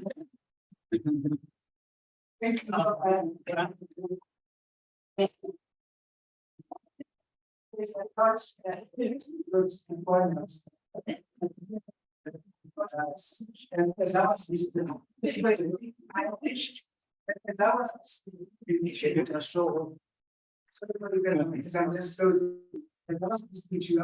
myself, whether historically, are we aspiring for a socially cohesive society without its statistics, as we saw it then, or are we aspiring for a socially cohesive society, but without it? Because we can verify poverty and everything, and this works wonderfully. How would we have wanted society to look like today, but still social justice? I think that's I wanted to use that question. Mine is done now, Dr. Mahal. Thank you. Okay, so we are moving towards the end of day one. And before I introduce the next section of the symposium, I've been advised to interest you all in some very rare copies of Blame Me on History. As we all know, of course, the book was published in London in 1963. And we have with us here a copy signed by Bloke Modisane himself that he had dedicated to Stephanie Kemp on his sex while they were all in exile in the 60s in London. Stephanie Kemp was then the partner of Albie Sachs. So we will be circulating a copy for everyone to have a feel of the very same text that Bloke would have touched and signed. And most importantly as well, and suppose more relevant for tomorrow's conversations about transatlantic ties, we have another copy which appeared in the US, published by a publishing firm in New York called E.P. Dutton.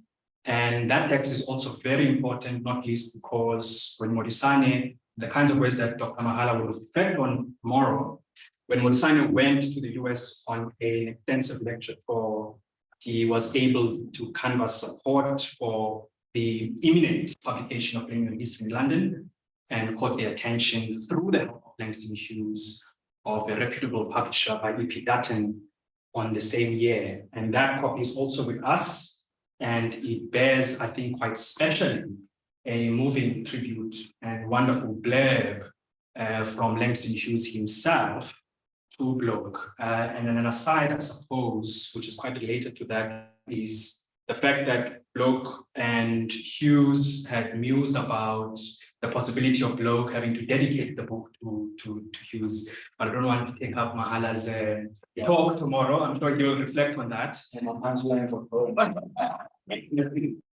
And then I'm still on the Langston Hughes and Bloke connection, or Bloke's exile itinerary. There are also a set of letters between Hughes and that we will be circulating, which have been beautifully collected and printed by Dr. Mahala. So I'll just pass these around as I prepare the next speakers for the session. Is your paper here? Yeah, the presentation. Yes, I just want the issue. Thank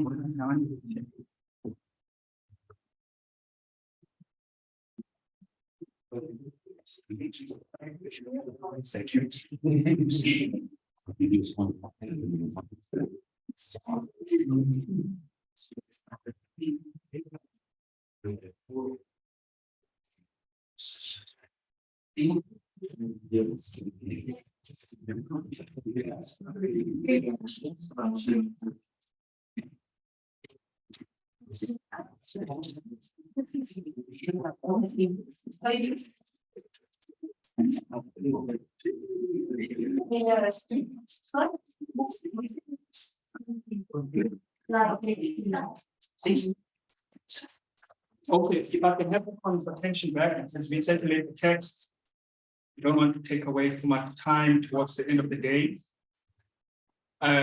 It's been quite a productive morning and afternoon session in the last 4 papers, some very interesting threads and connections, some notes, some themes, and most importantly, I think in the last section as well, an in-person, real-time citation of authors in the same room, which has been quite pleasant to listen to. So I have the pleasure of introducing and moderating the final papers for this session.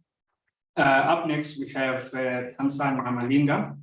Thamsanqa is not only considered a voice to reckon with in the public intellectual space, he is also a self-published author, an internationally published essayist and columnist with a passion for social and political issues that characterize the South African milieu. Thamsanqa is also a sought-after commentator on hot political issues for top local television news. He has followed and was inspired into writing by the drum generation of Modisane, Ken Pemba, Esi Motsitsi, Lucy Nkosi, Nakasa, and others. And this influenced him to write on local politics since his teenage years. In 2020, he debuted with his seminal work, Blame Me on Apartheid, Colonialism, Apartheid, and the Legacy of Townships as Peripheral Spaces for Non-Beings. His second book, titled A Dream Betrayed, is currently in print. Please join me in welcoming Thamsanqa to deliver his paper titled Blame Me on Apartheid, a creative and artistic response to Bloke Modisane.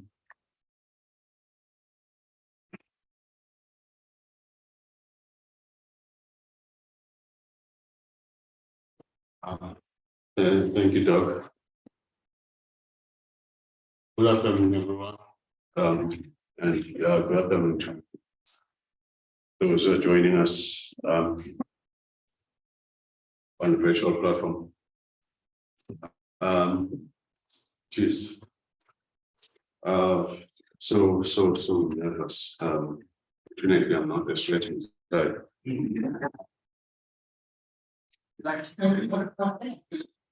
Yeah, but I'm the type, just that there's a lot of things. I'm the type that just runs away.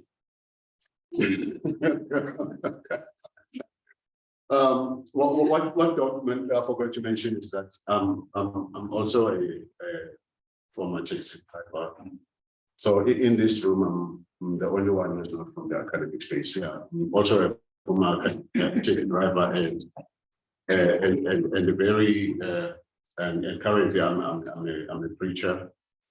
And so if I get to a point where I ask for the collection plate to be circulated,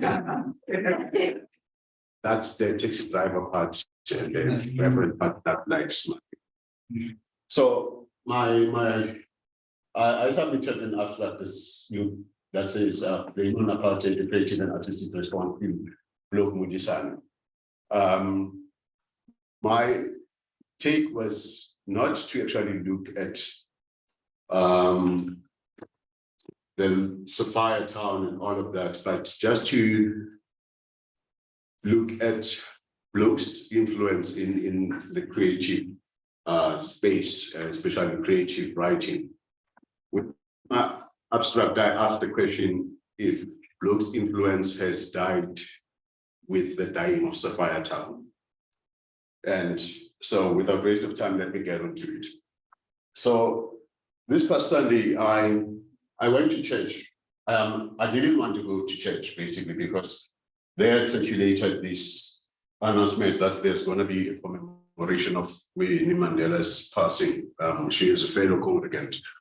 And, you know, I felt, wow, now they're going to take over and be political on that. And I just wanted to go and listen to sermons. And then I went to church. Got there, and then the Reverend daughter started saying, you know what, there are things that we cannot say in English. And we need to say it in our language. And him being Xhosa, and he said, we are not here today to commemorate Umamweni. We are here sizoshukumisa amathambo kaMamweni. And yesterday I felt, yeah, this would be a good intro for me. I'm the one who likes to do silly intros. So I said, for me, this is a moment for me to say, Zoshukumisa amathambo ka William Bloke Modisane. So why that? One would say to me, yeah, you are saying you are providing a response, but what is the question? What question was asked to you? What necessitates a response? But for me, there is no question asked.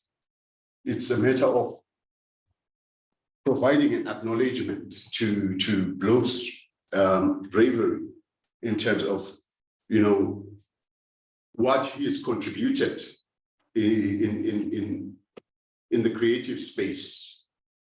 And this is what my paper is all about, in terms of, one, to look at the influence of Blake's creative writing in the context of blame, as reflected by Carla Ford, get into that at the later stage, and also to acknowledge that is the actual response, but to acknowledge Modisane's condition, which he lived under in Sapphire Town, what he experienced, you know, the conditions that were inescapable. And I will also touch on some various commentators to substantiate that, and also to reflect on those conditions and just juxtapose them with what Thamsanqa Malinga has written about in his treatise, which was quoted extensively by the last speaker. But at the end of it all, the paper will argue that, you know, blaming on apartheid closely provides a response in a form of Shukumisa Matambo, that is giving an acknowledgement to the craftsmanship of Bloke Modisane, and therefore providing that his penmanship did not die with the dying of Sapphire Town, and continues to inspire a new generation of creative writers. Now, let's start with the first one. So the paper will start my paper will look at the context of blame, you know. From there's a paper by Carla Ford that says, from dissonance and prophecy to nihilism and blame, a look at the work of Modisane in the context of Black South African writing, where she actually looks at a couple of writers, I think about 3 writers, which is Pixley, Lomo, and Modisane. And she talks about how their writing, she's basically a theology scholar. She talks about how Pixley moves from dissonance and Lomo takes over, writes more on nihilism, and then Bloke is more about blame, you know. But I won't be talking about those writers. I will be looking into new generation of writers that have taken over the mantle of blame, the mantle of the despondence that Modisane actually articulated, you know, to show that Modisane has influenced a new generation of writers in the present day. I'm talking about writers such as one Tabile Mangela I know who wrote a book called The Face of Poverty is Black. And you have Bloke writing about the issue of quadricure and the issue of poverty back then. And you have Tabile Mange in present day also writing about the issue, the fact that the poverty, even in this day and age, is still has a black face, you know. So in that way, I'm trying to show that that bravery, you know, that activism of Bloke has not died with the dying of Safata, but he has inspired a new generation of creative writers who are able to take up the mantle and raise the very same issues that he had raised in blaming on history. And then also his conditions, the conditions that he Modisane had experienced and lived under.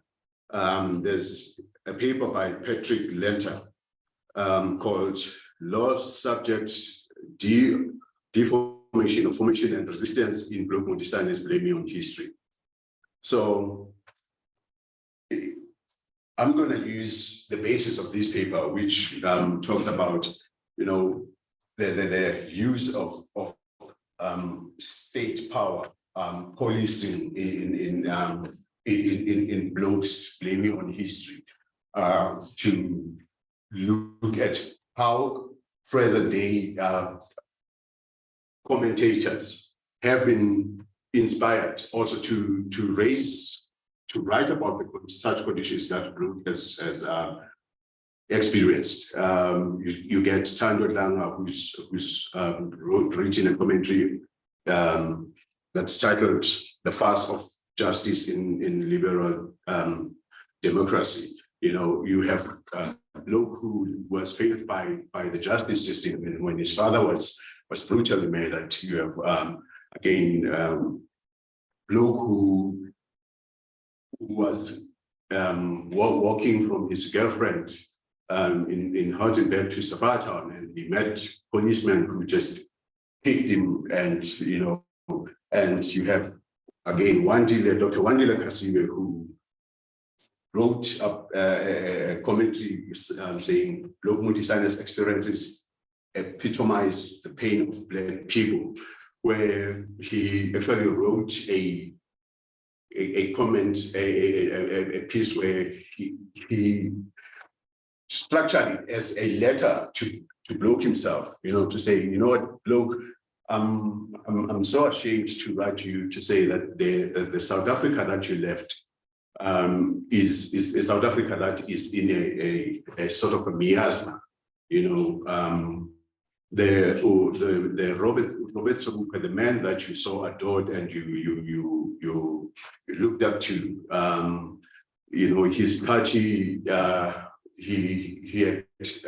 his party is just fighting with itself, and his ideals have been betrayed, you know, by the present government, and you know, there's quite a lot that's happening. He writes about the injustices that people are experiencing in the hands of the present day government.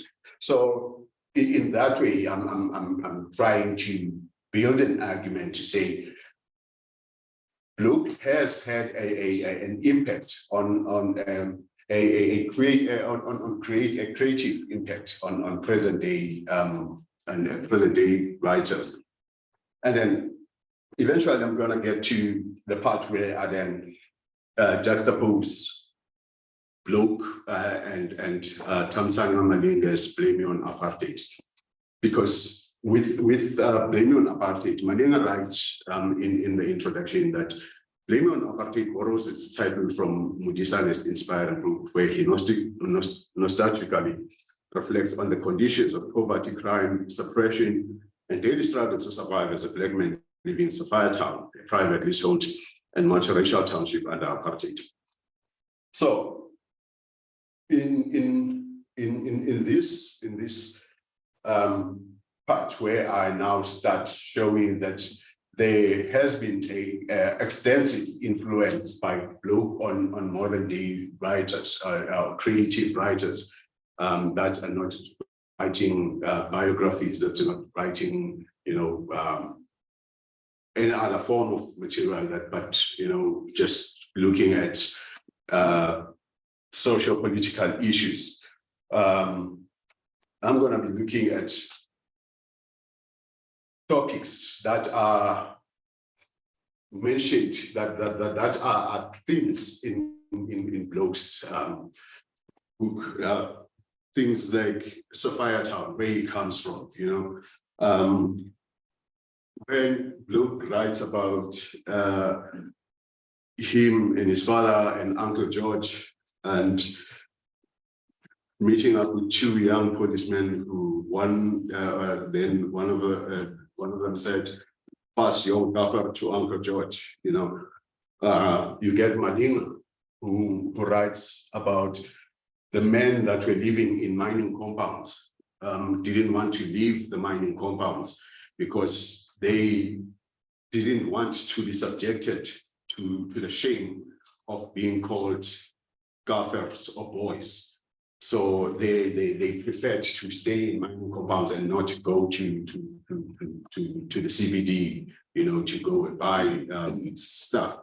You get issues that talk about family, you know. Modisane writes about helping his sister, and then you get Malinga also writing about the issue of money matters. There's a topic where he talks about the subject of money matters among the Black community, and he writes about how it has been always been a benevolent thing to send money home to assist, you know, but that in itself is he traces it back to the times of apartheid in terms of land dispossession, when people were taken, their land was taken, their livestock was taken, and young men were forced to go to the mines to work, and then the issue of sending money home had to start. So it's that. Now you can see that there is some correlation in terms of, you know, the inspiration of ideas. There's the issue of education as well. That's a chapter that Malinga talks where he discusses education in the township. In no linear history, we have Bloke leaving school. And Malinga also talks about because Bloke leaves school due to the conditions at home. And Malinga writes about the issues of socio-economic status exclusions in terms of schooling in the townships, you know, where you know, some schools would find means of excluding kids because, you know, by raising school fees. One incident that he mentioned was the issue in Freiberg, when I think some of you would be old enough to remember the case of Ndlobabeile, when Freiberg kids had to be integrated to Friday Wood School. The school raised school fees so that Black kids could not afford to be integrated into that school. So that is the issue of social economic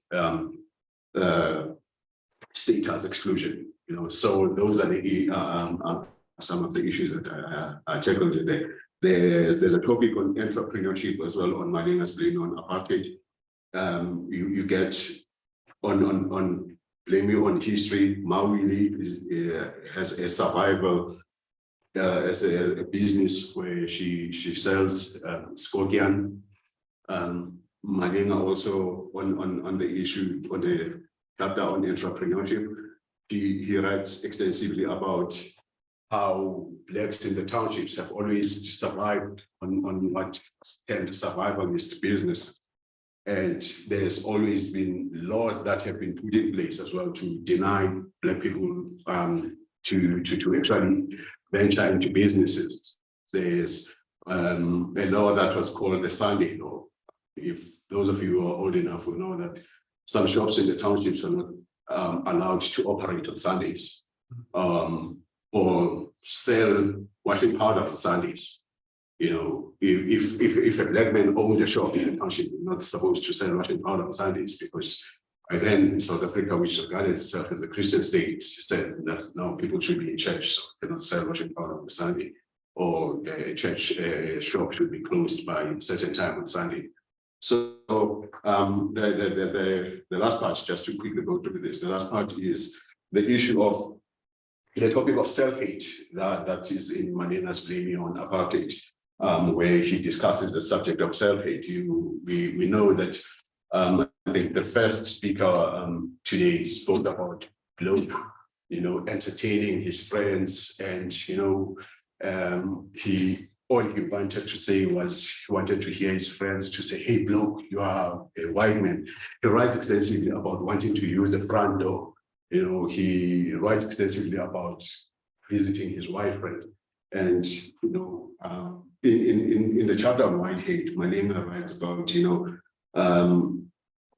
the issue of consumerism and the Darcellinian non-being, you know, when and also the center, or the issue of the center and the periphery, you know, when you've got to have this, if you don't have, you are not part of the center, you know, part of the periphery.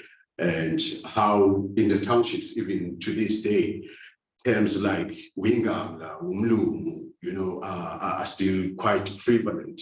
You know, there is still that sense of wanting to be white. I mean, you get Black people still calling each other Ngamla, or if it rains fancy, so it's that. So it's just juxtaposing those issues, saying, Bloke has had an influence on present day writers in terms of artistic and creatively to express issues that they see in present day, not in a what how to say this. I think political, no, yeah, but I think you get the gist of it. I think I'm getting to the end of it. Yeah, but at the end of the day, the paper basically seeks to situate Modisane in his rightful place as one of South Africa's most prominent historical and intellectual figures of the 20th century. One man in this room recognizes that. It's like, I was so glad I decided to actually include as to wrote that before I get into it is all about actually saying Bloke has had an impact on present day writers in the creative and artistic space. That's it, me. Thank you for that.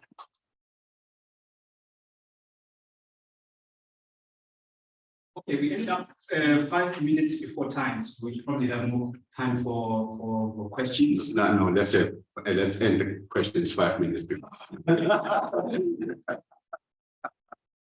Before I take a round of questions, I'll begin. I saw you not jotting down.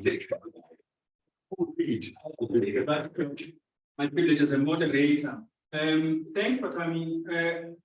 I don't know, maybe you can clarify. I was not persuaded by the session or examples that you've used to demonstrate Modisane's influence, especially in relation to, I think, your title, which is a creative and artistic response to Bloke Modisane. My reading of your paper and what I picked up was that you were making comparative sort of textual readings that appear in Blame on History, and then they also thematically appear in other authors, yourself included. You mentioned a few other texts in terms of topic. So there was a point where you said, Bloke Modisane speaks about this, and then this person speaks about that. Bloke Modisane speaks about, and I want to share a little bit more because, in fact, when I had read the abstract and the title, I thought perhaps maybe you would venture talk about, creative responses and hypersalience. It's not lost on us that we don't have in the rooms, but we're responding to those of design through the play, Bloke and American Bantu by, of course, Dr. Sipho Mahala. There's another very important creative response that appeared in 1994, the breakthrough of the democracy by Motobi. Gave us a musical Bloke, which was a response to the autobiography itself. And that was quite important, not least because in 1994, publisher at Donka published Blame on History, again, after publishing President South Africa in 86. Another example that came to mind, which is quite closer to our time, since we're considering the contemporary moment, or the 21st century for that matter. Not too far from here, a group by the name of the Flightbound Collective hosted an exhibition called A Way Back Home, in conjunction with the return of Modisane's literary estate from Germany. And a quite older one is a painting or a drawing by Dumile Feni in exile called Theme for Bloke, which we are still trying to find the actual, painting for. I'm sure somebody in Europe has if that painting or that drawing in their private collections. So these, in my mind, are creative responses to his work and his life. And I'll mention one more example just to demonstrate my point, by a British classical composer who in 1989 wrote a musical piece based on Modisane's poem called Lonely, right? And these are sort of cultural, intellectual interventions which, situate a generation of artists' response to this particular body of work. And I thought perhaps maybe that's what you would move to. And so this is both a comment, it's also a provocation here, but it's also a question to you, whether what metric have you used to identify, the sort of link between the authors that you've mentioned, whether it's the title of a book. What about that author's body of work, which you said it's creative, but I'm also still looking for the creative element in some of these pieces that you're talking about. What about that work over and above the theme or the similarity of themes with Bloke really ties it to Bloke's influence on that particular author, if you know what I mean? And perhaps maybe somebody else in the room might assist me in asking that question. Yeah, and then of course I'll take a round of questions.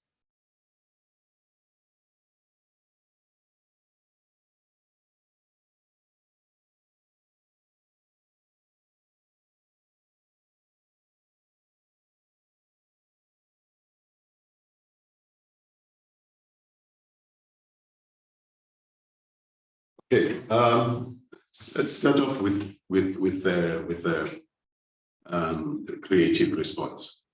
Yeah, yes. I like the fact that you say it's, you know, it's that it is a challenge to me, so to speak, and because I did not look at the word you know, response. Like I said when I started, I did not want it to be, you know, one of those let me come up with something that, you know, gives the typical response. You know, I wanted to come up with something that actually gives an acknowledgement. Yeah, that's why I wanted to emphasize that. I wanted to give that the an acknowledgement to say, you know, actually Bloke has had has influenced couple of writers that I have been following in for some time. And see what's talking about the authors in those Bloke's influence on the authors. That's what you asked about. Well, in terms of if you notice the presentation, you know, you find that with the first two points that I make as I try to, you know, introduce this to go back to go into the juxtaposition of being on apartheid and being in history. When I talk about Bloke's blame and the Bloke's condition. When I searched for the papers, actually I did not look in terms of whether they were really influenced by Bloke. For me, it was just a generic Bloke search and reading. But what I did was I had themes in mind to say, okay, what theme do I want to touch on? And because I had those things in mind and I had, you know, the type of authors that I wanted to actually to say, okay, I know, for example, that Mange is one person who loves the drum generation like myself, and I've engaged with him, and I said, oh, okay, I'll use Mange's book, but let me look in terms of, you know, back search. This is there. I've got Mange's book, but then who writes more about the issues of the conditions of poverty and all of that, and do my academic scholar research in terms of that. So it was this person has written extensively on this, then how am I introduce him or her in with one paper, you know? So it was just boom, working backwards, you know, so that it helps me get to where I want to go, which is to say, blaming on apartheid actually touches on points that Blake's has touched on, and that has been the inspiration. Thanks for that, Britan. Any hands for this round of questions? Are there any there? Okay, thank you very much. Things that I love about the people who come from the academy when they are called into this, they are not fixated on the academic conception of what is what. And that's what you are actually raising.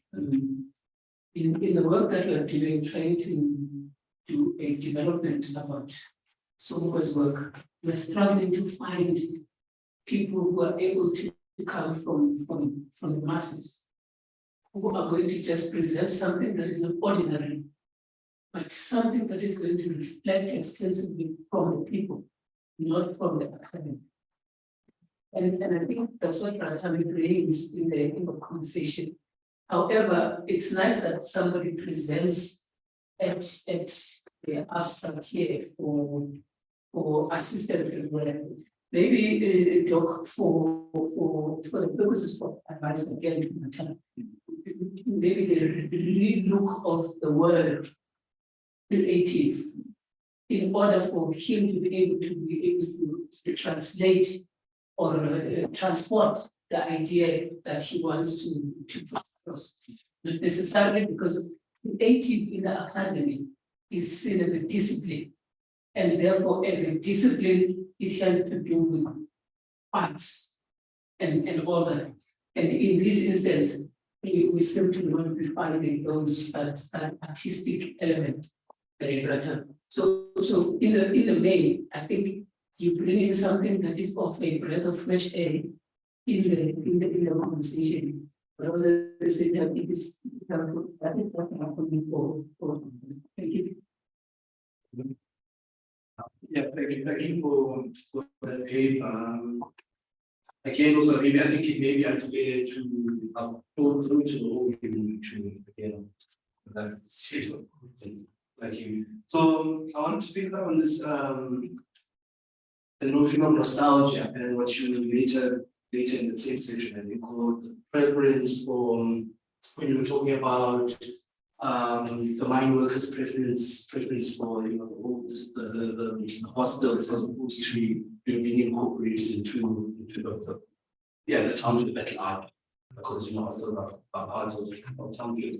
So and it just made me think, especially playing with the notion of nostalgia, which would suggest that one is invariably sort of nostalgic, that whatever one is nostalgic about is a good thing, right? That you are nostalgic about, about one remembers a good time, the good times, and But I'm just thinking about how we've been conceptualizing the township for the past hour. So, as a space of social debt, as you mentioned, it's enslavement and all of these bad things. So I'm just thinking out loud and we'll throw it out.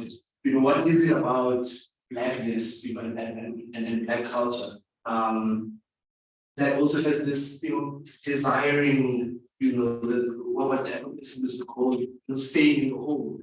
When I read that was following years like, wanting to stay in the mark, because my town was harsh and dangerous, but it was also, there were good times, it was also left my town just because of the violence, and so there's also that. How do we bridge the gap?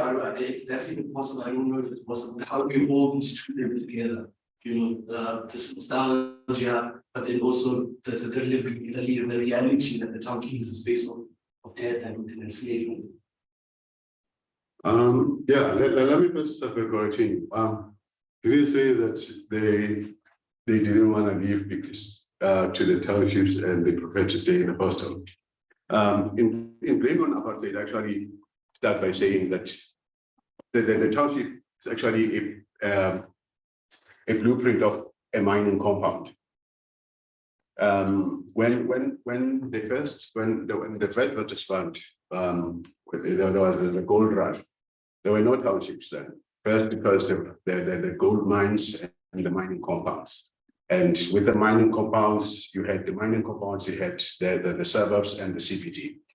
The miners were always in the mining compound. So they didn't want to go to the CBD, to do their shopping, because of the past laws and they being subjected to, they will meet up with policemen. So that is what I said, not that they didn't want to go to the townships.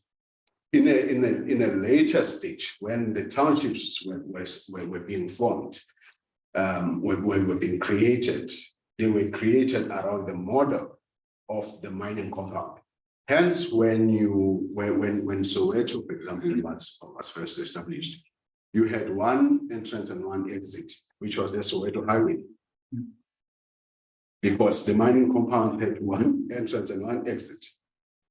And Soweto, in fact, not even one entrance and one exit, it had two. It had the Rodiport Road, which may have two people to the Rodiport Devon mine and back into Soweto, and the Soweto Highway, which took people to Boisens, Overton, and all of that. So you had that. So I painted that picture.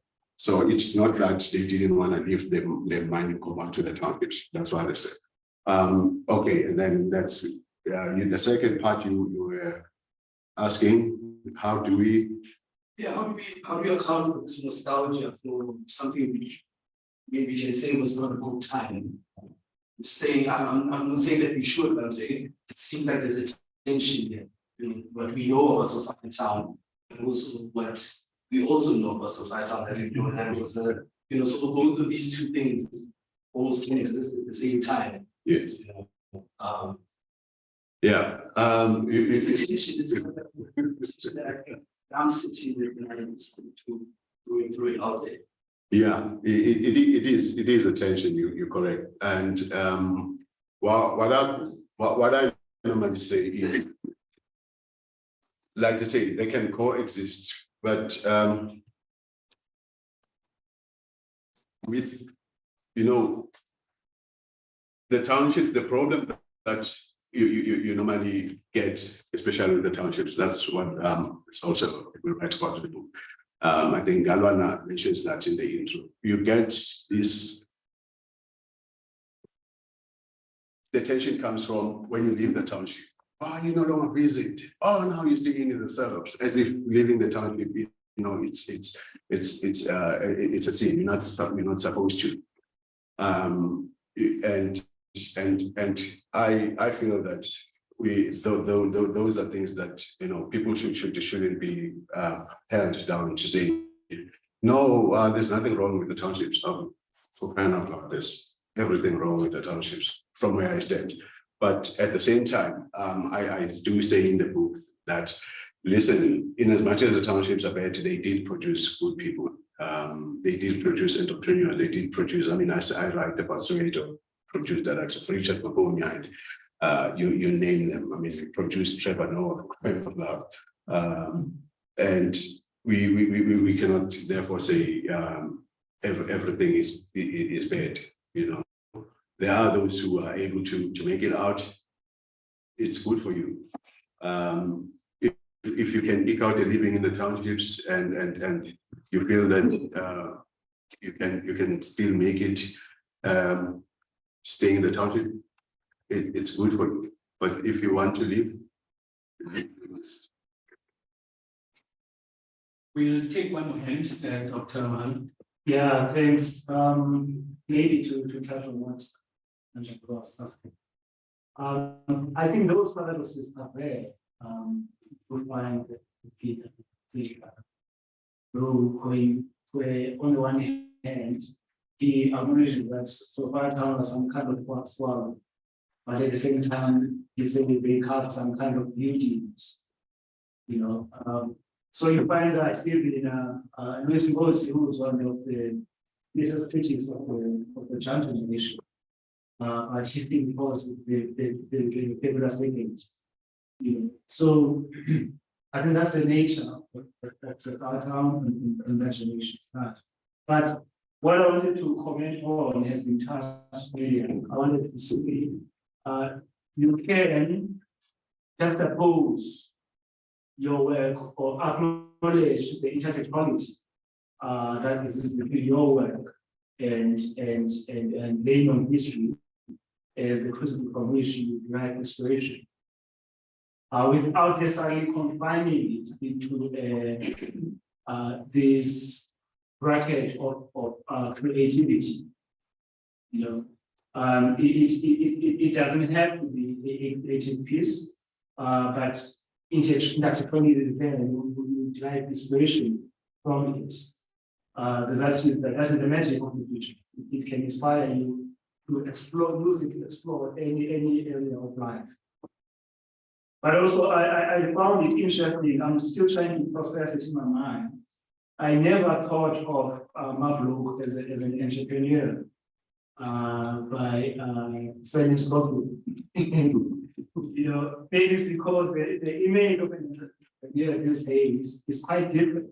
Yeah. I saw it as survivalism, so to speak, you know. So yeah, I'm still trying to process it and see if one can really, you know, draw parallels between an entrepreneur of that time who sells cocaine, who needs to feed,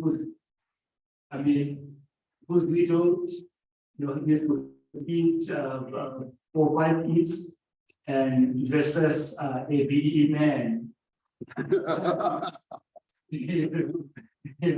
Yeah, it's not problem to be processing things. Okay, then join me to thank Modisane for his paper.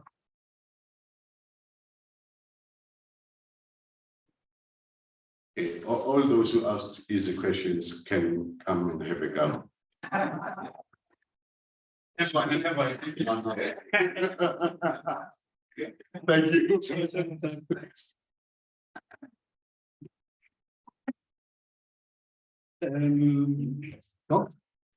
The transition for the next slide. Okay, our last session. Oh, no, I meant for the computer, the IT, to upload a new. Okay. Yeah. You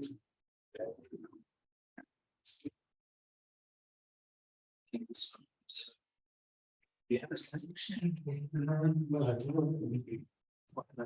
Yes.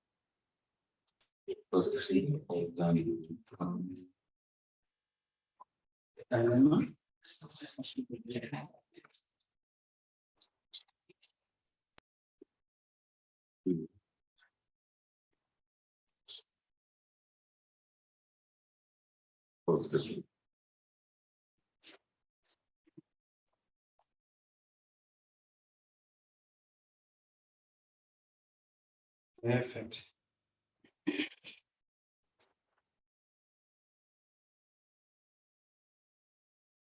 All right, colleagues, we've reached the end, close to the end of day 1 of the symposium.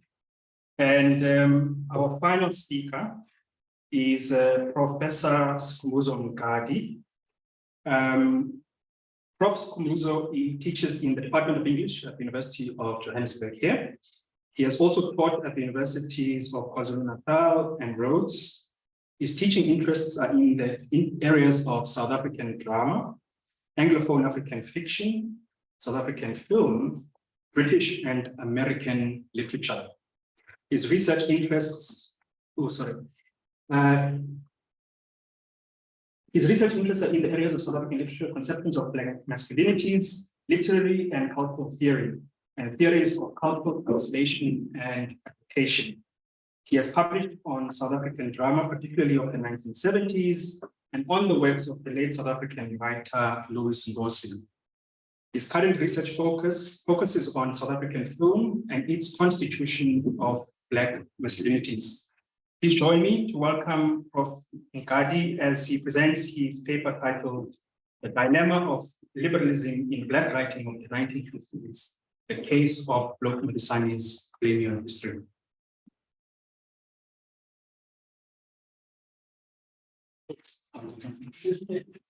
Yeah.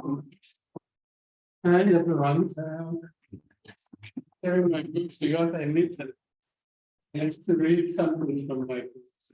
So what I have here is really an outline of something that will develop into a paper, as I know that this is going to be, well, a collection of sorts.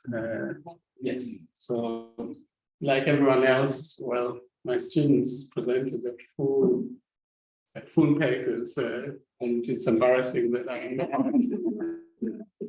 haven't completed my assignment. But I do have quite a number of things to say. Well, I started this writing, the writing of the 1950s, Black writing of the 1950s, in particular, male authored autobiographies, Bloke Modisane, Blame Me on History, S.G.M. Pacheles, down Second Avenue. There was Peter Abrams's Tell Freedom, and there was a memoir as well, which was part of our reading list by Lewis Nkosi called Home in Exile, in which he talks about his time in exile, but also reflects on his time in South Africa. Now, you know, critics talk about drum writers, but my sense is that, you know, each of these writers had a very different sense of the times, of his times, and I'm talking about these male writers of these autobiographies that I mentioned. Each of these writers, in particular, Bloke Modisane, had a very different understanding of society and of his time. In fact, one could even say that he was an embarrassment to those St. Peter's trained autobiographers, Peter Abrams and S.G.M. Pacheles, because they went to a private school in the south of Johannesburg called St. Peter's. And their sensibilities, actually, their aesthetic sensibilities were very different to Bloke Modisane's, who didn't go to a private school. And of course, Blame Me on History is a testament to some of those questions that were asked by the drum writers. I call them drum writers because they work for drum, but I'm very conscious of who they were individually within that company. There was, if I may go to, well, Bloke Modisane's picture, it's already there, but there was Casey Motsisi, for example, who parodied this Western, almost, your Edwardian style. And most of the drum writers tended to look like parodies of English gentlemen, because there was that self-irony in their writing as well, and of course in their lives. You know, Ken Temba, Mr. Tlolo, for example, read from Ken Temba's The Bottom of the Bottle, in which it talks about the dilemma of the Black writers, or then those journalists of the 50s who were caught between being Black and not being White. I hate to use those terms, but they're caught between being educated and of course, outsiders from what Ken Temba called white civilization. And so they were there in the middle, and Bloke Modisane talks about this as well, you know, that they were hated by the Africans for being, you know, who they were. I mean, Bloke Modisane played the Beethoven in Tchaikovsky.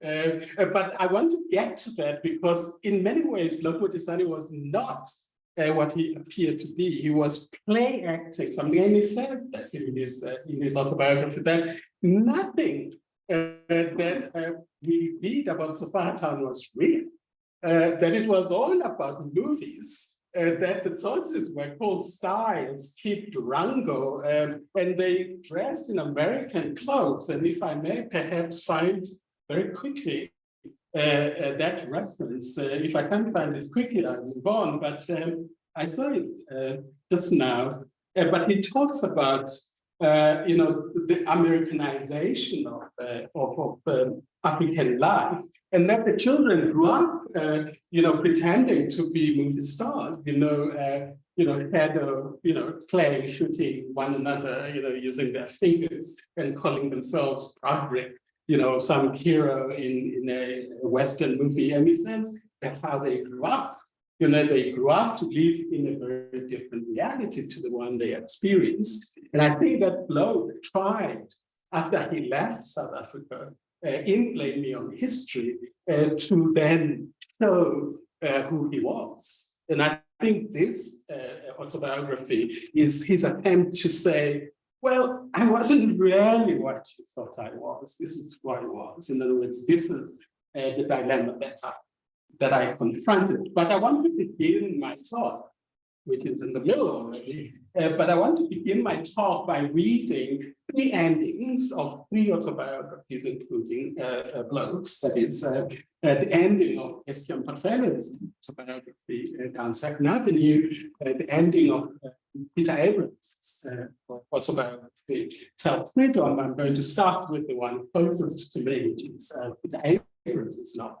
Autobiography. And this is how he concludes his autobiography as he leaves the country, that is Peter Abrams. He says, for me personally, life in South Africa had come to an end. I'd been lucky in some of the whites I had met.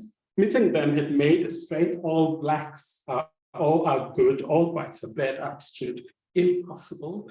But I had reached a point where the gestures of even my friends among the whites were suspect.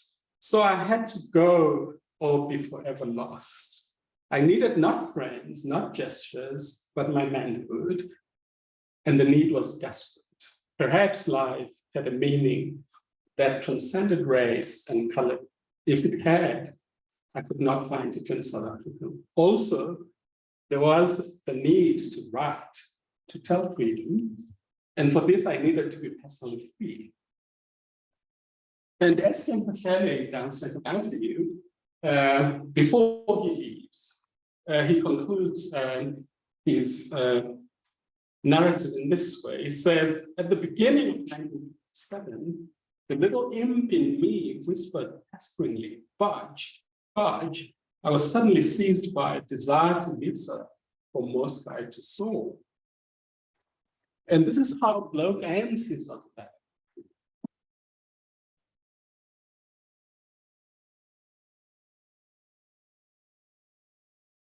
He says then the train entered and puffed its way out of Mafeking and South Africa, and everything I'd known, loved, and hated remained behind me. I was out of South Africa, but it was no victory or solution. The compulsive agony was still with me. The problem was still with me. Only its immediacy was removed, like an orgasm where the tension was released, but the filth slimed down my thigh, dripping onto the shit. My physical life had ended. So these three conclusions or endings to three autobiographies speak of very different things, but in a very, very subtle way, very fine way. One can distinguish between the sense in Abrams and Modisane of a freedom as an individual, in other words, sky to soar, for me personally, which is what Abrams says. But Bloke talks about the country that he's living rather than himself as living that country. Indeed, he is living, and we know that, and kind of not speaking about that, but he is talking about what he's living behind. And he's talking about the slime rather than the freedom to soar. Now, I have already pointed out that Bloke, perhaps more than the other writers of his time, exaggerated what they exaggerated. In other words, the writers such as Centenary were very much aware of what was said early at the beginning of this symposium. And I'm going to go to that just now. Perhaps I should just read out what I wrote is what I was going to talk about. That liberalism has been an ambiguous inheritance for Black South African writers and intellectuals is well documented, more so in the 1950s and 1970s. For instance, besides Ken Temba's ironic observation about the Blacks of his class as those sensitive minded beings who knock on the door of white civilization and heard a gruff no or a yes, so shaky and insincere that we withdrew our snail horns at once. The autobiographies of Abraham, Ezekiel Mshele and Modisane attest to the ambivalence that Black writers of the 1950s felt towards the liberal promise. So perhaps more than any other place and time in Black South African literature, so far time of the 1950s stands as the ambiguous symbol par excellence, a testament to the boldness and fragility of the rainbow aesthetic laid waste by politics of identity and difference. It is this discontinuity between aesthetics and the politics and politics that Modisane brings to a thorough reckoning in Canadian history, which culminates in his living the country, but still with the ambiguity unresolved. So I wanted to frame that because this is the idea that I want to canvas here, that is the tension between aesthetics and politics in Modisane's autobiography and the way in which, for Modisane, Sofia Town was lived as an aesthetic and was fraught with a politics that, as writers, they articulated, but in parody and irony, never in the visceral way in which he articulates it in Blame Me on History, because Blame Me on History is a felt experience rather than an experience of the aesthetic nature of urban existence. Now, what I want to consider here are at least one response by Shirley after reading Blaming on History.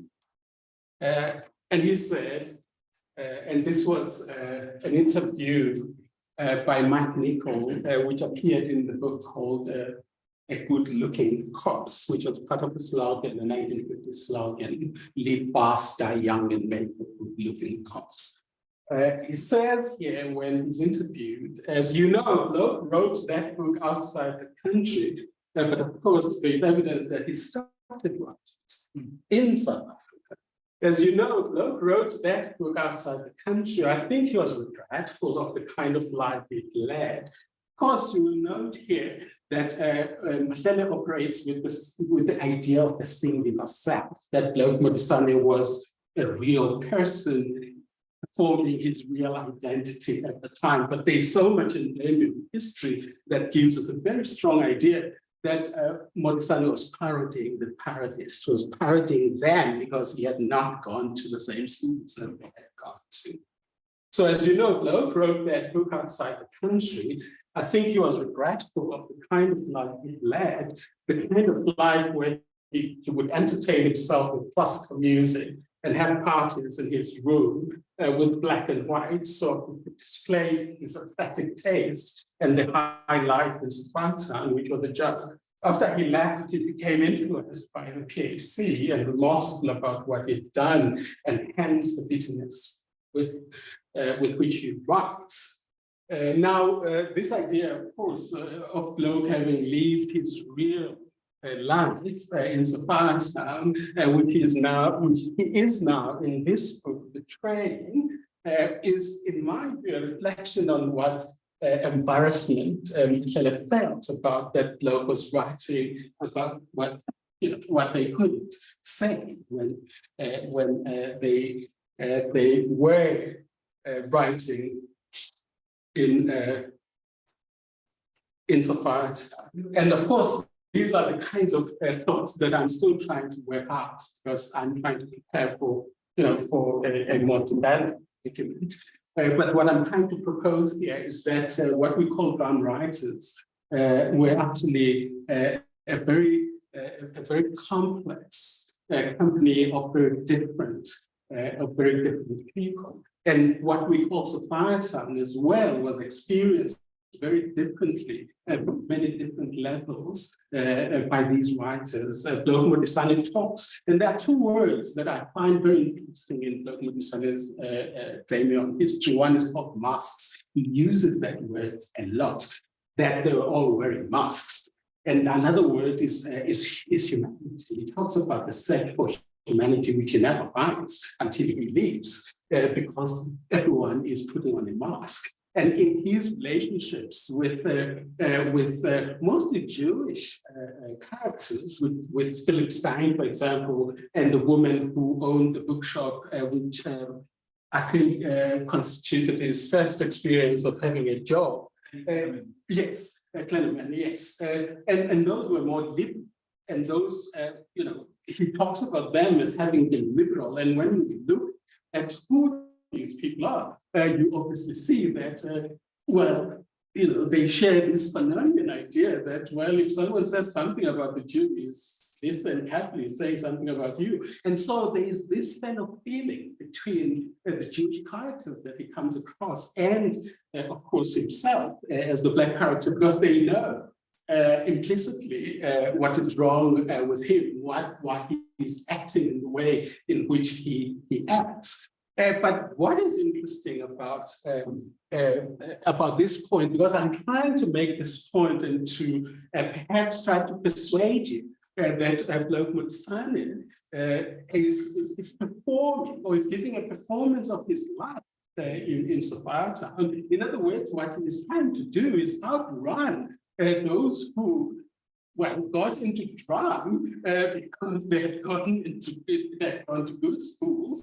In other words, what he is doing is playing Tchaikovsky, he's playing Beethoven, and they hate it because it is embarrassing to them when he plays that music. And when he is asked by one character here, Dr. Bodo, who says, I thought you guys liked jazz. And he said, yeah, I like jazz. And Dr. Bodo says, well, I like Tchaikovsky. And he says, I like that too.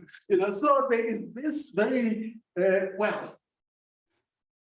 complex reality that he creates around himself, but it doesn't mimic anything that he experienced in his personal life. Nor does it say anything about him at all. Because when he talks about Sophiatown, when he talks about his mother, when he talks about his sisters, that's when you begin to see that that's the reality he never represented. Because there was no Tchaikovsky there. He talks about Kwashiorkor, he talks about all the tragedies around him.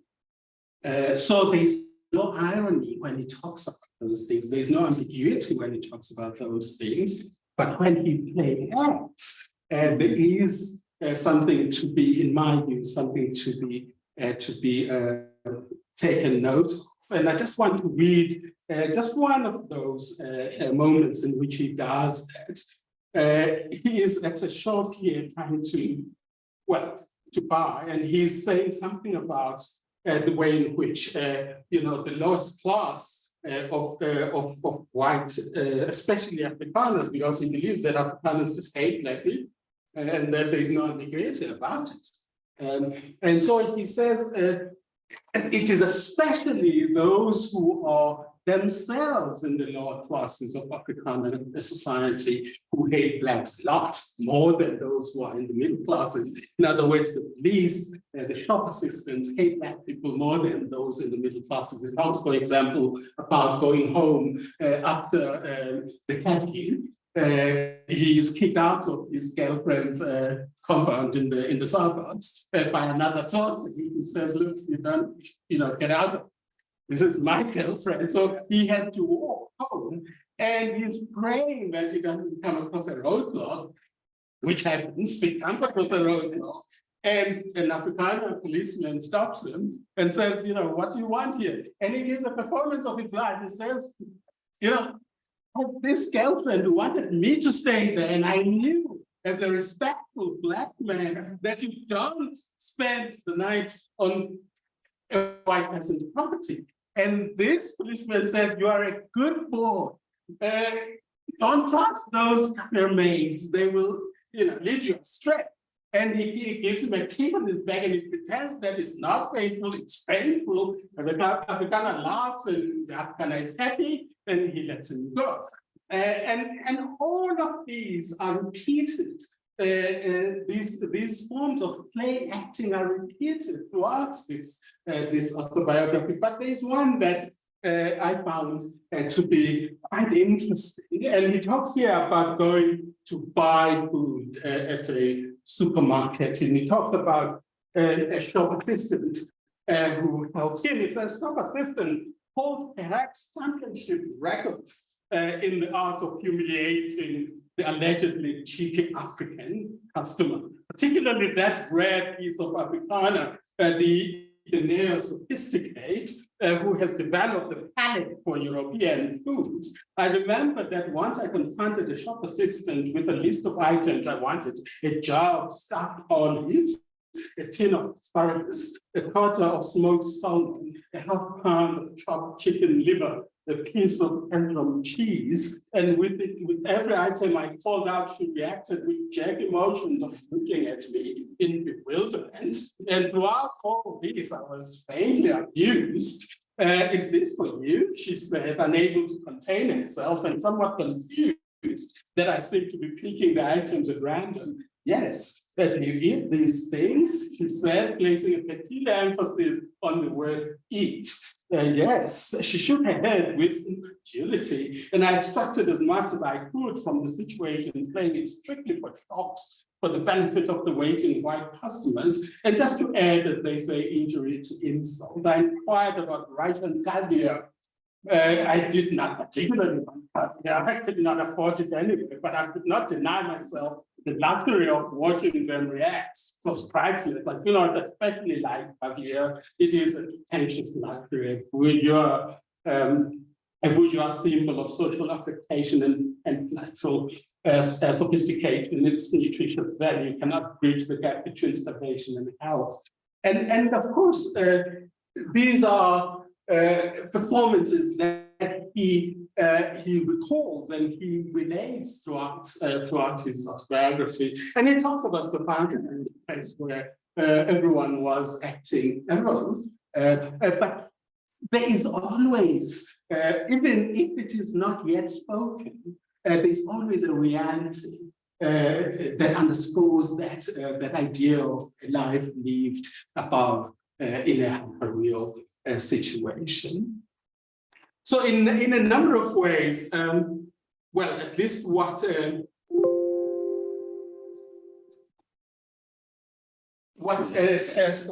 Steve, or sorry, Mike Nichols says,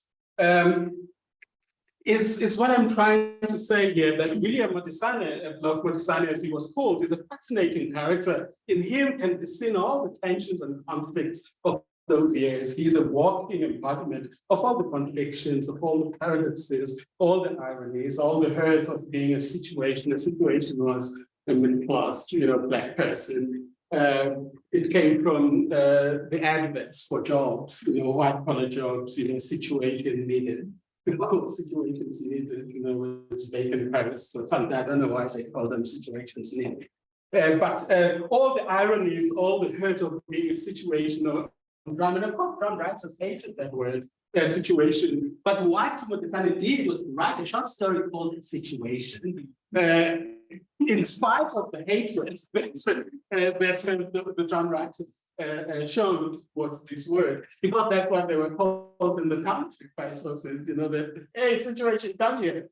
And so they hated that word. But what Modisane did was write a story called The Situation, which Louis Gossett criticized to have, because that was, for me, the tension that operated within the community of journalists themselves, that they rated or ranked one another according to where they came from. In other words, there was a class within the class of drum writers. So a situation was a street slang for the educated guys, the snobs, It was derived from the situations vacant columns in the classified sections of the white newspapers, the implication being that only educated people could apply for the white collar job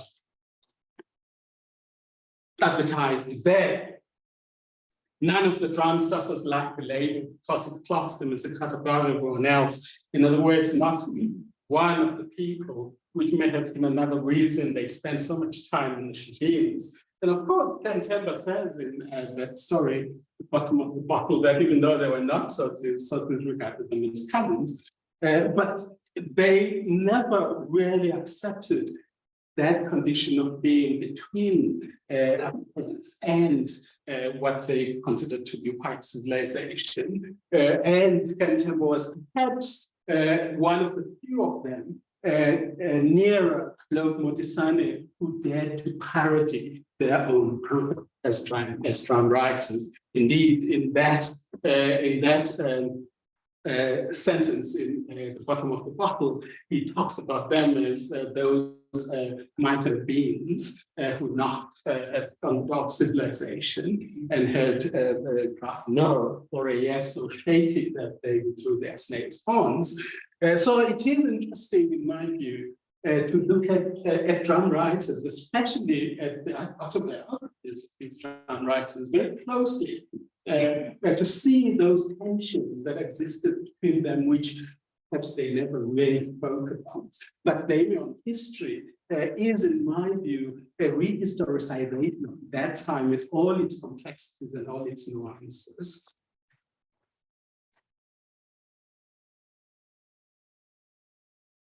The very title of this autobiography has been slighted by those, especially I think someone who was close to Ken Temba, who also speaks about Bloke as having been a pretender. But my argument, of course, is that indeed he was, and he acknowledges that he was a pretender, but his pretense was, in my view, very much the kind that he explores in Blaming on History, because Blaming on History is not just an account of the 50s and of apartheid, it is an account of himself and the way in which he threw them all.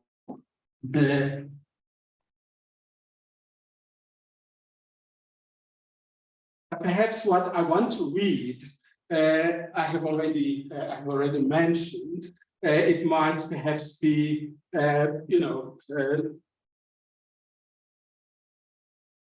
one thing to say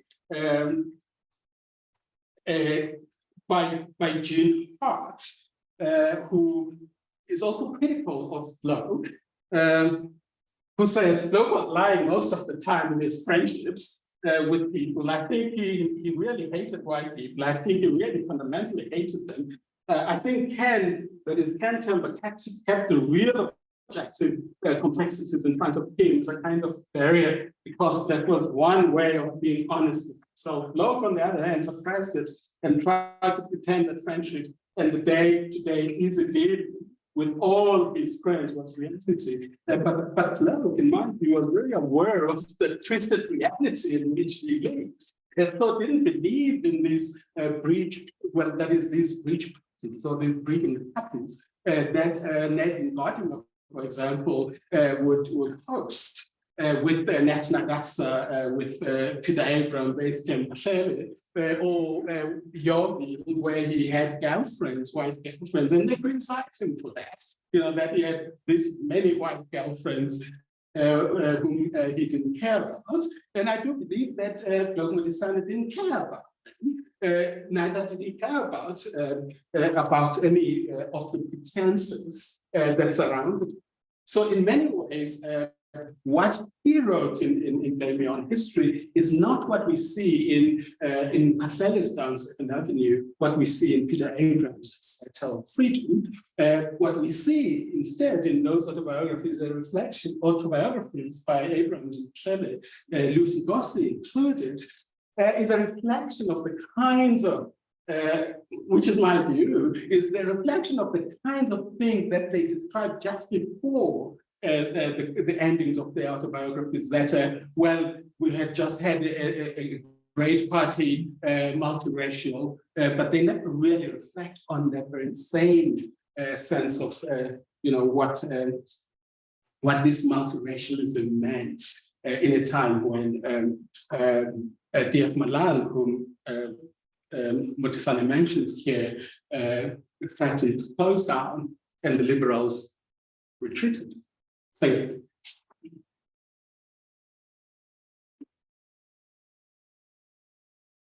Thank you, Prof, for a very exciting paper. I'll take a quick round of questions because we're almost running out of time. A few things stood out. I'll probably mention just two, but Modisane's pretensions, and perhaps maybe link that to some of the selections of the autobiographies that you mentioned. It's interesting because down Second Avenue and Grant's biography both published by Faber and Faber in London. In fact, when Modisane leaves South Africa to continue playing history, which was the draft was smuggled by Sylvester Steyn, and then they would later meet in London. But he struggled to find a publisher, not least because of the nature of the autobiography. So he betrayed the conventional chronology of time, which at that time, British publishers in London were interested in the narrative of the African intellectual escapes. Think about Road to Ghana by Alfred Hutchinson. So these are all sort of nationalist too. Autobiographies which had a particular purchase in the British publishing circuits because there were intellectuals who were coming of age at a time of political upheaval in South Africa.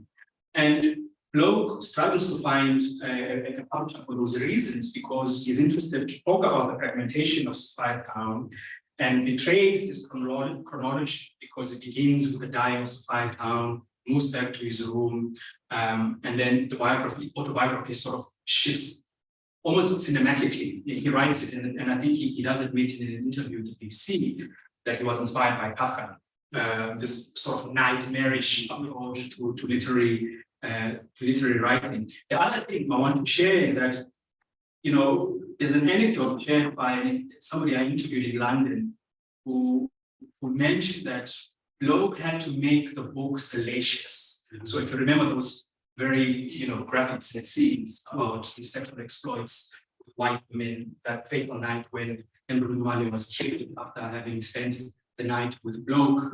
And so it brings into question again this sort of pretensions, but also this conspicuous performance of Black intellectual culture. And when it comes out in 1963, post-Sharpton, it does certainly become a very awkward text in light of the political moment of that time. So I really enjoyed some of your remarks, and I think I do agree with you in most of them as well.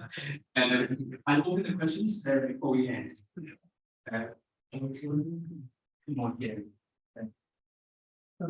Thank you, Professor. I do understand the irony that runs through all the writers that you mentioned. But I still reconcile that with your title, the dilemma of liberalism. These guys of the snook, everybody around it, of the snook at the world. But ultimately, why are you saying they were liberal? And why are you saying that it was a dilemma for them? Not them. They were not liberals, but they were caught in that dilemma, which Ken Temba expresses in that sentence. That they were caught between, Modisane talks about that position as a snobbish position, that they were caught between a hatred by Africans for being situations, or as they call them, and the white liberals who didn't share in their material condition, or in their material conditions. So they were trapped as aspirant, civilized characters, but at the same time they were rejected by those, as Bloke says, by those white liberals who didn't share their condition. And Bloke Modisane in this autobiography basically warns against the liberals. The liberals pretended to speak for them, but never really experienced their condition. He talks, for example, about Philip Stein. He talks about how his idea of literature was not his own. He says, but we did have literature in common. He talks about him and himself and Philip Stein. He says, but we did have literature in common, each hoped for a far richer and more satisfying triumph in writing. And as a result, more fundamental and astounding, he wrote poetry, that is Philip. I tried my hand at prose. And of course, here he is in many ways referring to those trips that they would make to the writing circles organized by Nathan Godimer or by another writer, by another artist. And those were liberals. In fact, that's what Steve Digger said.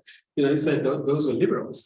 But they would invite them, and he speaks agonizingly, that is Bloke, he speaks agonizingly about having to go to those tea parties and come back with a pamphlet, written by the girlfriend that he had visited, which would obviously mean that the girlfriend is the one who can give him permission to walk at night. So he talks agonizingly about that position of having to be trapped in this liberal fantasy. And so he says, after talking about how Philip Stein sees writing and Black aesthetics, because Philip Stein pretends to seek this shared or common ground between himself as a liberal and Black writers. But Bloke says, but I was too personally involved in the dynamics of being Black in South Africa. I could not intellectually shrug off the oppression, the cruelty, the injustice, as though it were a catastrophe. I lived with it 24 hours a day, every day of my life. I could not be an uncommitted and disinterested spectator. Yet I knew Philip was right, knew that I had to re-educate myself into believing in myself, into an acceptance of the objectivity of art, the inalienable persuasion of philosophy, the principle of freedom and equality. But he goes back to subjectivism. He says subjectivism was, however, emotionally far more persuasive. Oppression, poverty, and personal humiliation cannot be wholly experienced vicariously, or something one can be intellectual about. One can perhaps only sympathize, nothing more. And so he looks at the way in which his Black aesthetic is tied to his experience, his reality on the ground, and that Philip, the liberal, cannot educate him philosophically into this formalism. Let's take the last two before we wrap up. Yeah. Thank you for your very interesting intervention. You started by way of suggesting that there is some difference between helping and, let's say, blaming on history. I'm something that you aside for now. And I can appreciate it. I'm just not too sure whether Peter Abrams' individual approach to freedom is necessarily antagonistic or even different from Bloke's. If only because Bloke, somewhere in the text, he talks about the necessity for an individual to save himself. In a sense, these two writers, for me, they take individual lives and made Bloke more serious than Peter. In relation to the measure of this self-dramatization that so I'll push it to be extremely sensitive insofar as the notion of freedom is concerned. Right? And that Bloke actually to be quite serious. This leads me to the second. Whether you are justified to approach this text in relation to a supposedly or rather what you think is an intention I mean, we were not there. There's no way we can tell for sure that this is how Bloke saw the world in relation to his friends or, Trump colleagues and what.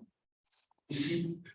So I guess I'm very much uneasy with that kind of approach, because then it seems to reduce Bloke to simply a character who's responding to his being object in this Trump settings. And I think Bloke is doing more. Those are the 2 points. And then we'll just take it together. We have one. Yeah. And then. Okay, I hope I remember those 2. Yeah, but of course, I hope I read it. You would not. No, you didn't. So we'll address that, of course, when I get to your commentaries. Thanks, Brian. I really enjoyed this presentation. I was actually thinking about the one drum writer that you didn't speak about, Magna Carta. Yes, Magna Carta. Yeah, I did mention that, but it wasn't passing. Oh, okay, I understood. Sorry. But what I was thinking about is, look, I mean, he is sort of celebrating academic research and stuff. Really very important academic contribution once he got to Harvard. But he's also criticized for being heavily influenced by white people. Yes. People also talk about when he was in exile, extreme alienation that he experienced in this new place. And in fact, towards the end of his life, just before he died, I think some people say suicide, some say mistaken out. The point is, he suffered from it because he was depressed just before. And I'm just wondering if not being a liberal is actually a psychological defense in exile.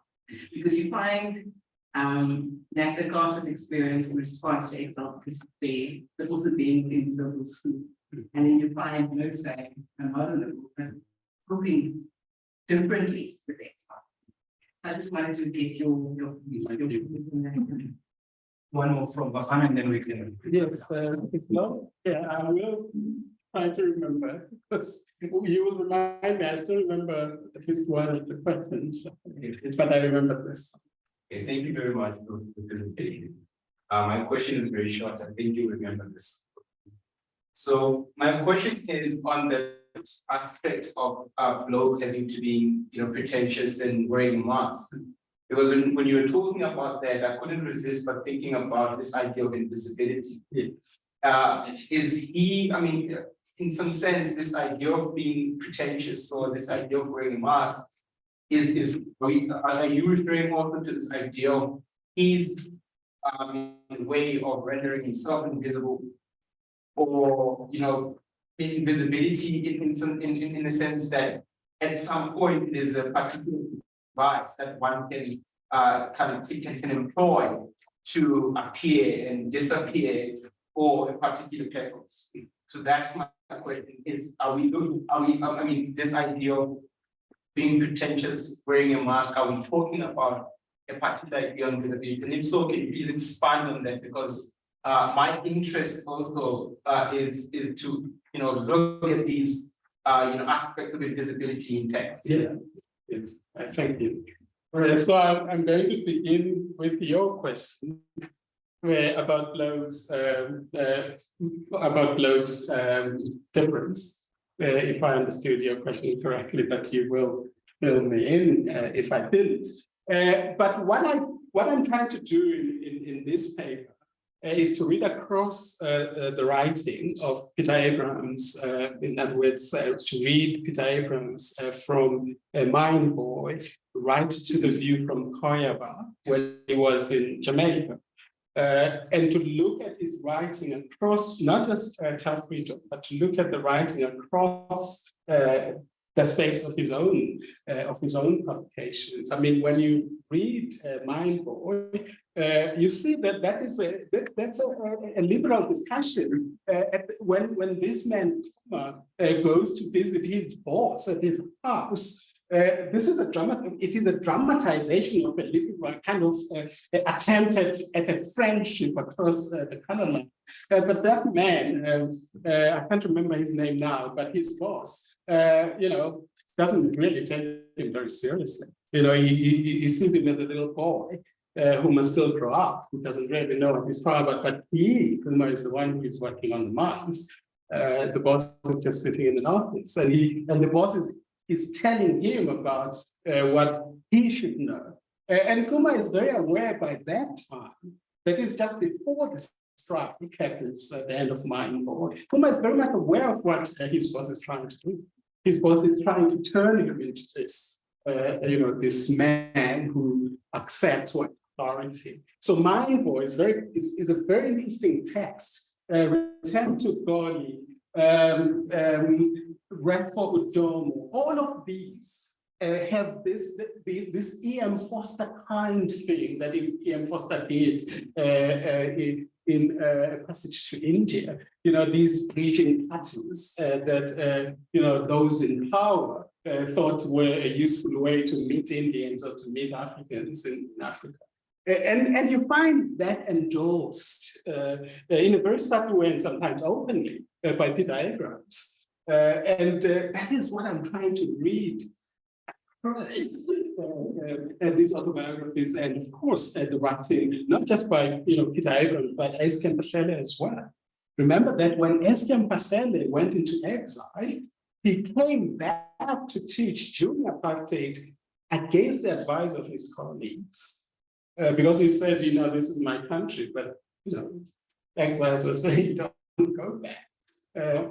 But he was that, scholar gentleman, and I'm not criticizing these people, I'm just pointing out these discontinuities in the company that we call, drum writers. I'm trying to point out these subtle and sometimes not very subtle differences in ideology and the conditions which shaped their ideas. And you find that it's traceable throughout their writing. I'm not sure if, you said Bloke does have a personality and individuality. What was that, the other question that there was another question, or maybe I misunderstood it. But of course, we're running out of time. But so the one thing, I wanted to say that yes, there is this Bloke takes individuality seriously.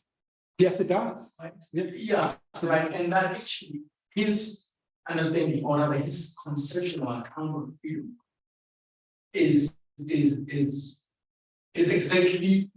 the opposite of what you suggest. No. Right. In relation to each other. That's all in relation. Yes. In saying Peter Abrams has this individual conception of freedom, whereas Bloke does. No, that's not true. That is not that. And my understanding that you betray, right? No, my point was that at the conclusions of their autobiographies, one looks at their personal freedom. I needed a sky to soar. That is the ending of Pashele's autobiography. For me personally, that is the ending of Hotel Freedom.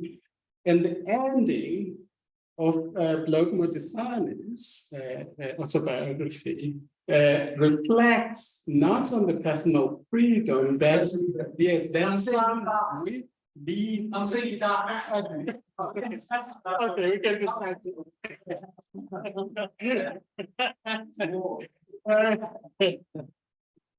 We can discuss that. And your question was interpreting a psychological phase.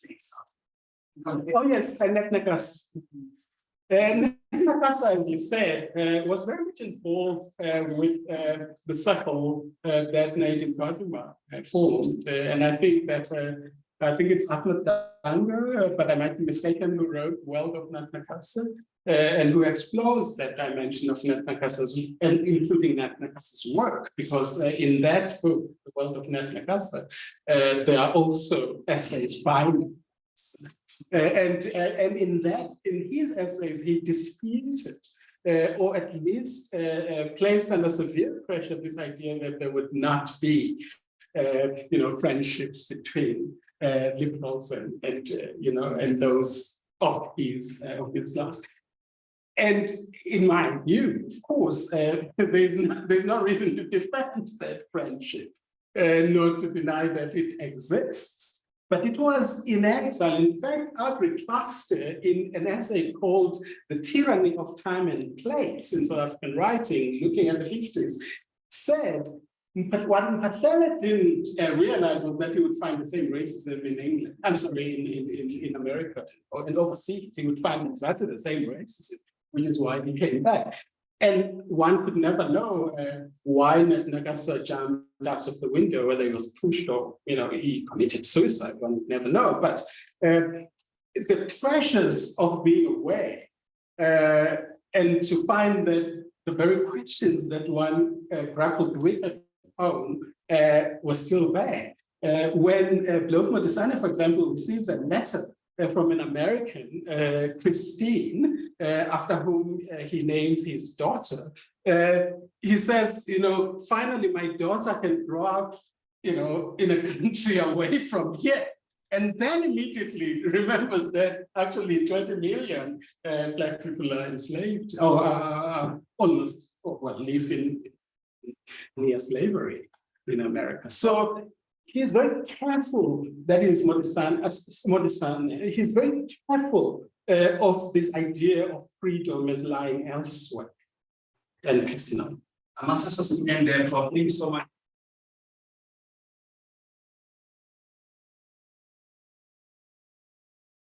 Tomorrow we begin at 9 a.m. promptly in the same room. We will discuss exile and expert voices on Modisane's life in exile approach. Thank you to all the presenters for today.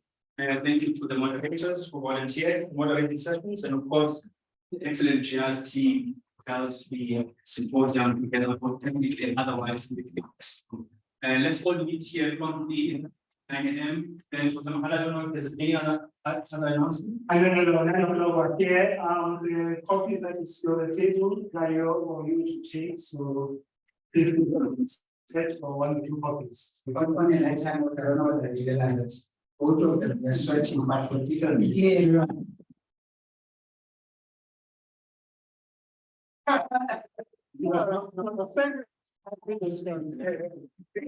For the same reason, it's important.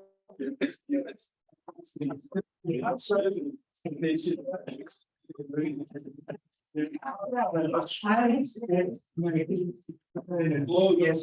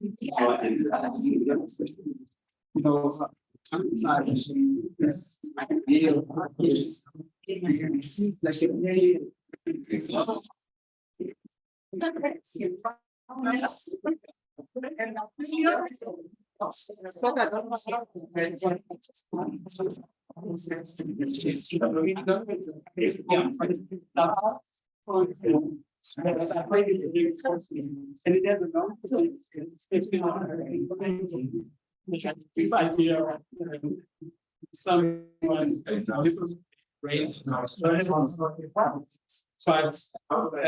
in order to present it, because that's what Modisane did. At least that's the country. Because they used to be surprised. You know, they said he wants to move with budget. Yeah.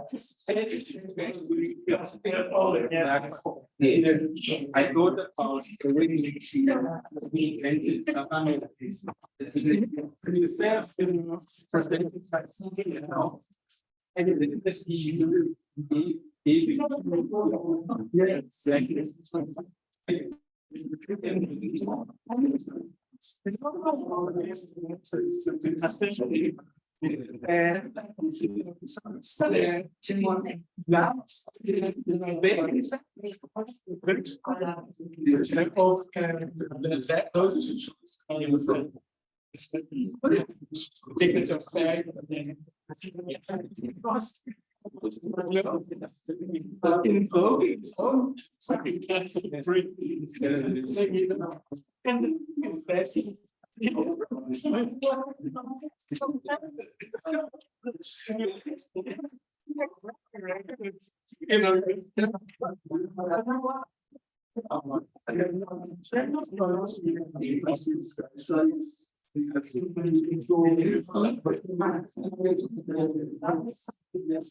I'm trying to take all one of the belongings. I wish I could